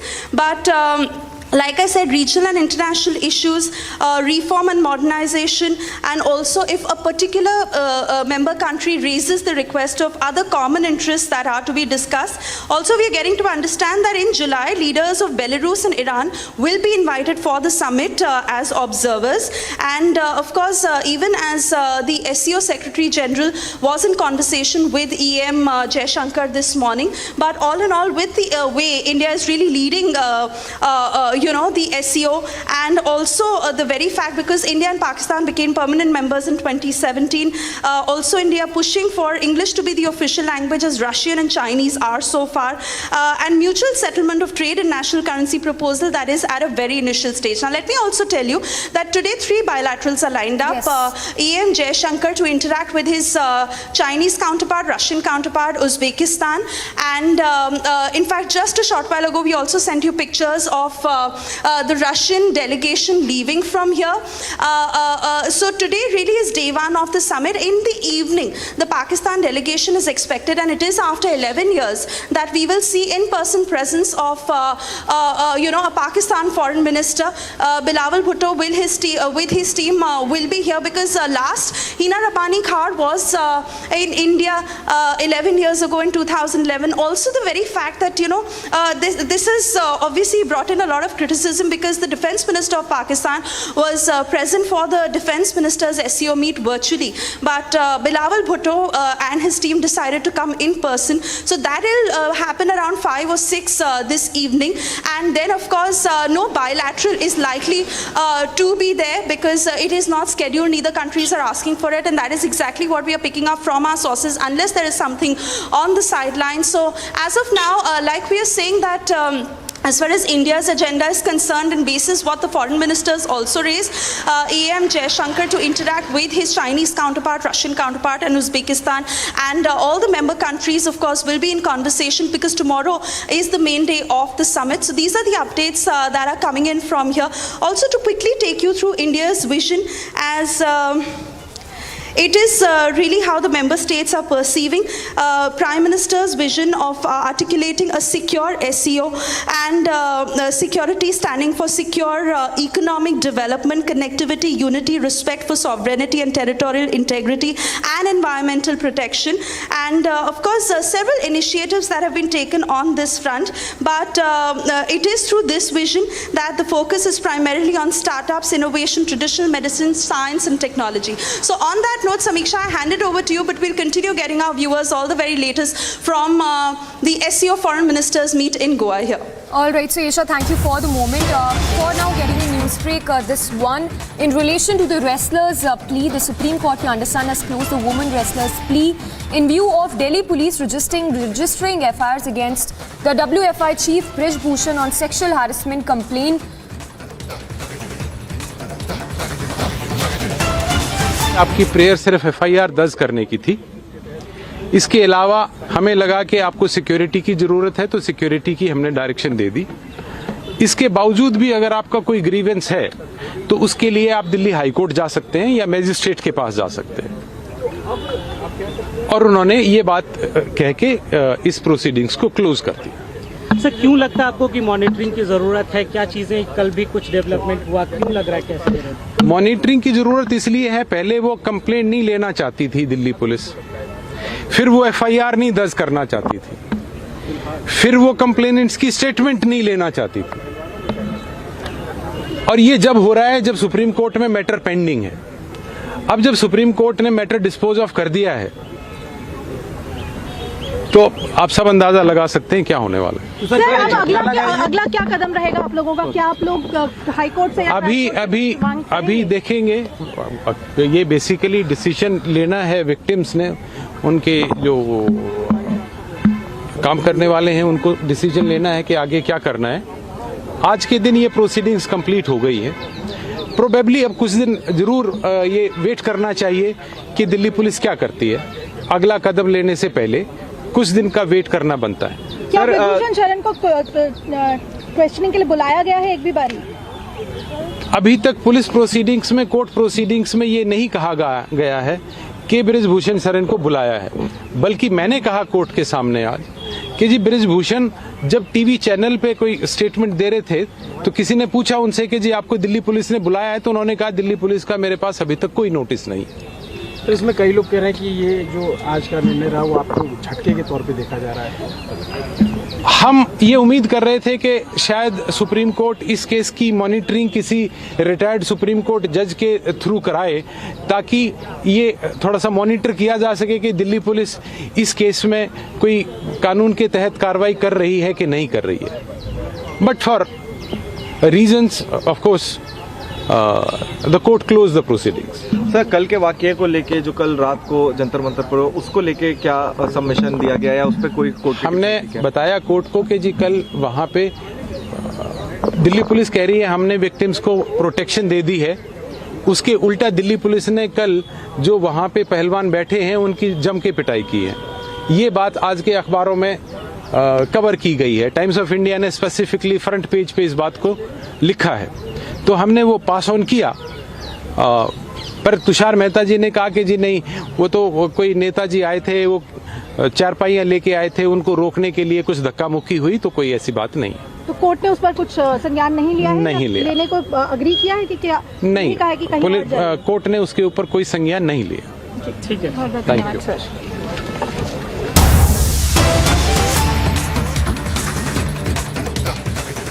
Well, there have been various issues that have been at the epicenter of the entire campaigning from various political parties in the entire Karnataka elections. But one particular point that has also made a lot of controversy with respect to the Congress's manifesto, which the BJP in fact has also hijacked and has tried to say how the Congress in fact is now polarizing and is bringing up this entire issue of the Bajrang Dal as well. Joining me right now is Veerappa Moily himself. Let's get in a word from him to understand what this entire controversy is. And he's also made some statements to understand what exactly this meant from his party as well. So thank you so much for speaking to Republic TV. Sir, I want to ask you this first up. As far as this manifesto is concerned, I have been hearing at least 5 different voices from the party itself. I want to ask you what exactly had been the point for the Congress party to put this in the manifesto? A, were we planning on putting it? Or B, was this an error that was made from the party? No error. Absolutely no error. It is a well considered, well thought out measure. They have done it. This is done in the background of the Constitution of India. It is again done in the background of the recent Supreme Court decision where they said suo motu case will have to be registered against all those people who disturb law and order, crime. This is it. So another point which you have been mentioned here, that communal polarization, BJP thinks that is their monopoly. They feel disturbed, when their monopoly is, being attacked. We want communal peace. This is a district, coastal area. There are several, the Muslims are there, Christians are there, Marathis are there, Malayalis are there. Everybody, every, ethnic group is here. They live together peacefully centuries and centuries. There is a history where Rani Abbaka was there, a queen. She defeated the Portuguese. How? Taking the fishermen as our chieftains and also as soldiers. Another side, the Bari, they are the Muslims, as their chieftains, and also soldiers. With this support, she was strengthened because this has strengthened the communal harmony of this coastal region. Because of it is reflection of the communal harmony. She could conquer the Portuguese, and Portuguese could not find any space in this coastal region. And it is written, such a victory of Rani Abbaka Devi obtained because of the soldiers belonging to the Muslims and also the fishermen, Hindu community. It is written in the archives of the British that, we should be very careful while entering this territory. And this coastal region is the last territory conquered by the British because they were afraid of the legacy laid down by this communal harmony. Sir, but that being said, why was this put then? Because is this not raking up an issue, and Value also said that the BJP is making this an issue. But is this not true that you're the one who gave this issue to the BJP? Do you think that the Supreme Court is raking up the issues? Absolutely not. And if you accuse Supreme Court, accuse us also. That's twisting my words a little bit. No, not twisting. If the Supreme Court has laid down, the law, every citizen of this country will have to go by that law. But that is not. Yeah. This is what every political party will have to reflect. To put down Speaking about your manifesto in particular, you've also said. Manifesto doesn't come out from the air, vacuum. Manifesto will come out from the history, judicial pronouncements and provisions of the... But that being said, the manifesto said that you wanted to ban the Bajrang Dal as well, and now I just want to clarify. I will ask you this because you said that the union government is not of the Congress party, and that is why we cannot implement that ban, even if it was said. My question to you, sir, now is that there are several voices coming out. Now, my question directly is, why is there so much confusion in the party? Confusion. I think if you want, I will reiterate and read that sentence. They said the people, the organizations of the persons who violate rule of law, they act contrary to the constitutional provisions. We'll have to take action to keep them in order so that the society can survive.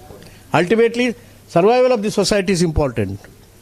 If any organizations or the persons from that organization, like the organization like PFI, like Bajrang Dal, if they have done, look at... I'm glad that you brought up PFI because I wanted to ask you that as my next question as well, because PFI is of course another outfit that is being defended by certain parties. Your party is included as well. No. Several statements that have been totally made. Wrong. That being said, but are you also comparing... You are up from somewhere. No, sir. Are you comparing PFI to Bajrang Dal is my question. No, it is not the question of comparison. Then in that case, PFI inclusive, but should we say that it is a Bajrang Dal? But PFI has been banned after there were investigating agencies that have found that there was terrorist links. Yes. Are there any investigations? Yes. Number of cases are pending in the courts everywhere where Bajrang Dal persons are involved.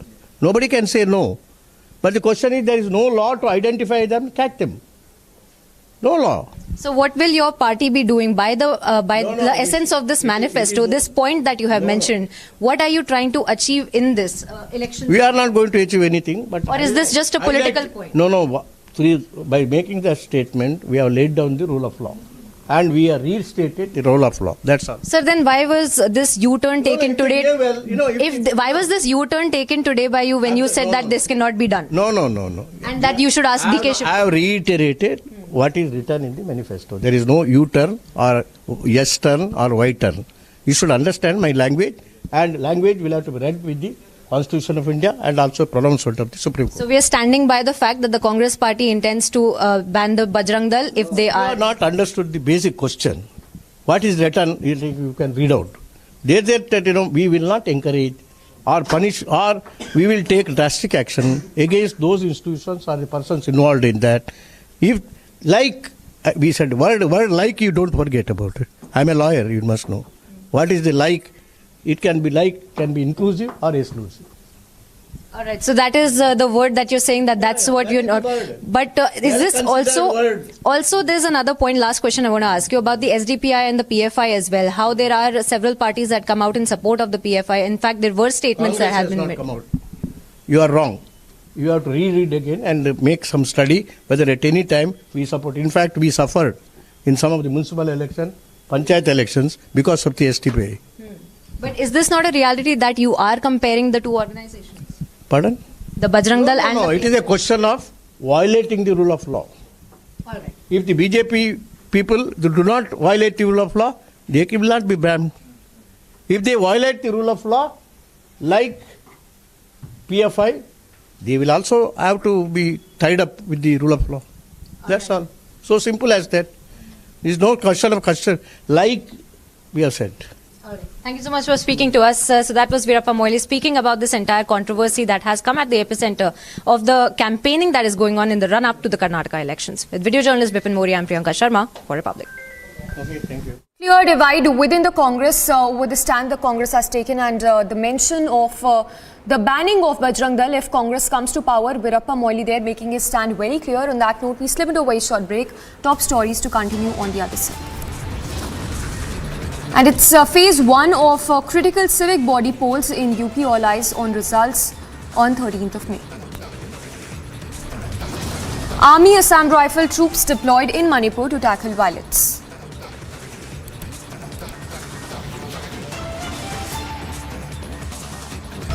External Affairs Minister S. Jaishankar will be holding talks with counterparts of Russia, China and Uzbekistan ahead of the SCO Foreign Ministers meeting in Goa. President Draupadi Murmu will embark on a 3-day visit to her home state of Odisha From today, according to the President's Secretariat, President Murmu will lay the foundation stone for the skill training hub and community centre at Odisha's Paharpur. An encounter broke out between security forces and militants in Baramulla district of Jammu and Kashmir. Security forces shot dead 2 terrorists and said incriminating evidence, including an AK-47, ammunition and cash was recovered. Infighting in Maharashtra opposition alliance, the Maha Vikas Aghadi, has escalated after the state Congress chief Nana Patole on Wednesday slammed the UBT leader Sanjay Raut, saying that the latter should not interfere in political affairs of other parties. You do still have the aspirations of being a chief minister, which almost every leader who spent so much time in public life would have that expectation. Why is it so wrong for you to admit the fact that yes, you have that kind of expectation? Who said I don't have any aspiration? I'm a politician, I'm not a sannyasi, but my duty is to bring Congress party to power. And the party high command will decide on a democratic political process.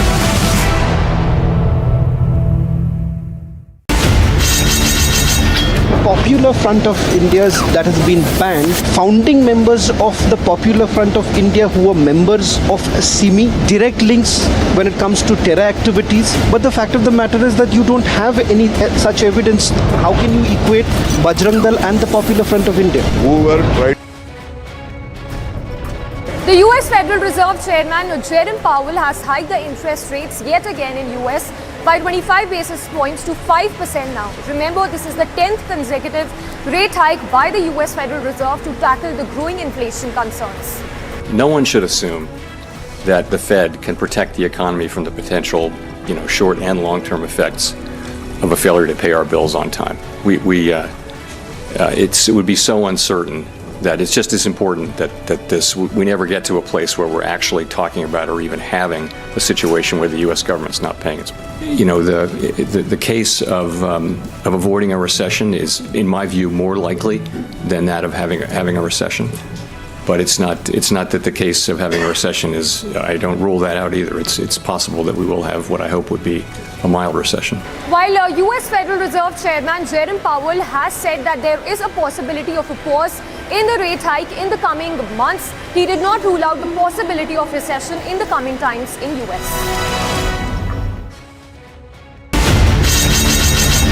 Popular Front of India's that has been banned, founding members of the Popular Front of India who were members of SIMI, direct links when it comes to terror activities. But the fact of the matter is that you don't have any such evidence. How can you equate Bajrang Dal and the Popular Front of India? Whoever tried to create disturbance in the public on peace, disharmony, communal harmony, action will be taken.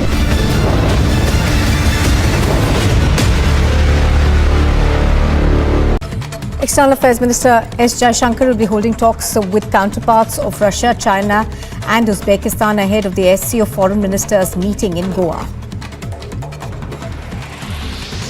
President Draupadi Murmu will embark on a 3-day visit to her home state of Odisha. From today, according to the President's Secretariat, President Murmu will lay the foundation stone for the skill training hub and community centre at Odisha's Paharpur. An encounter broke out between security forces and militants in Baramulla district of Jammu and Kashmir. Security forces shot dead 2 terrorists and said incriminating evidence, including an AK-47, ammunition and cash was recovered. Infighting in Maharashtra opposition alliance, the Maha Vikas Aghadi, has escalated after the state Congress chief Nana Patole on Wednesday slammed the UBT leader Sanjay Raut, saying that the latter should not interfere in political affairs of other parties. For your party, Rahul Gandhi on a daily basis keeps abusing the RSS. Why would you then take Jagdish Shettar into the Congress fold? They have their own experience, well-matured people, a 6-time MLA, former chief minister, former deputy chief minister. They know, even I also know about the history of RSS. We believe in different ideology. So he also thought that now we have to go for a change. It is earlier.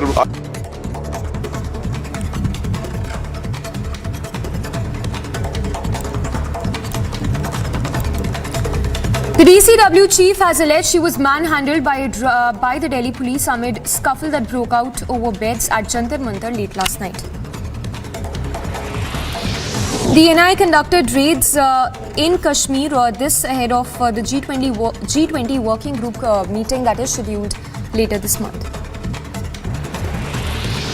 BJP National General Secretary lashed out at the Congress for its manifesto to ban the Bajrang Dal. The BJP National General Secretary has said that the Congress has accused the Congress of supporting anti-national elements.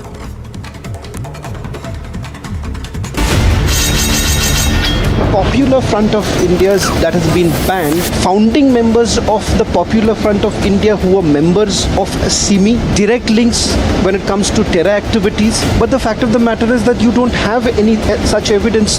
How can you equate Bajrang Dal and the Popular Front of India? Whoever tried to create disturbance in the public on peace, disharmony, communal harmony, action will be taken.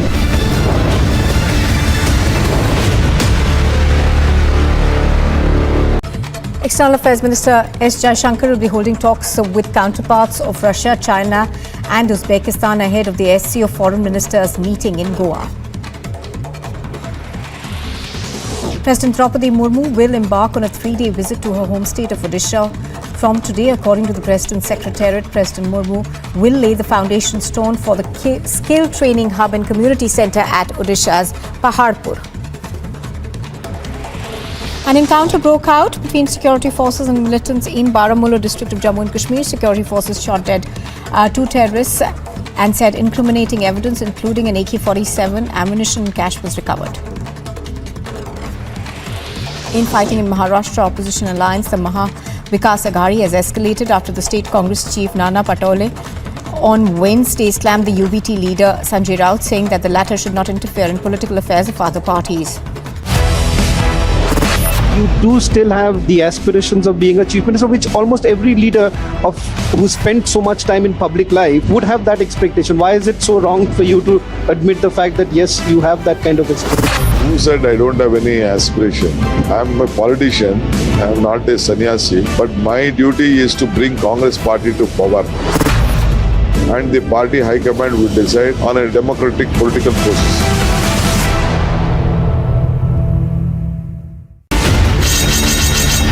Popular Front of India's that has been banned, founding members of the Popular Front of India who were members of CIMI, direct links when it comes to terror activities. But the fact of the matter is that you don't have any such evidence.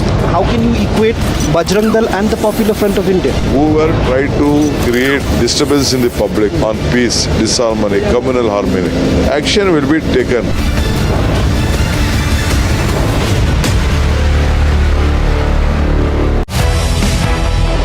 For your party, Rahul Gandhi on a daily basis keeps abusing the RSS. Why would you then take Jagdish Shettar into the Congress fold? They have their own experience, well-matured people, 6-time MLA, former Chief Minister, former Deputy Chief Minister. They know, even I also know about the history of RSS. We believe in different ideology. So he also thought that now we have to go for a change. It is earlier RSS may be different, now RSS may be different.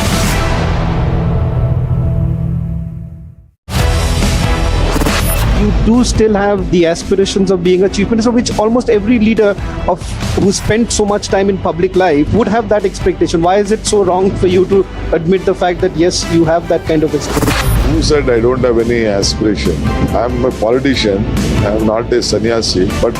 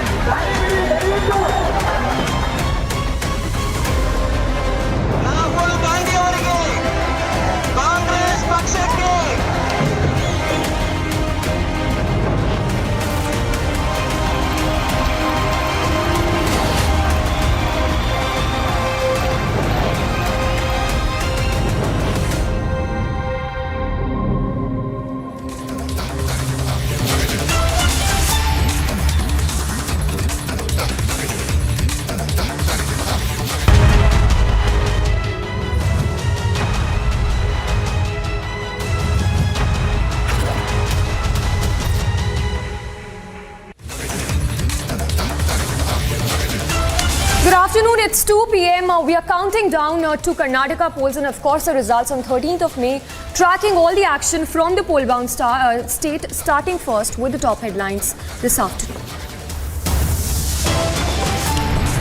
Army chopper crashes in remote area of Kishtwar. Officials say injured pilot and co-pilot rescued.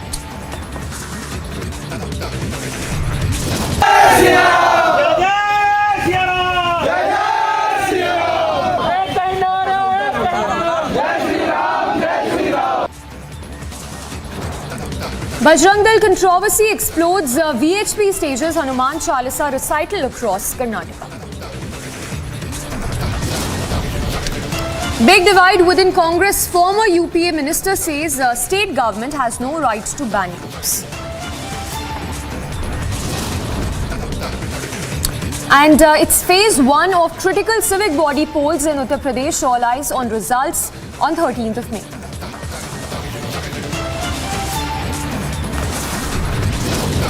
Foreign Minister of Russia lands in Goa for the SCO summit, SCO meet, beg your pardon. Top issues including Ukraine-Russia war to be discussed. Army Assam Rifles troops deployed in Manipur to tackle violence. Union Home Minister speaks to Chief Minister.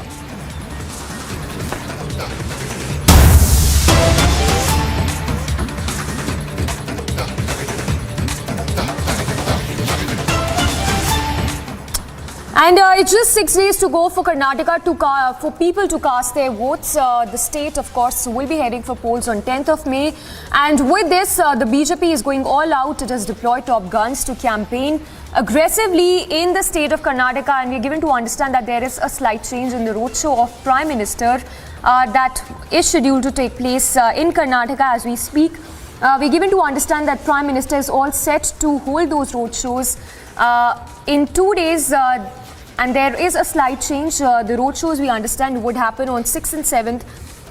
In Bengaluru, the Prime Minister will cover 8 kilometers on the first day. Let's straight away cut across to Prajwal, who's joining us.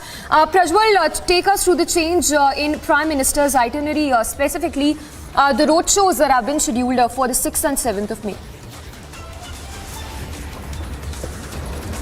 Now we are getting to understand, Samiksha, that based on public demand as well, the BJP seems to have finally taken the stock of the situation and have stated that it will be, it will almost be impossible for all the people to be witnessing Narendra Modi, the Prime Minister, who will be coming there, because initially on May 6th it was scheduled from 11 to 1 p.m. and later from 4 to 10 p.m. So essentially it meant to tell that he would be there on the road for 8 hours after taking a break for only 3 hours as well. So now they have made some small alterations, making the first stage for a stretch of 8 kilometers and the second stretch for 28.6 kilometers. Essentially, the total distance will remain 36.6 kilometers, but he will be dividing the regions very closely and will be making sure that he will be covering all the 17 assembly constituencies, which was mentioned as earlier. So on the 6th of May, he will start at 10 in the morning and his roadshows will end at 1:30. At 10, he will start from the new Tippasandra Road and then he will be covering Mahadevpura, Sarvagna Nagara, Shivaji Nagara and CV Raman Nagar, after which he will come to the Brigade Road near War Memorial and there it will conclude at 1:30 p.m. On the second day of the roadshow, beginning on the 7th of May, the roadshow will again start at 10 o'clock from Bengaluru South near Brigade Millennium and will end at Sankey Road in Malleshwaram, and it will pass through 11 assembly constituencies is what we get to understand, and majority of them are assembly constituencies in the south which has the BJP MLAs from there. So a few of the constituencies are we have Jainagar, yes, Padmanabh Nagar, we have BTM layout, Rajaji Nagar, Govindraj Nagar and Malleshwaram as well. And the BJP has mainly done this at the request of the public is what the top leadership of the BJP party has informed. All right, Prajwal, while we continue to focus on Prime Minister's roadshow, which we understand has changed slightly, but talking about the manifesto of Congress, which has become quite a controversy in the state of Karnataka, talk to us how much of that is going to shape the political discourse over the coming days, given that BJP has been going all out to target the opposition in this case.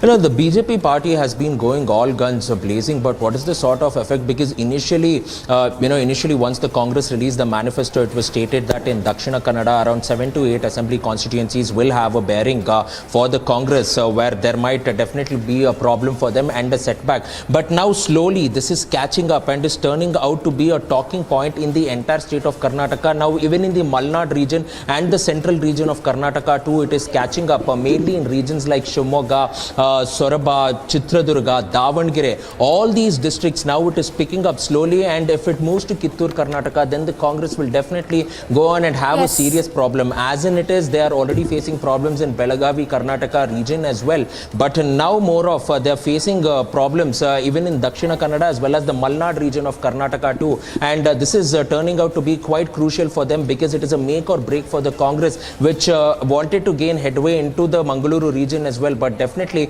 this has caused a huge setback after what was mentioned in the Congress manifesto about Bajrang Dal. All right, Prajwal, we'll leave it at that. We'll keep coming back to you for the latest. So, Prajwal, of course, getting us the latest from Bengaluru. Prime Minister, who's all set to hold those mega road shows on the 6th and the 7th in the first phase. The road show, which will happen early morning, and 6 kilometers would be covered. For now, moving on to the other big story, we've been tracking this one. From Manipur, where the situation, we understand, still remains tense. In fact, remember, more than 6,000 people have already been evacuated given the tense situation that still prevails. Home Minister Amit Shah, meanwhile, has spoken to the Manipur Chief Minister Biren Singh on the violence in the state. So, Centre, they are closely monitoring the situation after tribal groups protest turned violent. The army as well as Assam Rifles troops have been deployed in Manipur to tackle the situation. 6,500 people have already been evacuated so far, and with this we are seeing the evacuation is still on in several districts of Manipur. Remember, internet services have been suspended for 5 days. On that note, listen into the statement that has come in from the Manipur Chief Minister, asking people to not indulge in rumour mongering and to maintain peace and calm in the state of Manipur. During the last around 24 hours, some incident of clashes, vandalisms and arson have been reported in Imphal, Shoshanpur, Bishnupur, Kangpokpi and More, etc. Precious lives have been lost. Besides, damage of property of residents, which is very, very unfortunate. These accidents are a result of prevailing misunderstanding between two sections of our society. The state government is seized of the developments and taking all steps to control the law and order situation. Additional central paramilitary forces have been requisitioned for deployment in sensitive areas. We are committed to protect the life and property of our peoples. Long-term grievances of communities will also be suitably addressed in due course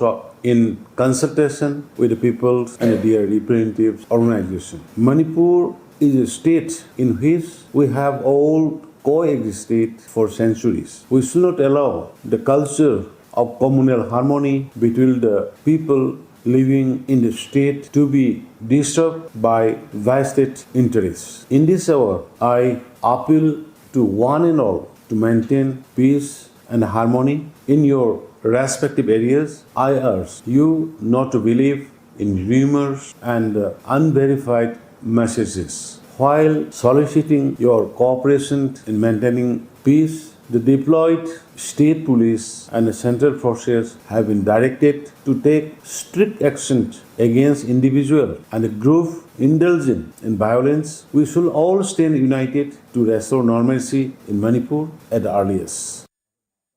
There you heard the Manipur Chief Minister Biren Singh appealing for peace and calm in the state, also going on to add that additional central paramilitary forces have been deployed in the state of Manipur.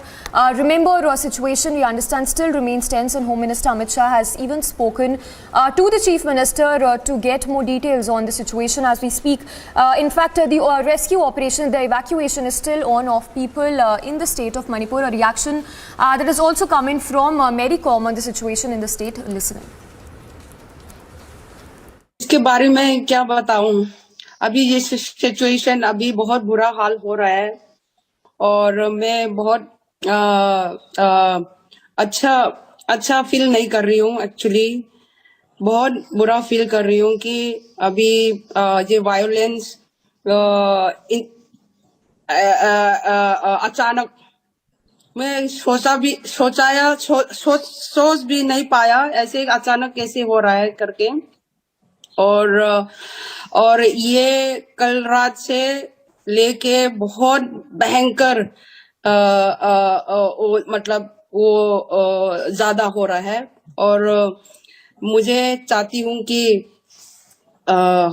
हो सकता है तो जल्दी से जल्दी state government और central government कुछ करे कि मणिपुर में ये दोबारा मतलब ये पीस को ये सिचुएशन को खत्म होने के लिए ये मैं रिक्वेस्ट कर रही हूँ। Olympic champion Mary Kom appealing for peace, saying situation is not good in the state of Manipur, asking for help and asking all to maintain peace and calm in Manipur. So as we speak, the evacuation is being expedited, and for now we understand more than 7,000 people have already been evacuated to safer places. For now, quick roundup to all that's making news from across the country. The DCW chief has alleged that she was manhandled by Delhi police amid the scuffle that broke out over beds at Jantar Mantar late last night. Delhi police क्यों गुंडागर्दी पे उतर कर आई है? Delhi police bridge Bhushan को बचाने के लिए और क्या क्या करेगी? पहले दिल्ली पुलिस ने एफआईआर नहीं दर्ज करी, सुप्रीम कोर्ट के चलते इन्हें एफआईआर दर्ज करनी पड़ गई, तो अभी तक वो जो माइनर लड़की है उसके स्टेटमेंट्स तक रिकॉर्ड नहीं करे दिल्ली पुलिस ने। क्यों स्टेटमेंट्स नहीं रिकॉर्ड कर रही है दिल्ली पुलिस? और ऊपर से ब्रिज भूषण को अरेस्ट करने की जगह हम जैसी लड़कियों को, उन महिलाओं को, हम सबको परेशान किया जा रहा है।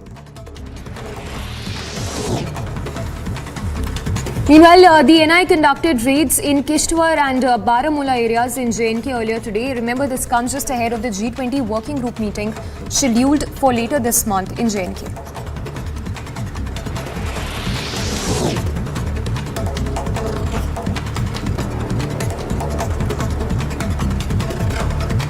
The BJP National General Secretary has lashed out at the Congress over its manifesto, which aims to ban the Bajrang Dal if the Congress comes to power in the state of Karnataka.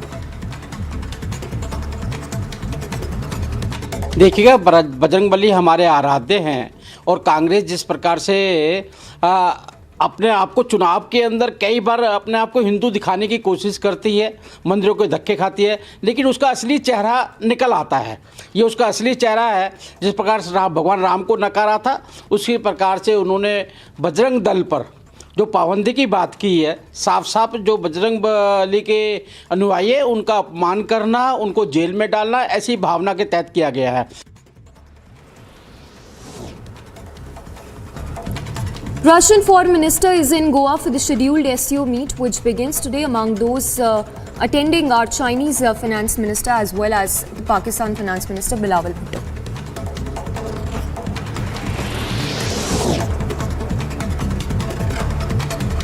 Section 144 imposed in 8 districts of Manipur and mobile internet services have been suspended in the entire northeastern state over violence during a tribal agitation on Wednesday over their ST status.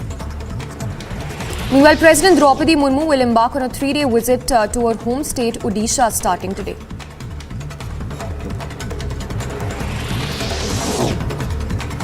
Toy manufacturers in Karnataka have lauded Prime Minister Modi's decision to prohibit the import of toys from China and said that the government's action is contributing to augmenting their profitability. Himachal Chief Minister has said that a major hurdle has been removed for the construction of the PGI Satellite Centre as the Union Ministry of Forests and Environment has given its forest clearance. As many as 10 people died and a child was seriously injured after a truck and a car collided in Chhattisgarh district on Wednesday night. 2 people were killed and 5 others were injured when a hotel caught fire in JNK's Ramban district this morning.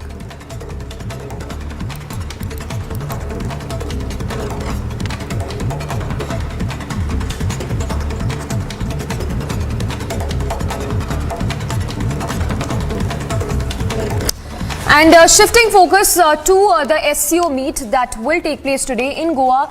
Now, government sources have stated that the membership of Belarus would be discussed by the SCO leaders. 14 dialogue partners are involved. In fact, the dialogue partners yet to be confirmed will be Kuwait, UAE, Myanmar and Maldives, among others. And talking about the top focus of the SCO meet that will take place later in the day, the key focus we understand is going to be on regional security, as well as the Russia-Ukraine war escalation that is also likely to be taken up in the SCO meet. Let's take a look at this walkthrough. In fact, a report that's been filed by my colleague Sayesha from the SCO summit, from the SCO meet venue. This is the venue of the SCO Foreign Ministers meet in Goa, where it is a two-day event that has been planned through today and tomorrow. That is the 4th and 5th of May, where all the member countries and their foreign ministers will be meeting. Now, let me tell you, as of today, what is happening is 3 bilaterals that are lined up with EAM Jaishankar, who will be meeting his Russian counterpart, Chinese counterpart and Uzbekistan. Also to understand that the Pakistan delegation will be arriving this evening. Now, this is grabbing the headlines as it is after 11 years after Hina Rabbani Khan's previous visit in 2011 that that Pakistan will be making an in-person presence, and it will not be a virtual meeting as it was in the defense ministers meet. Let's also understand that very unlikely that there will be any bilateral schedule between the two countries, as is being maintained, where Pakistan is saying that this is their commitment to the SCO Charter, and India also making it very clear, especially after the Poonch attack, that a neighbor that engages in sponsoring and encouraging cross-border terrorism, there will be no talks unless they really live up to their commitment. So we are seeing that around this evening is when the Pakistan delegation is expected, led by Bilawal Bhutto, Pakistan Foreign Minister, and also Hina Rabbani Khan, MOS for Foreign Affairs in Pakistan. And as far as the bilateral with China is concerned, EM Jaishankar is also likely to talk about the situation at the LAC and how they expect China to honor the pact and the agreement that has been agreed upon between the two countries. Even when it comes to Russia, it is primarily about economic cooperation and the large deficit that trade deficit, I beg your pardon, that India has been facing with Russia, especially post the procurement of large volumes of crude oil amid the Ukrainian crisis on discounted rates, and that is primarily to figure in talks with Russia to make it a deal that is in the mutual interest of both countries. This is also coming in the backdrop of Kremlin claiming an assassination attempt against Putin and leveling all these allegations against Zelensky in Ukraine, which of course the Russian embassy had said that Sergei Lavrov's visit to India will not be impacted in any which way. In fact, he did arrive this morning. So these are the updates coming in from the first day of the SCO summit. And the main event, that is tomorrow, that is the 5th of May, is when the meeting will actually take place. Would be on that SCO meet, which will take place later in the day. We're given to understand that External Affairs Minister Dr. S. Jaishankar is holding a bilateral with Chinese counterpart as we speak. So tracking closely all the developments from Goa, where the SCO meet would be taking place, and that roundtable meet that will also be taking place tomorrow itself. But for now, moving on to the other big story we've been tracking after Russia claimed it foiled an attack by Ukrainian drones on the Kremlin early Wednesday. The US State Department has said that it cannot authenticate Russia's claim that Kiev sent drones to attack the Kremlin. The US State Department Deputy Spokesperson Vedant Patel refrained from speaking about the recent attack on Kremlin. We have been pretty clear and consistent throughout this that we'll continue to support our Ukrainian partners for as long as it takes. In fact, we as recently as last week announced another presidential drawdown, and we will continue to do so. But that being said, I think it's also really important to take a step back. I don't want to speculate about the authenticity of this, but we also have been clear and consistent, as you said, that about not encouraging or enabling the Ukrainians to strike beyond its border. While Russia has pointed fingers at Ukraine for an attempt to assassinate the Russian president, Ukraine has termed Russia's claims baseless. Agency report, Republic TV. All right, on that note, we slip into a very short break, but do not go anywhere. We continue to track all the latest from poll-bound Karnataka, where elections are all set to take place on 10th of May in just 6 days from now. And also tracking closely all the developments after the army chopper crashed in a remote area of Kashmir, where officials say injured pilot and co-pilot have now been rescued. And phase 1 of critical civic body elections in Uttar Pradesh, all eyes on results on 13th of May.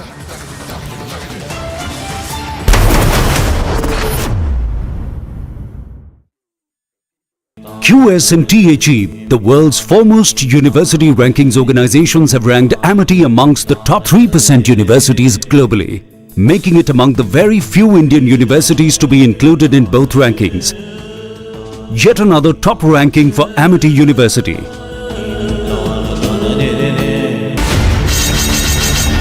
Popular Front of India's that has been banned, founding members of the Popular Front of India who are members of CIMI, direct links when it comes to terror activities. But the fact of the matter is that you don't have any such evidence.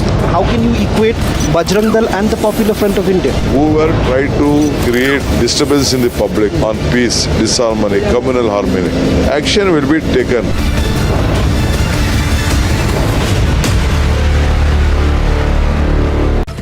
External Affairs Minister S. Jaishankar will be holding talks with counterparts of Russia, China and Uzbekistan ahead of the SCO Foreign Ministers meeting in Goa. President Draupadi Murmu will embark on a 3-day visit to her home state of Odisha from today. According to the President's Secretariat, President Murmu will lay the foundation stone for the skill training hub and community centre at Odisha's Paharpur. An encounter broke out between security forces and militants in Baramulla district of Jammu and Kashmir. Security forces shot dead 2 terrorists and said incriminating evidence, including an AK-47, ammunition and cash, was recovered. Infighting in Maharashtra opposition alliance, the Maha Vikas Aghadi, has escalated after the state Congress chief Nana Patole on Wednesday slammed the UBT leader Sanjay Raut, saying that the latter should not interfere in political affairs of other parties. For your party, Rahul Gandhi on a daily basis keeps abusing the RSS. Why would you then take Jagdish Shettar into the Congress fold? They have their own experience, well-matured people, 6-time MLA, former Chief Minister, former Deputy Chief Minister. They know, you and I also know about the history of RSS. We believe in different ideology. So he also thought that now we have to go for a change. It is earlier RSS may be different, now RSS may be different.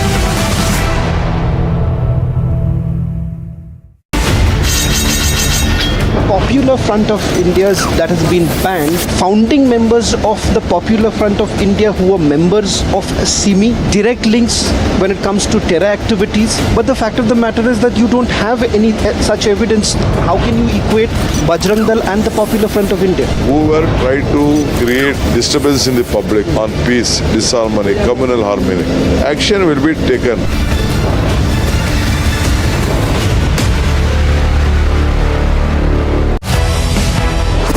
You do still have the aspirations of being a chief minister, which almost every leader who spent so much time in public life would have that expectation. Why is it so wrong for you to admit the fact that yes, you have that kind of expectation? Who said I don't have any aspiration? I'm a politician, I'm not a sannyasi, but my duty is to bring Congress party to power. And the party high command will decide on a democratic political process.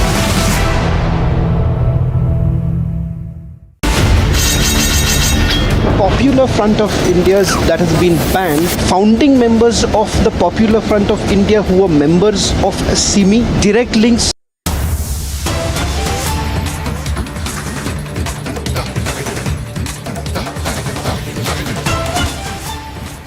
All right, we are cutting across to these visuals that are coming in right now from MP's Jabalpur, where we understand Congress office has been vandalized. Allegedly by the Bajrang Dal is what Congress is stating at this point, while the Bajrang Dal has refuted the allegations that have been made by the Congress. So visuals there on your screens right now are from MP's Jabalpur, where we understand a lot of ruckus can be seen. Apparently, Congress has alleged that Bajrang Dal is behind the vandalism which seems to have happened at the Congress office in MP's Jabalpur. All right, Satya Vijay getting us that news break. Satya Vijay, what's the situation looking like? We understand that there's a lot of blame game involved. The Congress, they're alleging that Bajrang Dal is behind this vandalism which has happened.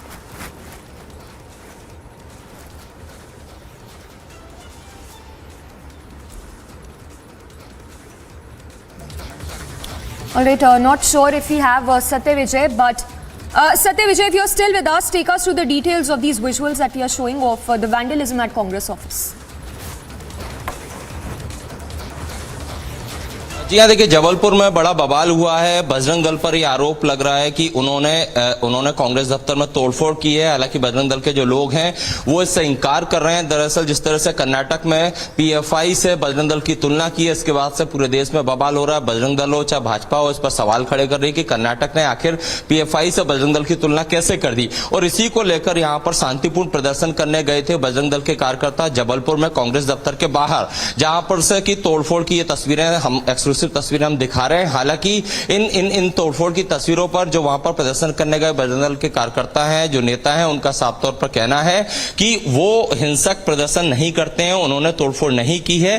Congress कार्यकर्ता ही बजरंग दल कार्यकर्ताओं के भेष में, भगवा भेष में आए और उन्होंने तोड़फोड़ की है, ये बजरंग दल के कुछ कार्यकर्ता वहां पर कह रहे हैं। लेकिन घटनास्थल की जो तस्वीरें हैं, जो ड्रामेटिक तस्वीरें हम दिखा रहे हैं, उसमें सैकड़ों लोग करीब 10 से 15 मिनट तक बवाल करते हैं, हंगामा करते हैं, कांग्रेस दफ्तर में तोड़फोड़ करते हैं। उनके जो सामान कांग्रेस दफ्तर में रखा है उसमें तोड़फोड़ की जाती है। जो कांग्रेस के बैनर, पोस्टर, होर्डिंग लगे हैं वो फाड़े जाते हैं और ये हंगामा करीब 10 से 15 मिनट चलता है। और बड़ी बात यह कि वहां पर जो तस्वीरें, जो विजुअल हम दिखा रहे हैं, उसमें देखिए कि कहीं पर भी कोई पुलिसकर्मी दिखाई नहीं देता है।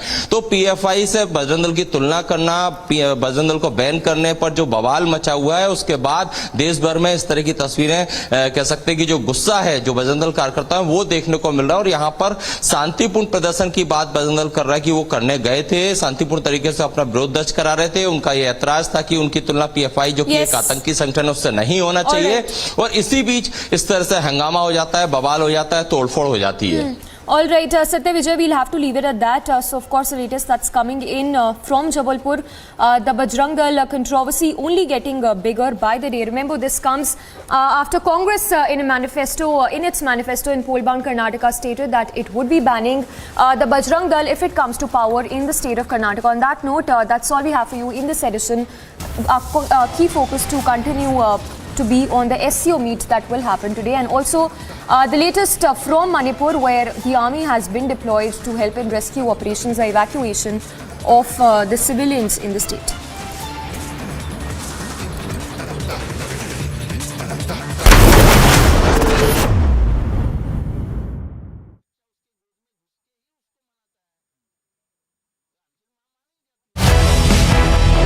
For your party, Rahul Gandhi on a daily basis keeps abusing the RSS. Why would you then take Jagdish Shettar into the Congress fold? They have their own experience, well-matured people, 6-time MLA, former Chief Minister, former Deputy Chief Minister. They know, you and I also know about the history of RSS. We believe in different ideology. So he also thought that now we have to go for a change. It is earlier RSS may be different, now RSS may be different.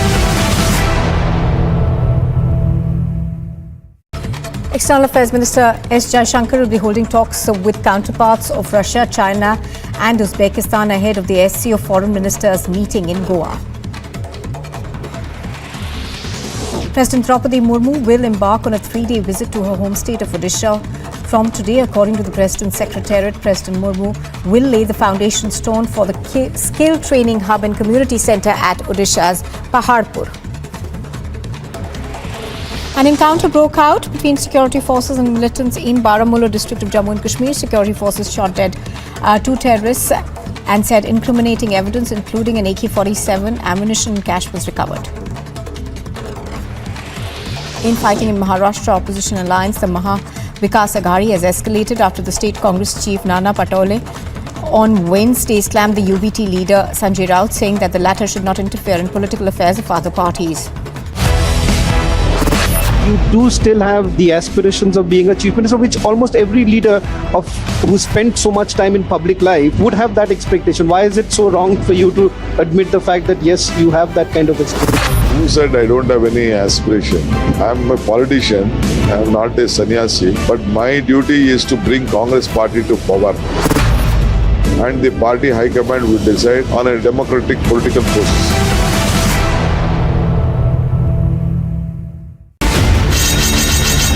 Popular Front of India's that has been banned, founding members of the Popular Front of India who were members of SIMI, direct links when it comes to terror activities. But the fact of the matter is that you don't have any such evidence.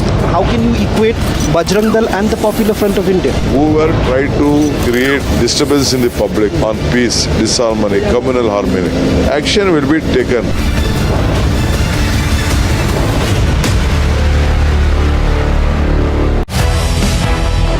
For your party, Rahul Gandhi on a daily basis keeps abusing the RSS. Why would you then take Jagdish Shettar into the Congress fold? They have their own experience, well-matured people, 6-time MLA, former Chief Minister, former Deputy Chief Minister. They know, even I also know about the history of RSS. We believe in different ideology. So he also thought that now we have to go for a change. It is earlier RSS may be different, now RSS may be different.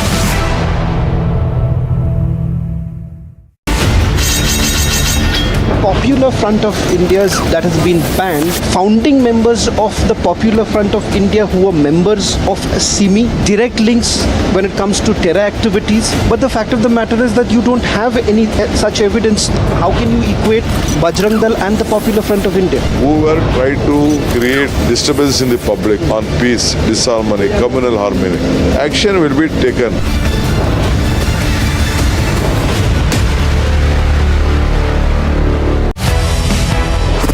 You do still have the aspirations of being a chief minister, which almost every leader who spent so much time in public life would have that expectation. Why is it so wrong for you to admit the fact that yes, you have that kind of expectation?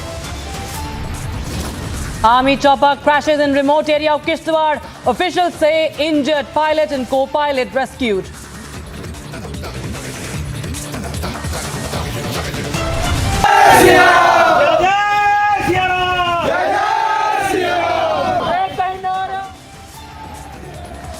Bajrang Dal controversy explodes. VHP stages Hanuman Chalisa recital across Karnataka.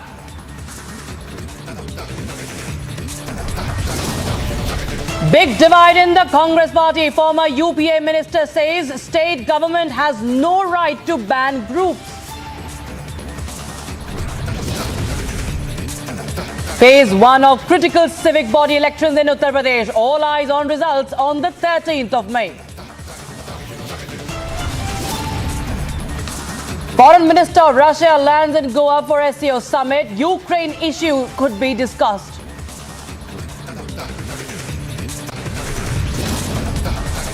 The Army, Assam Rifles, troops deployed in Manipur to tackle violence. Union Home Minister speaks to the Chief Minister of Manipur.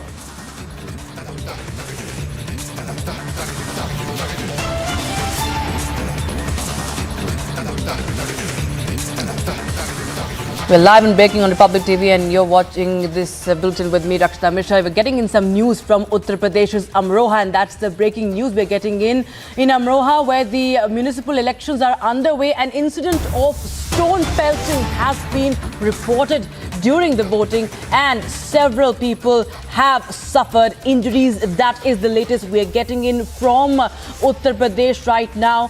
This coming in from Uttar Pradesh's Amroha, where incident of stone pelting has been reported. Remember, the municipal elections in Uttar Pradesh's Amroha are underway.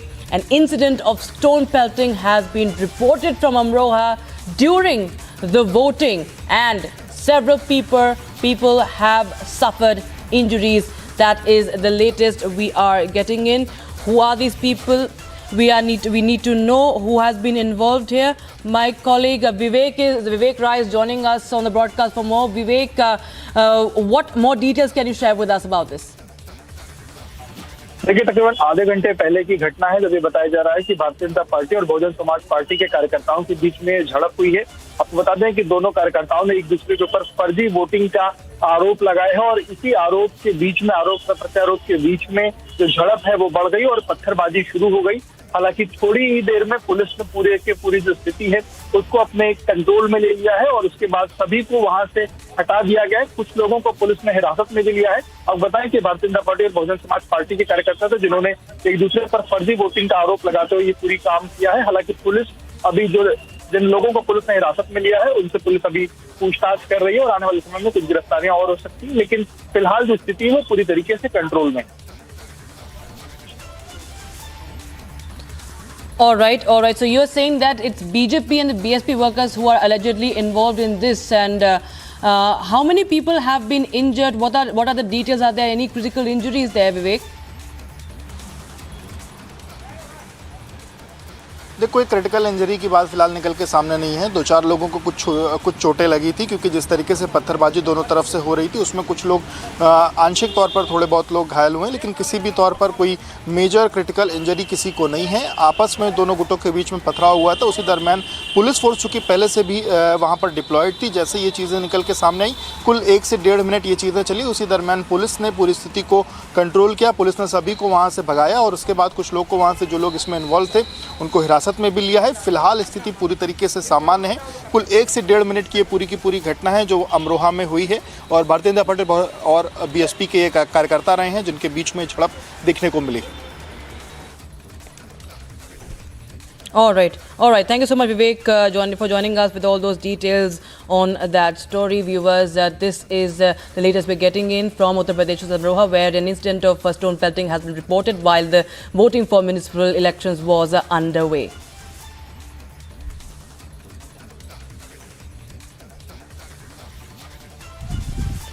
A video has gone viral wherein Congress workers can be seen distributing cash to the people of Karnataka.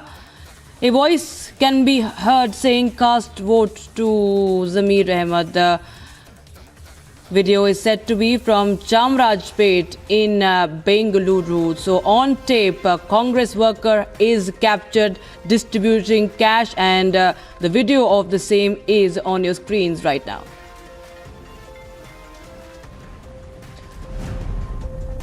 Prime Minister Modi on Friday, on the 5th of May, will hold 2 public programs in Bellary and Tumkur Assembly constituencies in view of the upcoming Karnataka polls scheduled for the 10th of May.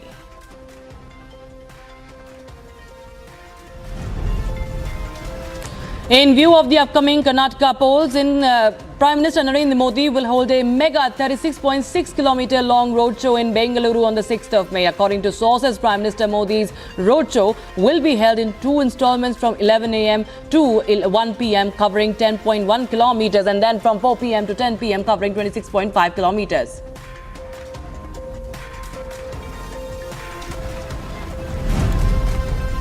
Union Home Minister Amit Shah will hold 2 public rallies in Jewargi and Afzalpur in Kalaburgi ahead of the upcoming polls. The rallies will commence at 3:30 p.m. and 5 p.m. respectively.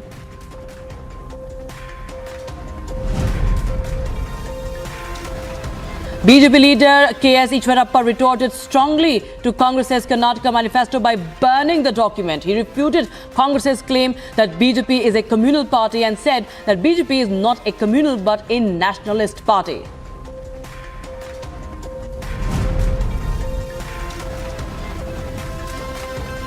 Former Chief Minister of Karnataka H.D. Kumaraswamy commented on the Congress's manifesto amid political row in the poll-bound Karnataka, which stoked a political row a few days ahead of the Karnataka Assembly elections, and asked why did they not ban the Bajrang Dal during their 5 years of governance.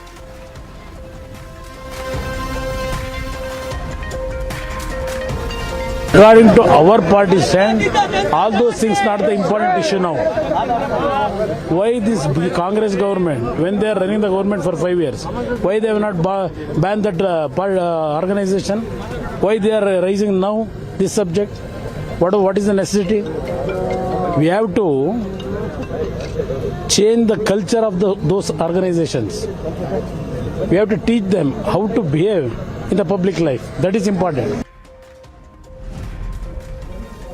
All the parties in poll-bound Karnataka have locked horns in the run-up to the assembly elections slated on the 10th of May. Former Chief Minister and Congress leader Veerappa Moily has said that it's not within the purview of the state to ban the Bajrang Dal and that DK Shivakumar will second that thought with more clarification.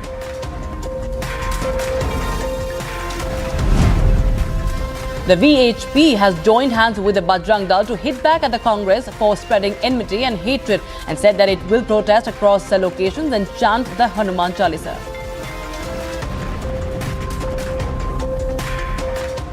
और कांग्रेस का भी मालूम पड़ रहा है, पूरा कर्नाटक का पूरा जनता उसका भी विरोध कर रहा है। कल तो ट्विटर में करीब 70,000 के ज़्यादा ट्वीट हुए बजरंग दल का बैन के ऊपर। तो ये कांग्रेस को अभी सोचना चाहिए, कांग्रेस उसको वापस लेना चाहिए, नहीं तो बजरंग दल अगले 4-5 दिन है हम कांग्रेस का विरुद्ध पोस्टर अभियान बनाएंगे, सभा बनाएंगे, पूरा कर्नाटक में घर घर जाएंगे, घर घर जाके सभी घर वालों को बताएंगे कांग्रेस को मत वोट डालो। वो हम अभियान बजरंग दल से हम शुरू करेंगे। Bajrang Dal has decided to perform Hanuman Puja and recite Hanuman Chalisa at over 100 locations in the entire state over the next couple of days as a mark of protest to Congress's bold promise to ban the outfit in Karnataka for promoting enmity and hatred.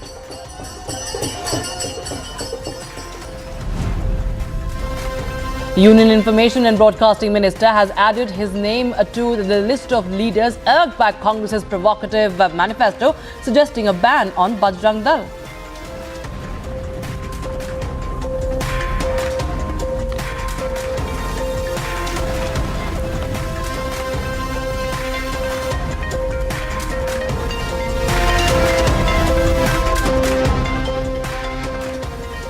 Shifting focus to the SCO meet, government sources have said that the membership of Belarus as a member will be discussed by SCO and Iran might be added. 14 dialogue partners are in, 4 dialogue partners yet to be confirmed. It will be Kuwait, UAE, Myanmar and Maldives. Member states still confirming for July, but as standard format for past summits, all leaders will be present. SCO is positive with India's chairmanship and the role played by India in a short time. My colleague Suyesha Sawant has filed this report from the venue. Take a listen in. All right, in fact, my colleague Suyesha is joining us live on the broadcast from the venue of the SCO summit, and we are live and breaking on this. Visuals on your screen, you can see Pak Foreign Minister Bilawal Bhutto there. Suyesha, Foreign Minister Bilawal Bhutto, before he came, he was of course there, he was uploading a video and talking about peace. He was preaching peace there. And what all is now slated, what all is now scheduled for today as far as the Pak Foreign Minister is concerned?